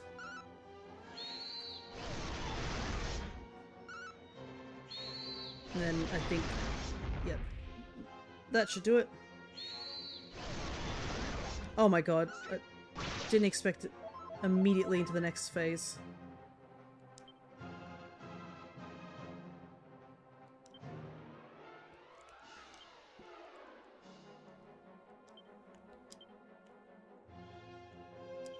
Just keep trying Blasto.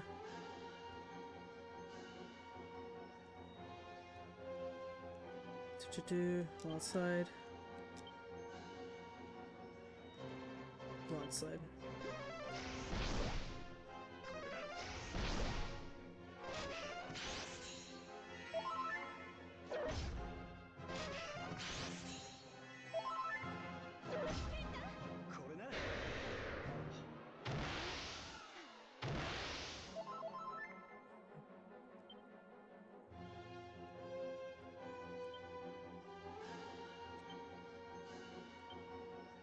Full heal for her.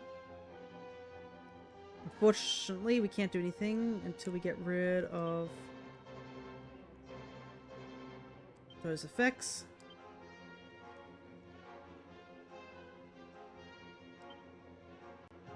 Attacker.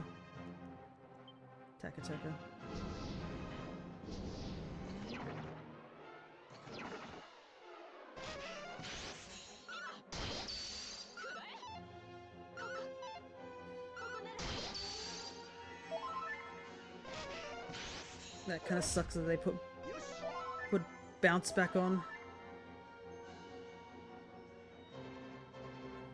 What to do? I mean, what we could possibly do here. I think I'll go for the Hardy Hands. Because they're going to keep putting bounce on, I think, so I think we'll go Fog of War. And then just keep attacking until their bounce wears off. Or we could use... And then we can use Blasto again, because we're faster than them. It's just the downside is we can't reach them in time.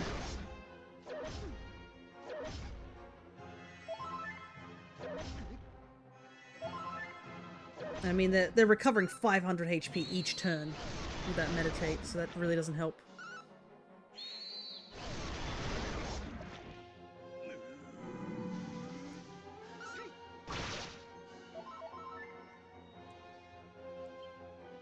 Does kind of suck that we can't heal a mirror right now, but we can use the wild side to do that.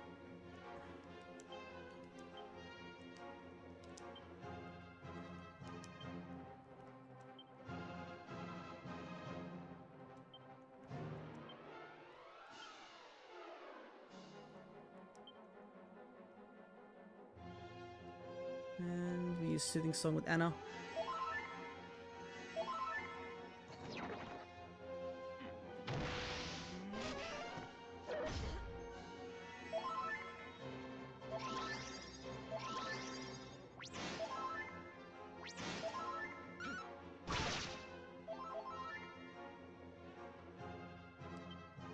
Okay, their bounce wore off.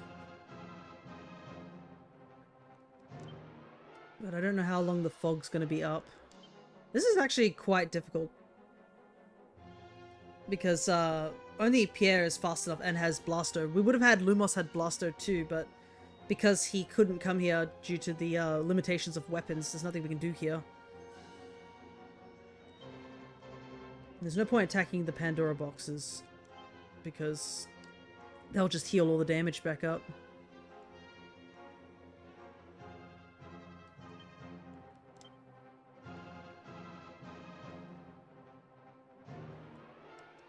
Actually, we probably should use the emergency groom, because everyone else is pretty healthy right now.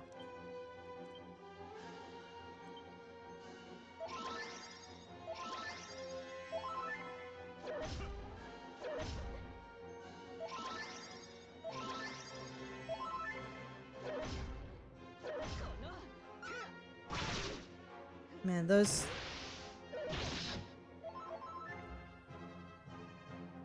Okay, those... At least we can now do that. And then Blasto on the Pandora boxes. Monster Pylon. Monster Pylon. Perfect. Wildside Blasto definitely helps. Holy heck. That was rough, to say the least. We got through, though. That's all that matters.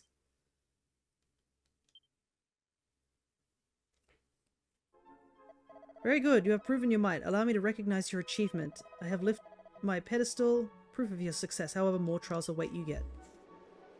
Okay.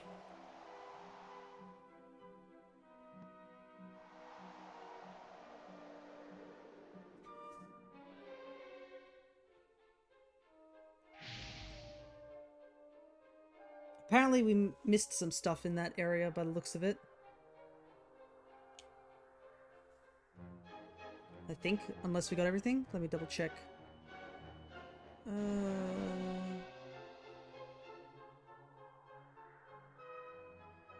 No, we got everything by the looks of it, yeah. So we need to go back to Alihan and set up for staves and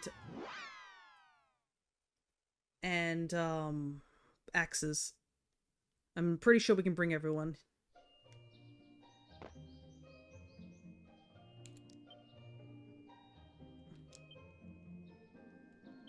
So we'll just take all this stuff back for now.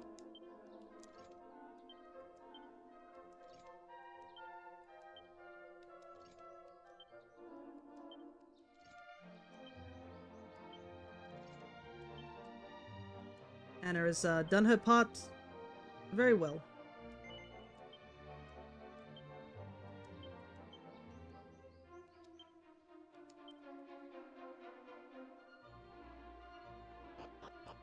I feel like that fight would have been a little harder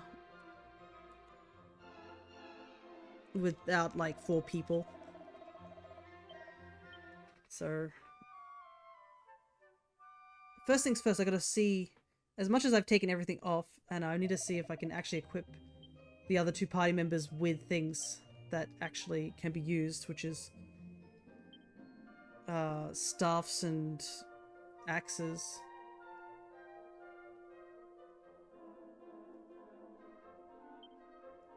Because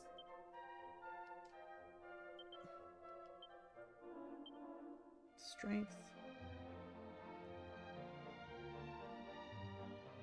Surely the iron axe isn't the strongest axe I have. I mean, I picked up the Conqueror's one just now.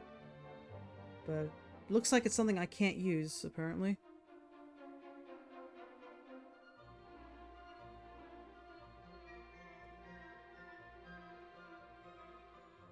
Oh, but that's a severe drop in...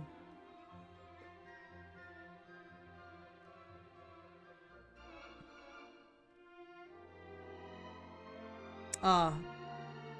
Okay. Can't use that axe because it's a warrior exclusive one. What about the battle axe? No. Oh boy. Are we gonna really be locked out of just... Is the iron axe seriously the only axe we can use? Because we can't use staves.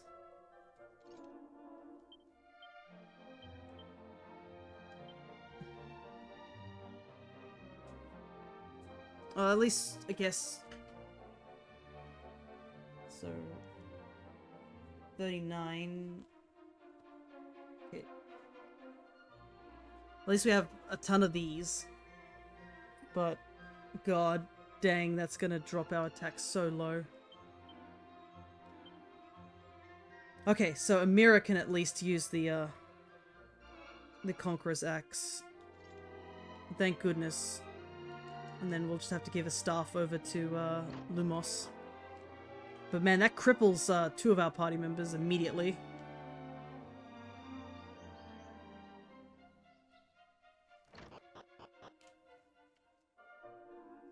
But we just picked up the Aurora staff, so we should be able to have Lumos use that. I assume. Okay, drop off. Anna. Okay. Pick up.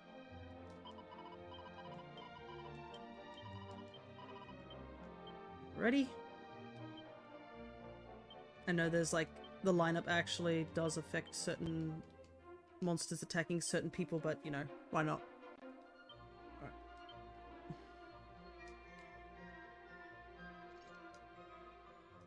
Okay. We need to give you the Aurora stuff. Alright. Back to the tower. I think we're ready to go.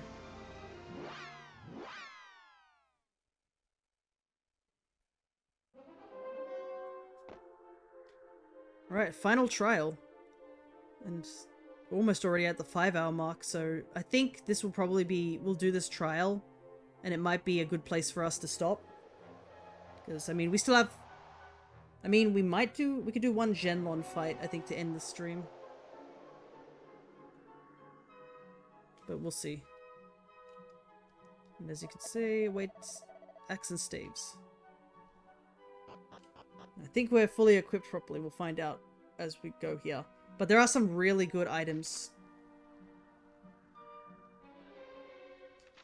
around here. So yeah, I remember the Sage Stone. I didn't get it last time because I think I died in the battle, so the autosave didn't save me picking up that particular thing. But since we're here, I probably should give items over to people. Because I made that mistake. Because these people have not been in the party for a little while. Let's see. Nothing here.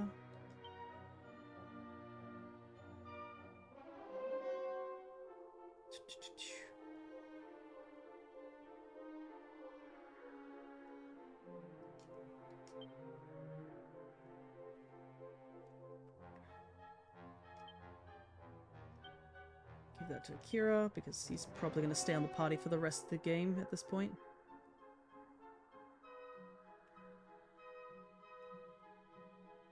Where's that Sage Stone? Transfer. One to you. Transfer. One to you. And finally, we'll give it to you. Yeah, that's like 3 Sage Stones. It's kind of nuts, to say the very least. Alright, so... Okay, less teleporting this time.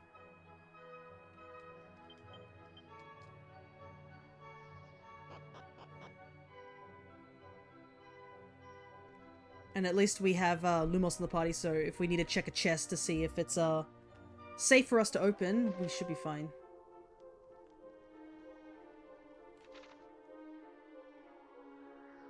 Hmm? Yeah, as you can see, everybody is technically fine. Oops. I guess we should fight these enemies because we haven't fought them yet, technically.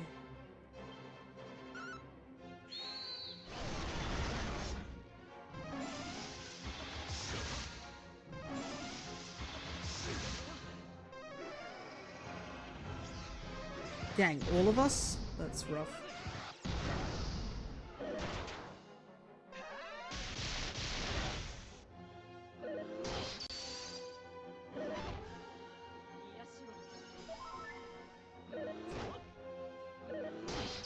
Man, these guys hit a lot. But I think we should be okay.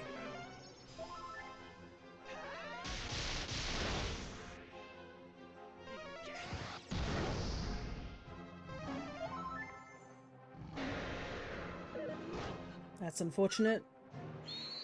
1000 HP on that bear. That's wild.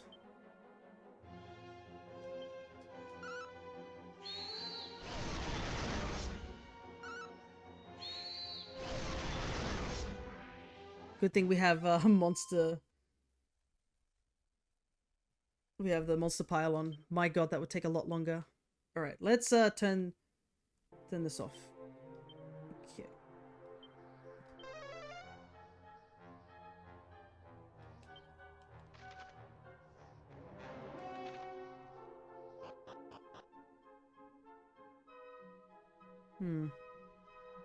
This just leads us back here. That doesn't make sense. Unless there was another stairs that we didn't see. Ah, yeah, true, there isn't. Okay.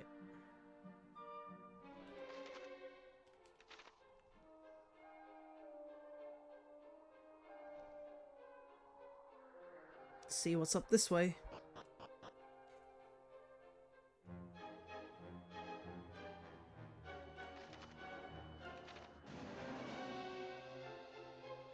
This better lead somewhere. That'd be really annoying. I would just climb all these stairs and find out that it leads nowhere.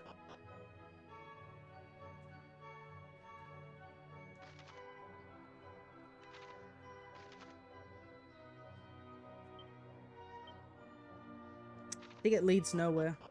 It looks like I'm just looping. Oh no, it did lead me somewhere. Okay. It's just led me to the other side of the map with the almost identical ring.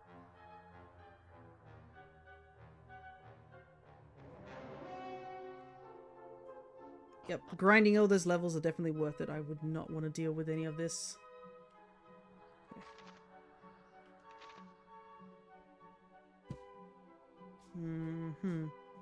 I'm seeing a loop though.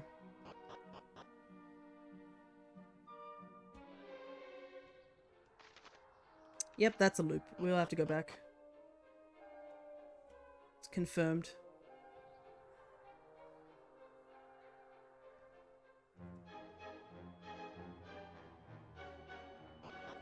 Let's try this path this time.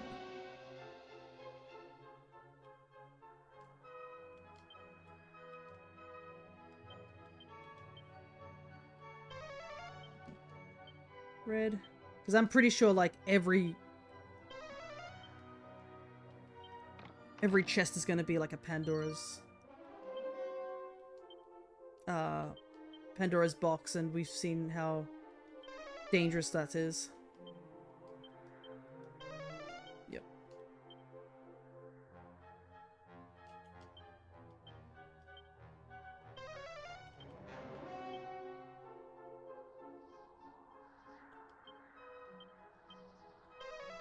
It is nice to have Lumos back on the team for this.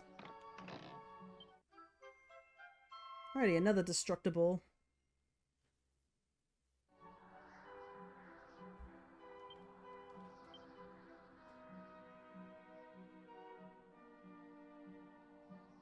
I do find it interesting that the thief doesn't get the ability to peep in chests. They can just open, like, look for treasure, but they can't check if the treasure is dangerous. It's only, like, for some reason, the mage.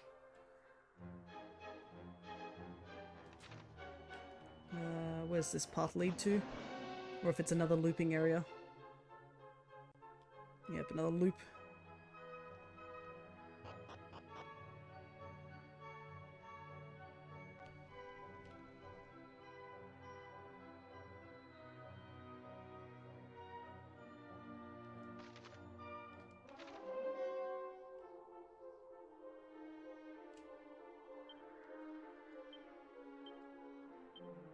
Quick check. Yep. Evil chest.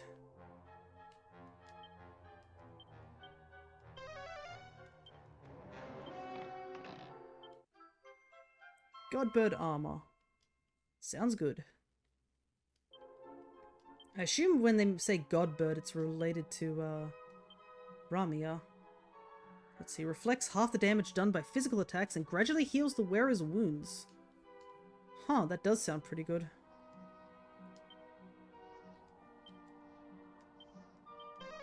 Oh, this one's blue as well. Alrighty, mini medal. So apparently this is the final mini medal in the game. But obviously that's not the case, because we're missing 3 by the looks of it.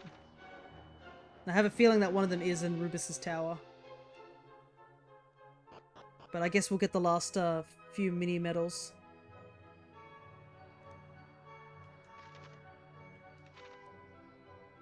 Once we do this stream again.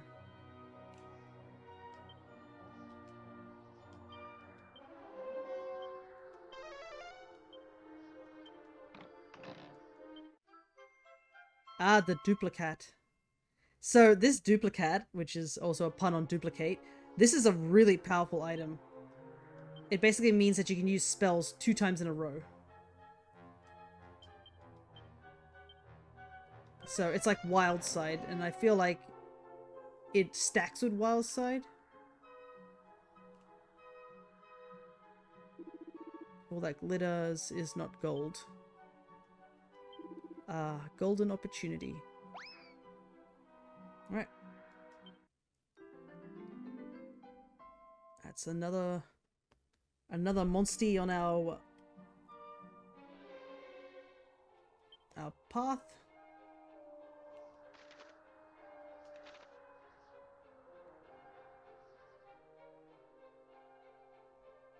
I wonder how many more there are. Alrighty, what is this?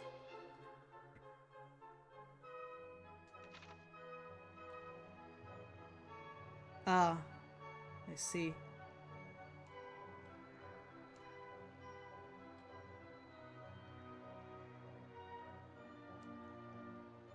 Oh, we have to do this twice too.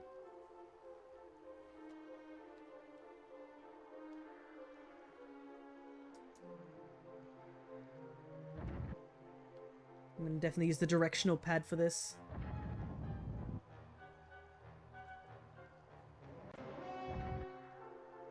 Because I remember last time accidentally pushing these things into the water.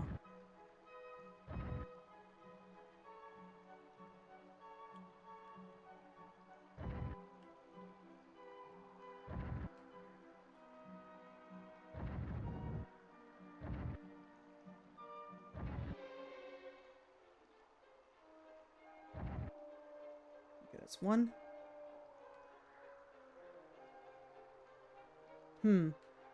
This is interesting. Gotta push it inwards.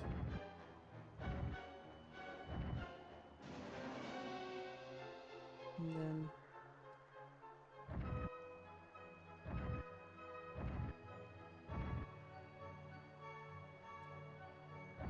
These puzzles are quite fun. They're not like ice puzzles.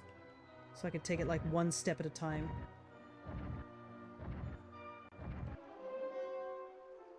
Ice puzzles, they like get flung like all the way off this, like, to the side. It gets a little bit confusing trying to figure out where to go. But I don't know, these rock puzzles aren't that bad compared to the ice puzzles I've seen before. Though these rock puzzles aren't too difficult either. It sort of feels like once you've got an idea of how to make the path, you can just replicate the path with all the other rocks.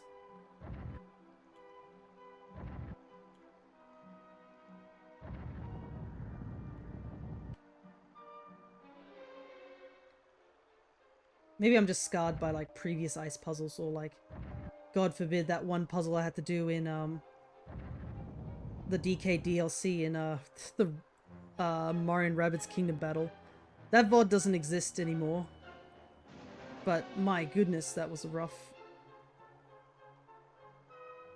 Okay.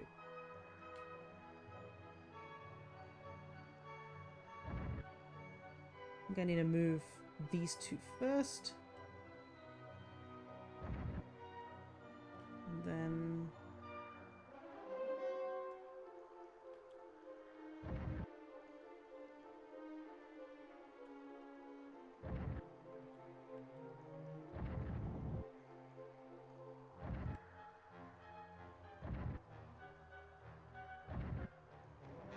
this one there. Oh, this one's way easier than the other side. It's just a little tedious because you gotta loop around.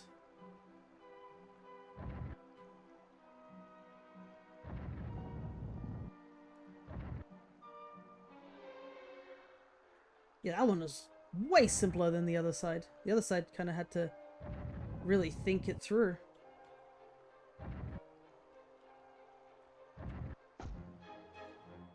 Let's go. I have a feeling that there's gonna be a fight somewhere, I swear.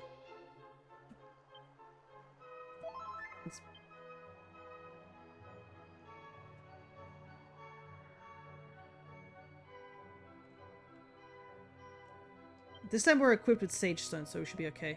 Welcome, I am the overseer of this trial. To overcome this trial, you'll need to prove your might on the battlefield. On guard. More Pandora boxes? Yup.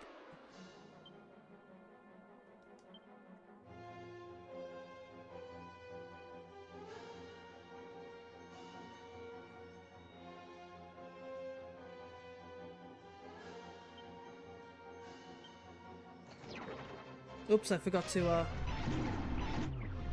make everybody's thing.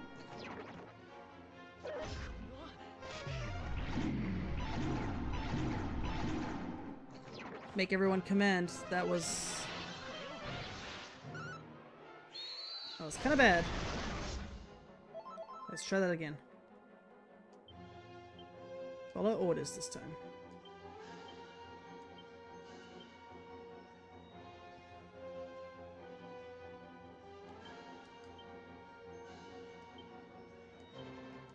And then we get you to start setting up.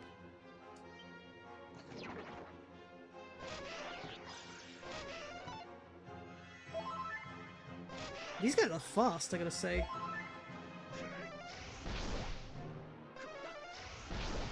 Okay. At least we'll be a bit more prepared.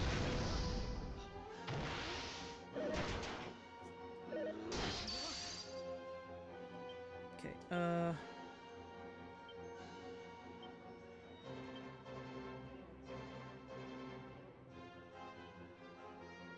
wild side.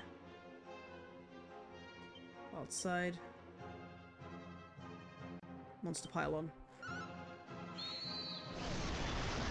Thank goodness we don't have any of the octocores, so they're not going to bring any of these bears back.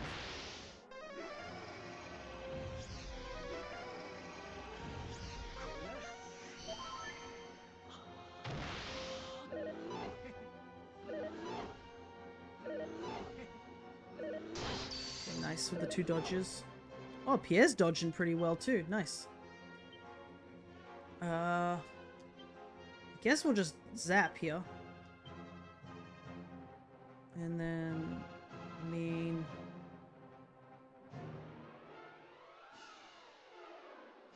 kaboom, I guess.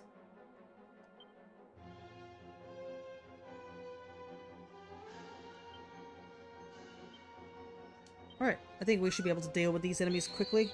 I have a feeling we'll have to fight more Pandora boxes, but I think we'll be okay.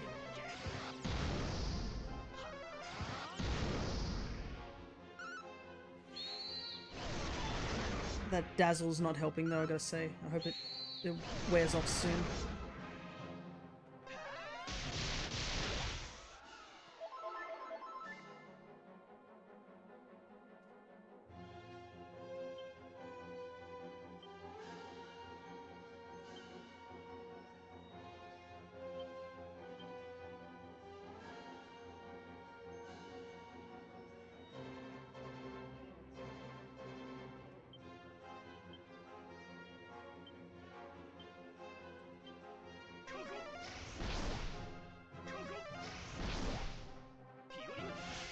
Yeah, I wasn't sure if we were going to go faster.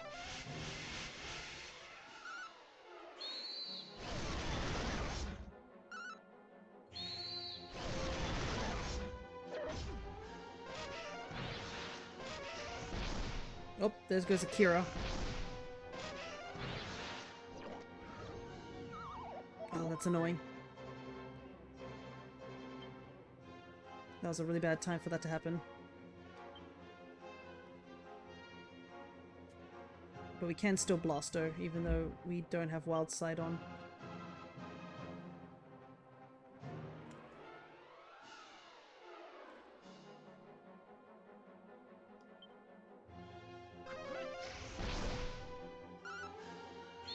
One Pandora box is easier to deal with than 2.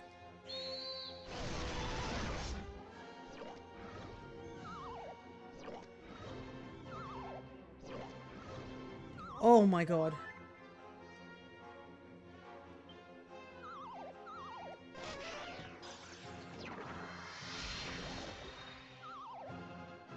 Oh, okay.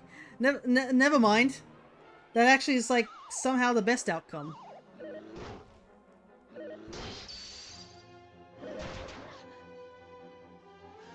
Okay. That Kaplunk dance actually helped us out quite a bit. I won't lie. Now we can just finish the battle, because these bears are nothing compared to that.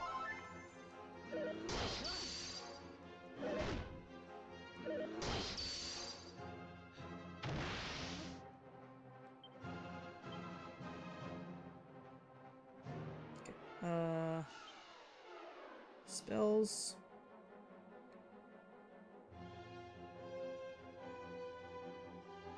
No, it's abilities, isn't it? Channel Anger.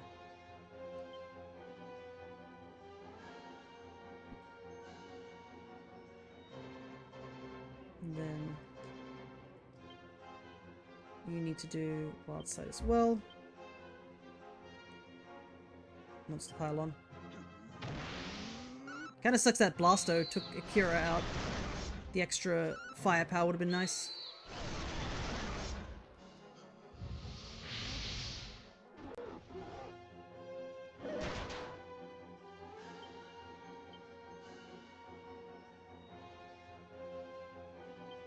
I wonder how much damage this will do. Oh, boom.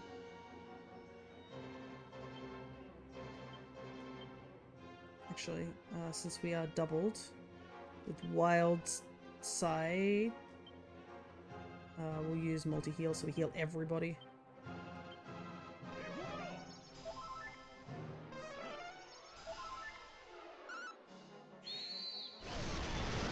I'm curious to see how much damage this Kaboom might do at full power. Oh damn, that is quite a bit. And if we had Wild Side on deck as well, that would do a lot more.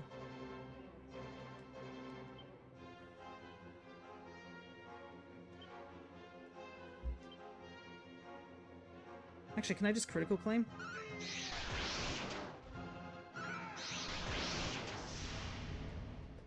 There we go. Oh, there was no death animation there. That was a bit janky.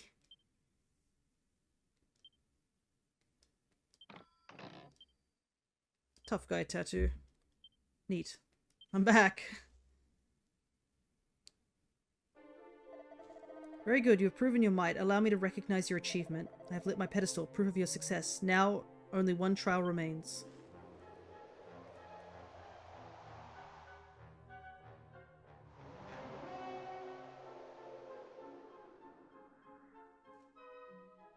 Alrighty. Now we have access to the super boss, which we're not going to do this session because look at the time.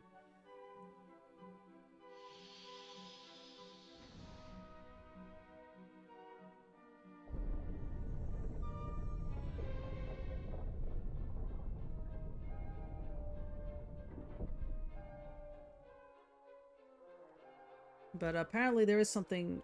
Let's see.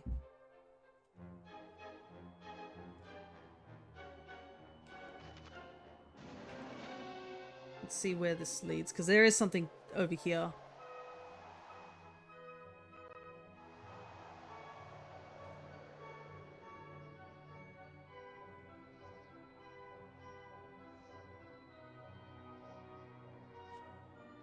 So as you can see, this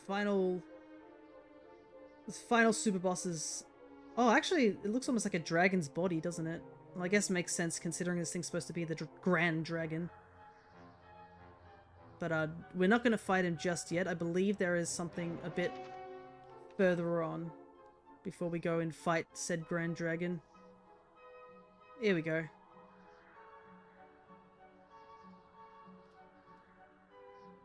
Well, well, if it isn't the one and only Akira. If anyone was capable of reaching this place, it would be you, I suppose. Akira tells Shenlong about the Monty's Monster Menagerie. Ah, so you find yourself in need of my strength, an intriguing proposition indeed. Very well. It is only right I reward you for making it this far. I shall join you in this most frivolous of pursuits. Shenlong smiles contently and makes his way to go and greet Monty. And we apparently get Zen wrong. Use alter ego or something. Alrighty. That is should be the final,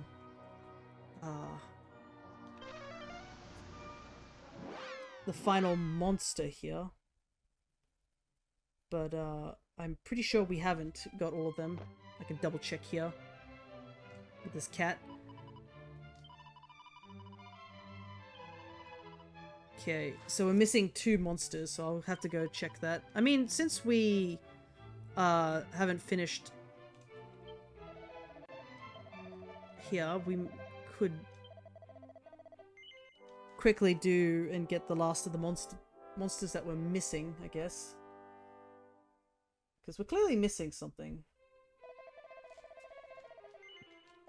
Unfortunately, I can't check here. I have to go check with Monty to see what we're missing. Let's see what the bard says. 110. Thus far, we've massed 107. So yeah, there's 110. So we're missing 3 mini medals. The question is, where am I missing them?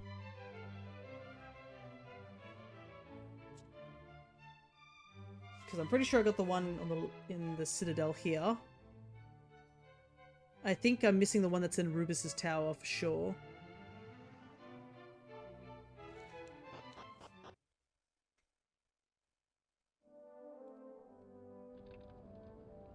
And I got those in the trials. So let's just double check here. Yep, got those ones.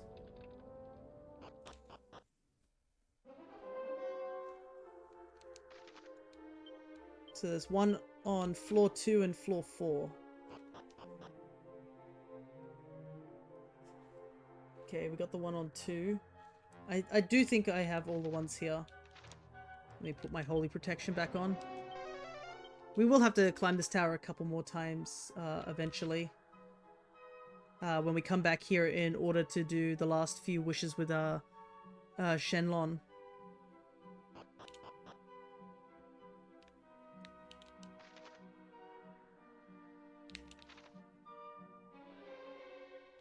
But yeah, let's try and get the last of the stuff here.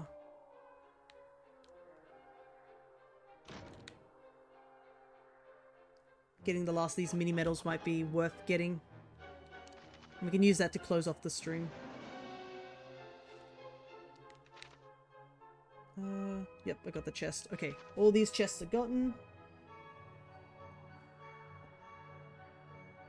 Let's see. There's a couple in the post-game dungeon, so we ought to go and check that out.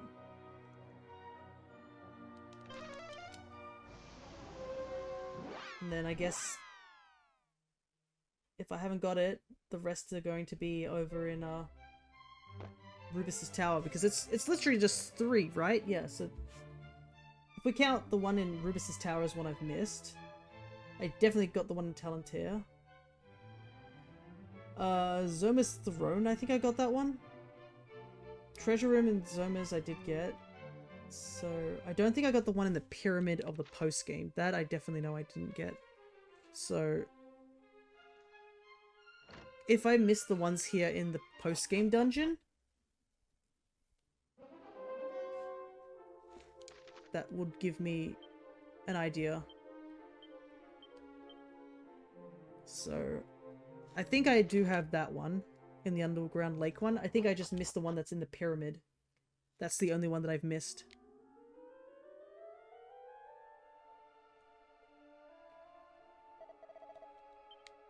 Yeah, I don't know what is up with that crowd. Every time I come to this area, that crowd is always, like, mocking me. Okay, so first things first. Check there. I've got that one.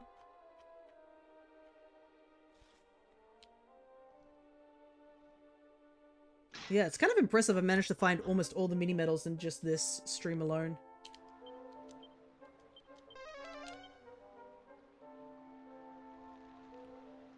Funnily enough, finding all the items and the mini medals was the hardest part of this, those trials. Everything else I was pretty easily able to do and probably could have done it, like, on stream, but the leveling up is the thing that I haven't been able to do yet. I am most likely going to try and get everyone up to level 99 for that final battle. Yep, got that one. So yeah, it's just the one in the pyramid I believe I don't have. So I think our goal for the next stream I do this, because I think it's going to be a short stream, so I'll probably do it on a Thursday maybe. We'll see. But it will be a shorter stream. So this is apparently southwest, so it's down that little corridor I've never gone down.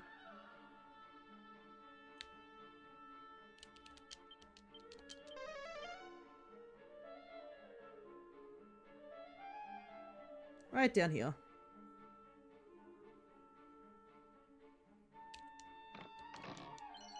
There we go.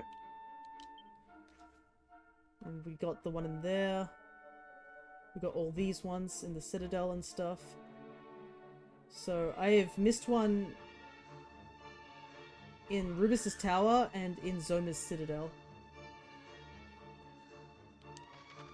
Let's see. With Zoma's Citadel, I think I could possibly just warp. I think I got the one in the treasure room. I think it's the one in the throne. The throne is just right here, so... Well, sort of right here.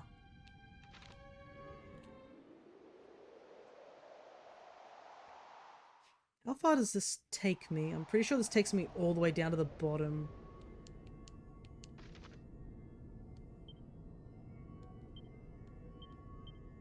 Yeah, this is way, way too far down.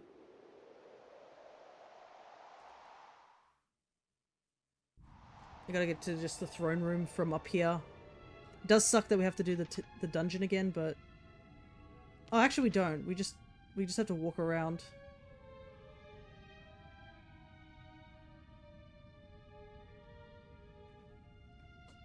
And then we're gonna find the last two monsters, so... Get the last, mini-medals and then the last of the monsters. Though I'm not sure where I've missed them. They might be in dungeons around Alefgard, to be honest, because there's a couple of them that I've missed throughout there. Problem is I just don't know what monsters, because it'd be stuff. So we've got the Barrymore. Got you. The Mysterious Cave. We've got all those. And the Metal Slime. Yeah, we've got all those things that are in the post-game.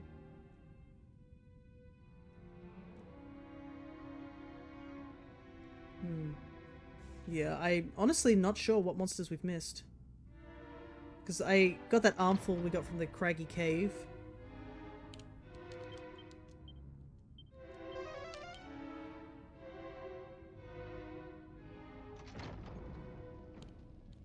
Okay. Safe passage.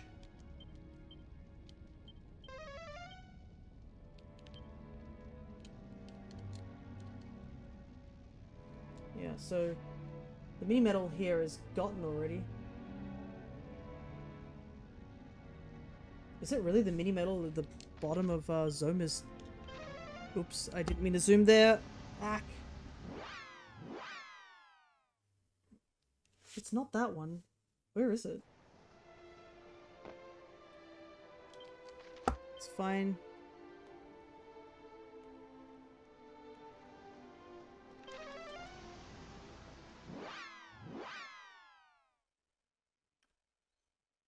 Because I think we went to every single place except Rubus's Tower. We did that. Pretty sure I would have gotten the Talantair one. We got all the chests down there. The throne doesn't have it, so maybe it really is at the basement floor. But surely I would have gotten everything in the treasure room. Because I'm pretty sure the Sage's stone was there.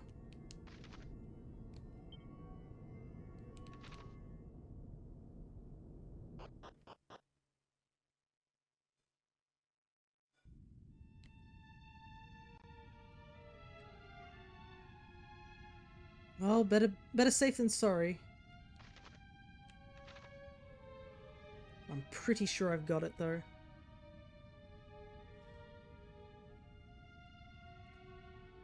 Creepy-ass statue.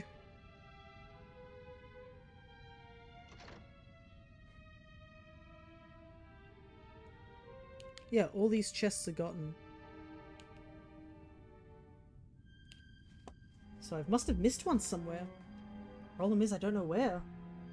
Let's see. Got that. Treasure room. I might have skipped a couple, so that might have also meant it. This tower.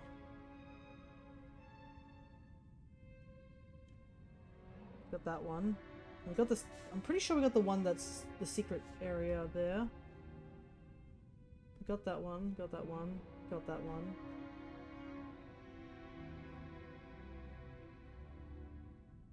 we did skip the secret area of a Rumadal, so that might be it.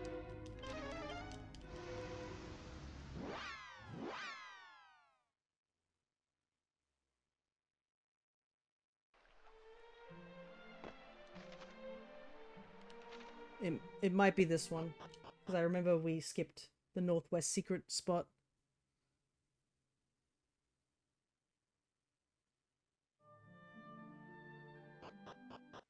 Oopsie.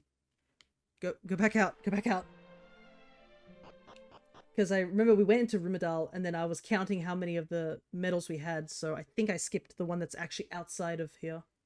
Because I just went down below and was like, oh, Rubus's tower. So that's probably where I've missed the mini medal.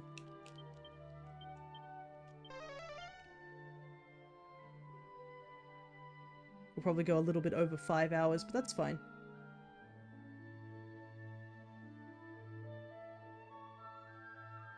I want to make sure I have everything, because I do need to get the last few of those monsters, or the last two, I guess, that I've supposedly missed.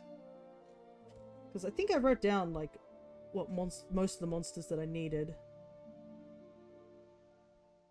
Because, yeah, we got the Great Keeper. The Soaring Scourger, I don't think I found. That's probably one of the monsters that we've missed.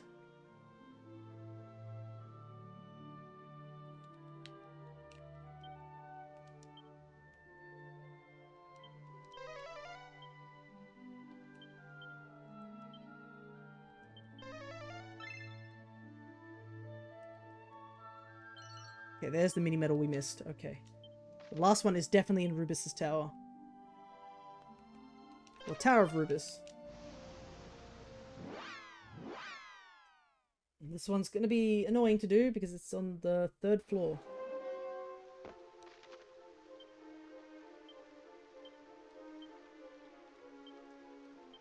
And pretty much the 3rd floor is like right in the middle. It's in that middle room. With all the squares.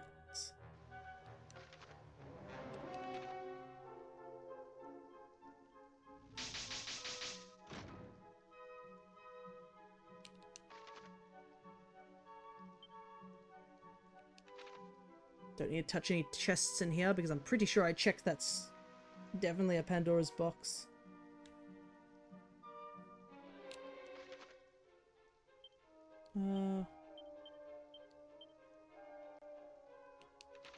Need to go down. Nope. Oh wait, no, I just totally skipped it. This way. Wow, Holy Protection ran out so quickly.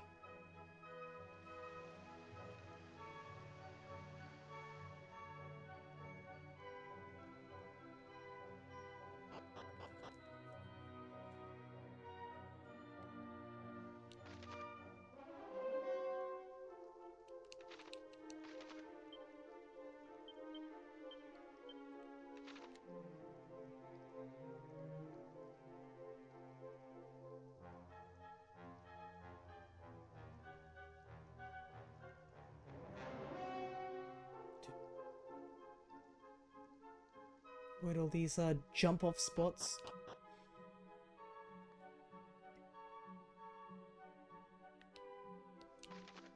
Alright. It's not as bad of a climb that I thought it was going to be. I thought it was going to be a lot worse. I think it was because I remember there being those panels and immediately was just like, oh god, do I have to do more of those panel puzzles? But turns out the answer is no. Thank goodness.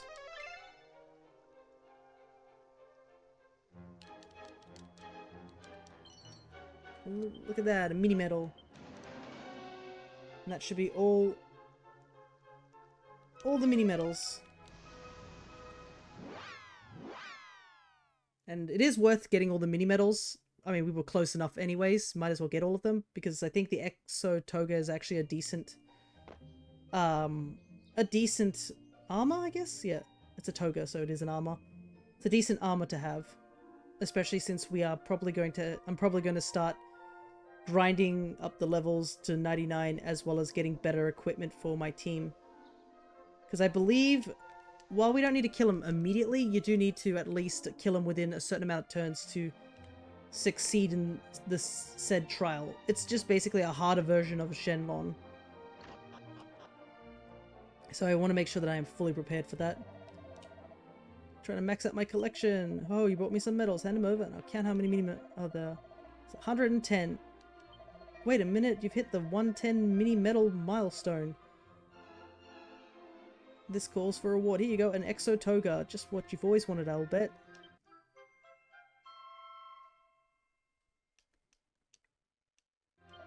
My dear Akira, you've bought me 110 medals altogether. That's so mini.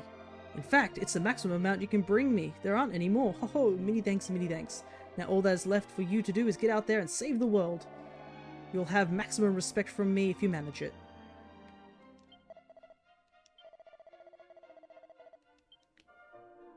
All the mini medals have been collected.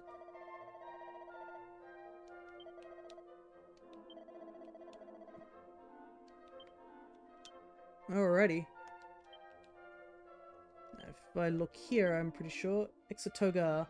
This garment's lucky wearer takes less damage from spells and is less likely to be affected by poison, paralysis, and sleep. And it's a decent strength. And then we obviously have the allows the wearer to occasionally cast the same spell twice in a row. So we got some really good armor from that last trial. Right, we need to go to this. I'm also going to have to look up for the last of the friendly monsters because I'm clearly missing something here.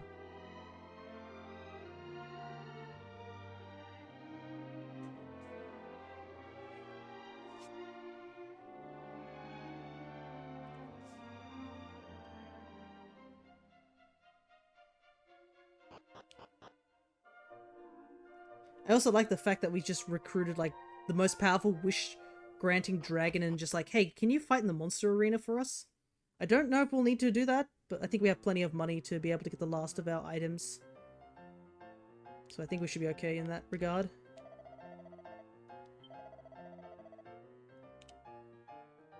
Yeah, level 99 max level.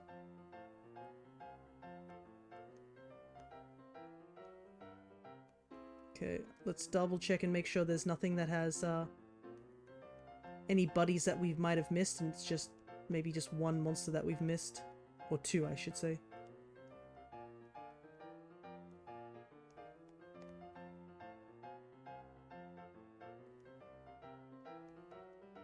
Okay, so it's definitely monsters that we've missed that we don't have. Let's see if I can look this up real quick. Because I know I was using a guide for the monsters. Monster searching.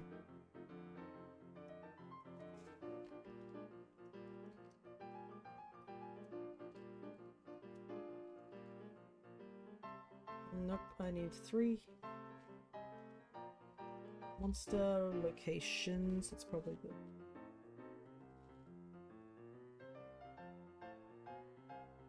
Yep, this is it. Okay. Apparently I'm missing Soaring Scourge.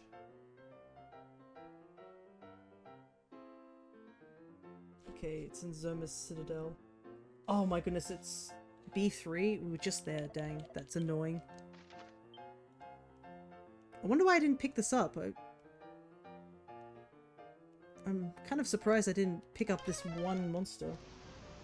Thankfully he's closer to the bottom floors, so we can easily go and get that.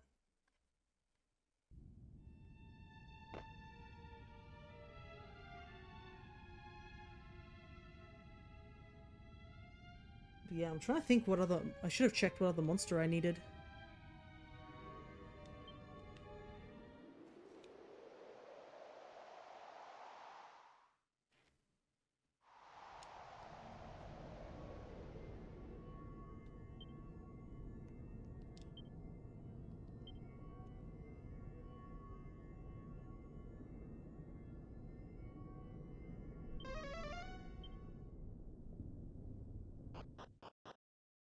Somebody was asking to see if I was available. I am not yet.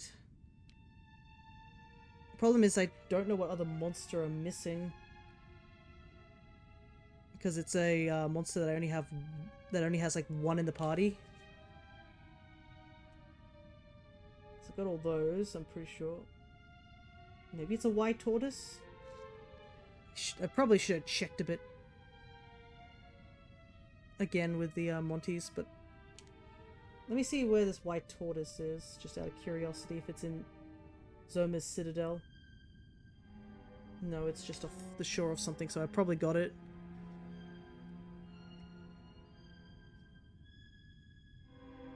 I was too busy thinking like, oh yeah, I don't have this one, instead of checking all of them. Let's just casually go down the path where our dad died, unfortunately.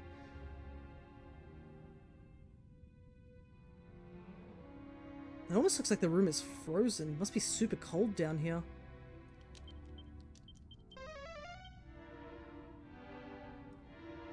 I feel like surely I would have gotten this, this Mon.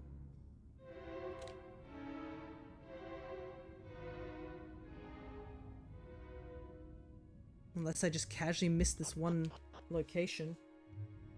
Okay, so it's apparently down right there in the corner, so I guess it's understandable that I could have missed it.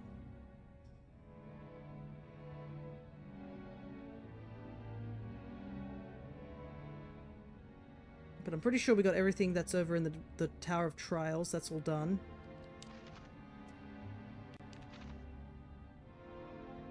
Actually, if I squeeze against the wall, I should be able to see if there's a monster there, right?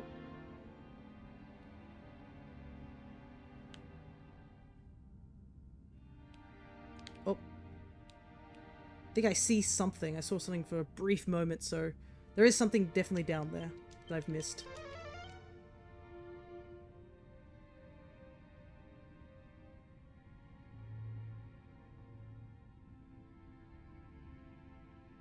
This guy, here we go.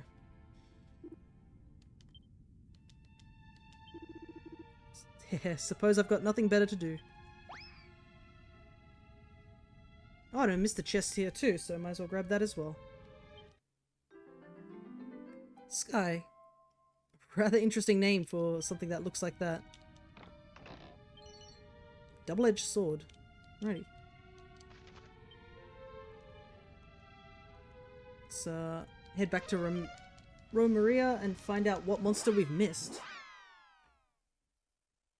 Because I'm pretty sure Monty would mention to us if we got all the monsters. Which there is a good reason to get all the monsters, besides obviously upping the power of Wild Side.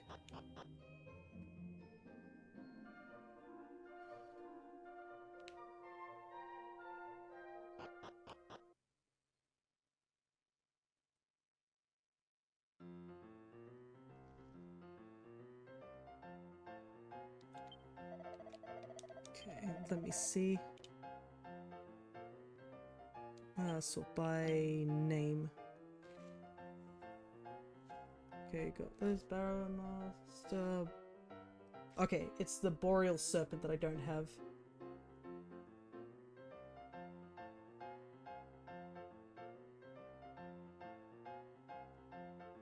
Somehow I missed this one. I don't know how I missed it.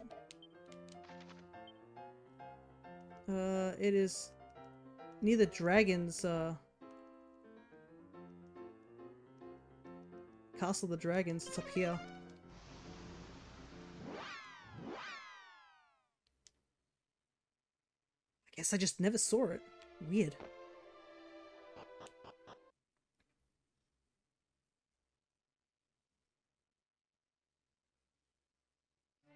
Because this isn't something I would have missed.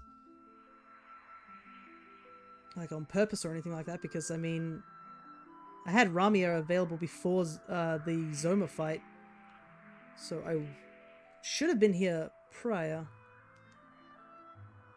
It's apparently in this tiny little little nook here.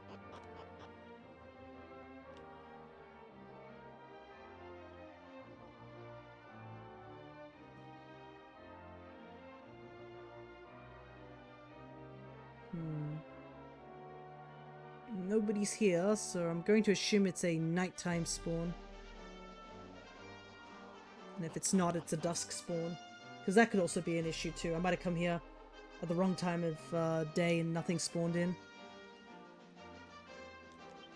Luckily, we have somebody who can change the time for us immediately.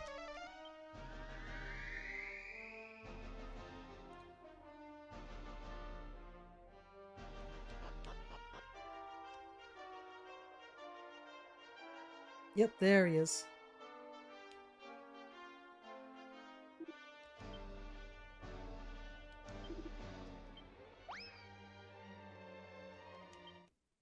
Boris.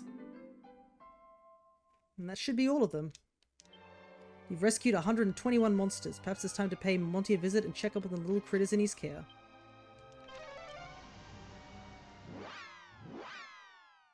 Oh, I got a interesting Porygon. Not sure exactly what it was, but oh well. It's got an egg. Alrighty, all the monsters have been collected. All the mini-medals have been collected. There's really not much left for us to do in the game. It's literally just beat the Grand Dragon and Shenlong a couple of times until we get all the wishes. That shouldn't take us too long, to say the least. If it isn't the world's most marvelous monster rescuer, it honors me to be in your presence. Believe it or not, I scarcely can. You have sent an incredible 121 monsters our way. It boggles the mind to think of all the places you must have been to come face to face with so many beasties. I see now just how right I was to trust my gut feeling that fateful day you met Splattrick. No one else could have done what you have. Honestly, I struggle to find a superlative to do you justice. Thank you from the bottom of my heart. I cannot say if it will help you on your quest, but here's a small something from me. Do stop by when you can. The monsters are always telling me how much they miss you. So we receive a copy of Guns and Buns, which is also what Shenlong can give you. A Godbird robe, and a set of Orichalcum claws. Do come back now, now. The monsters love your little visits. Alrighty. And if we head back to the Citadel,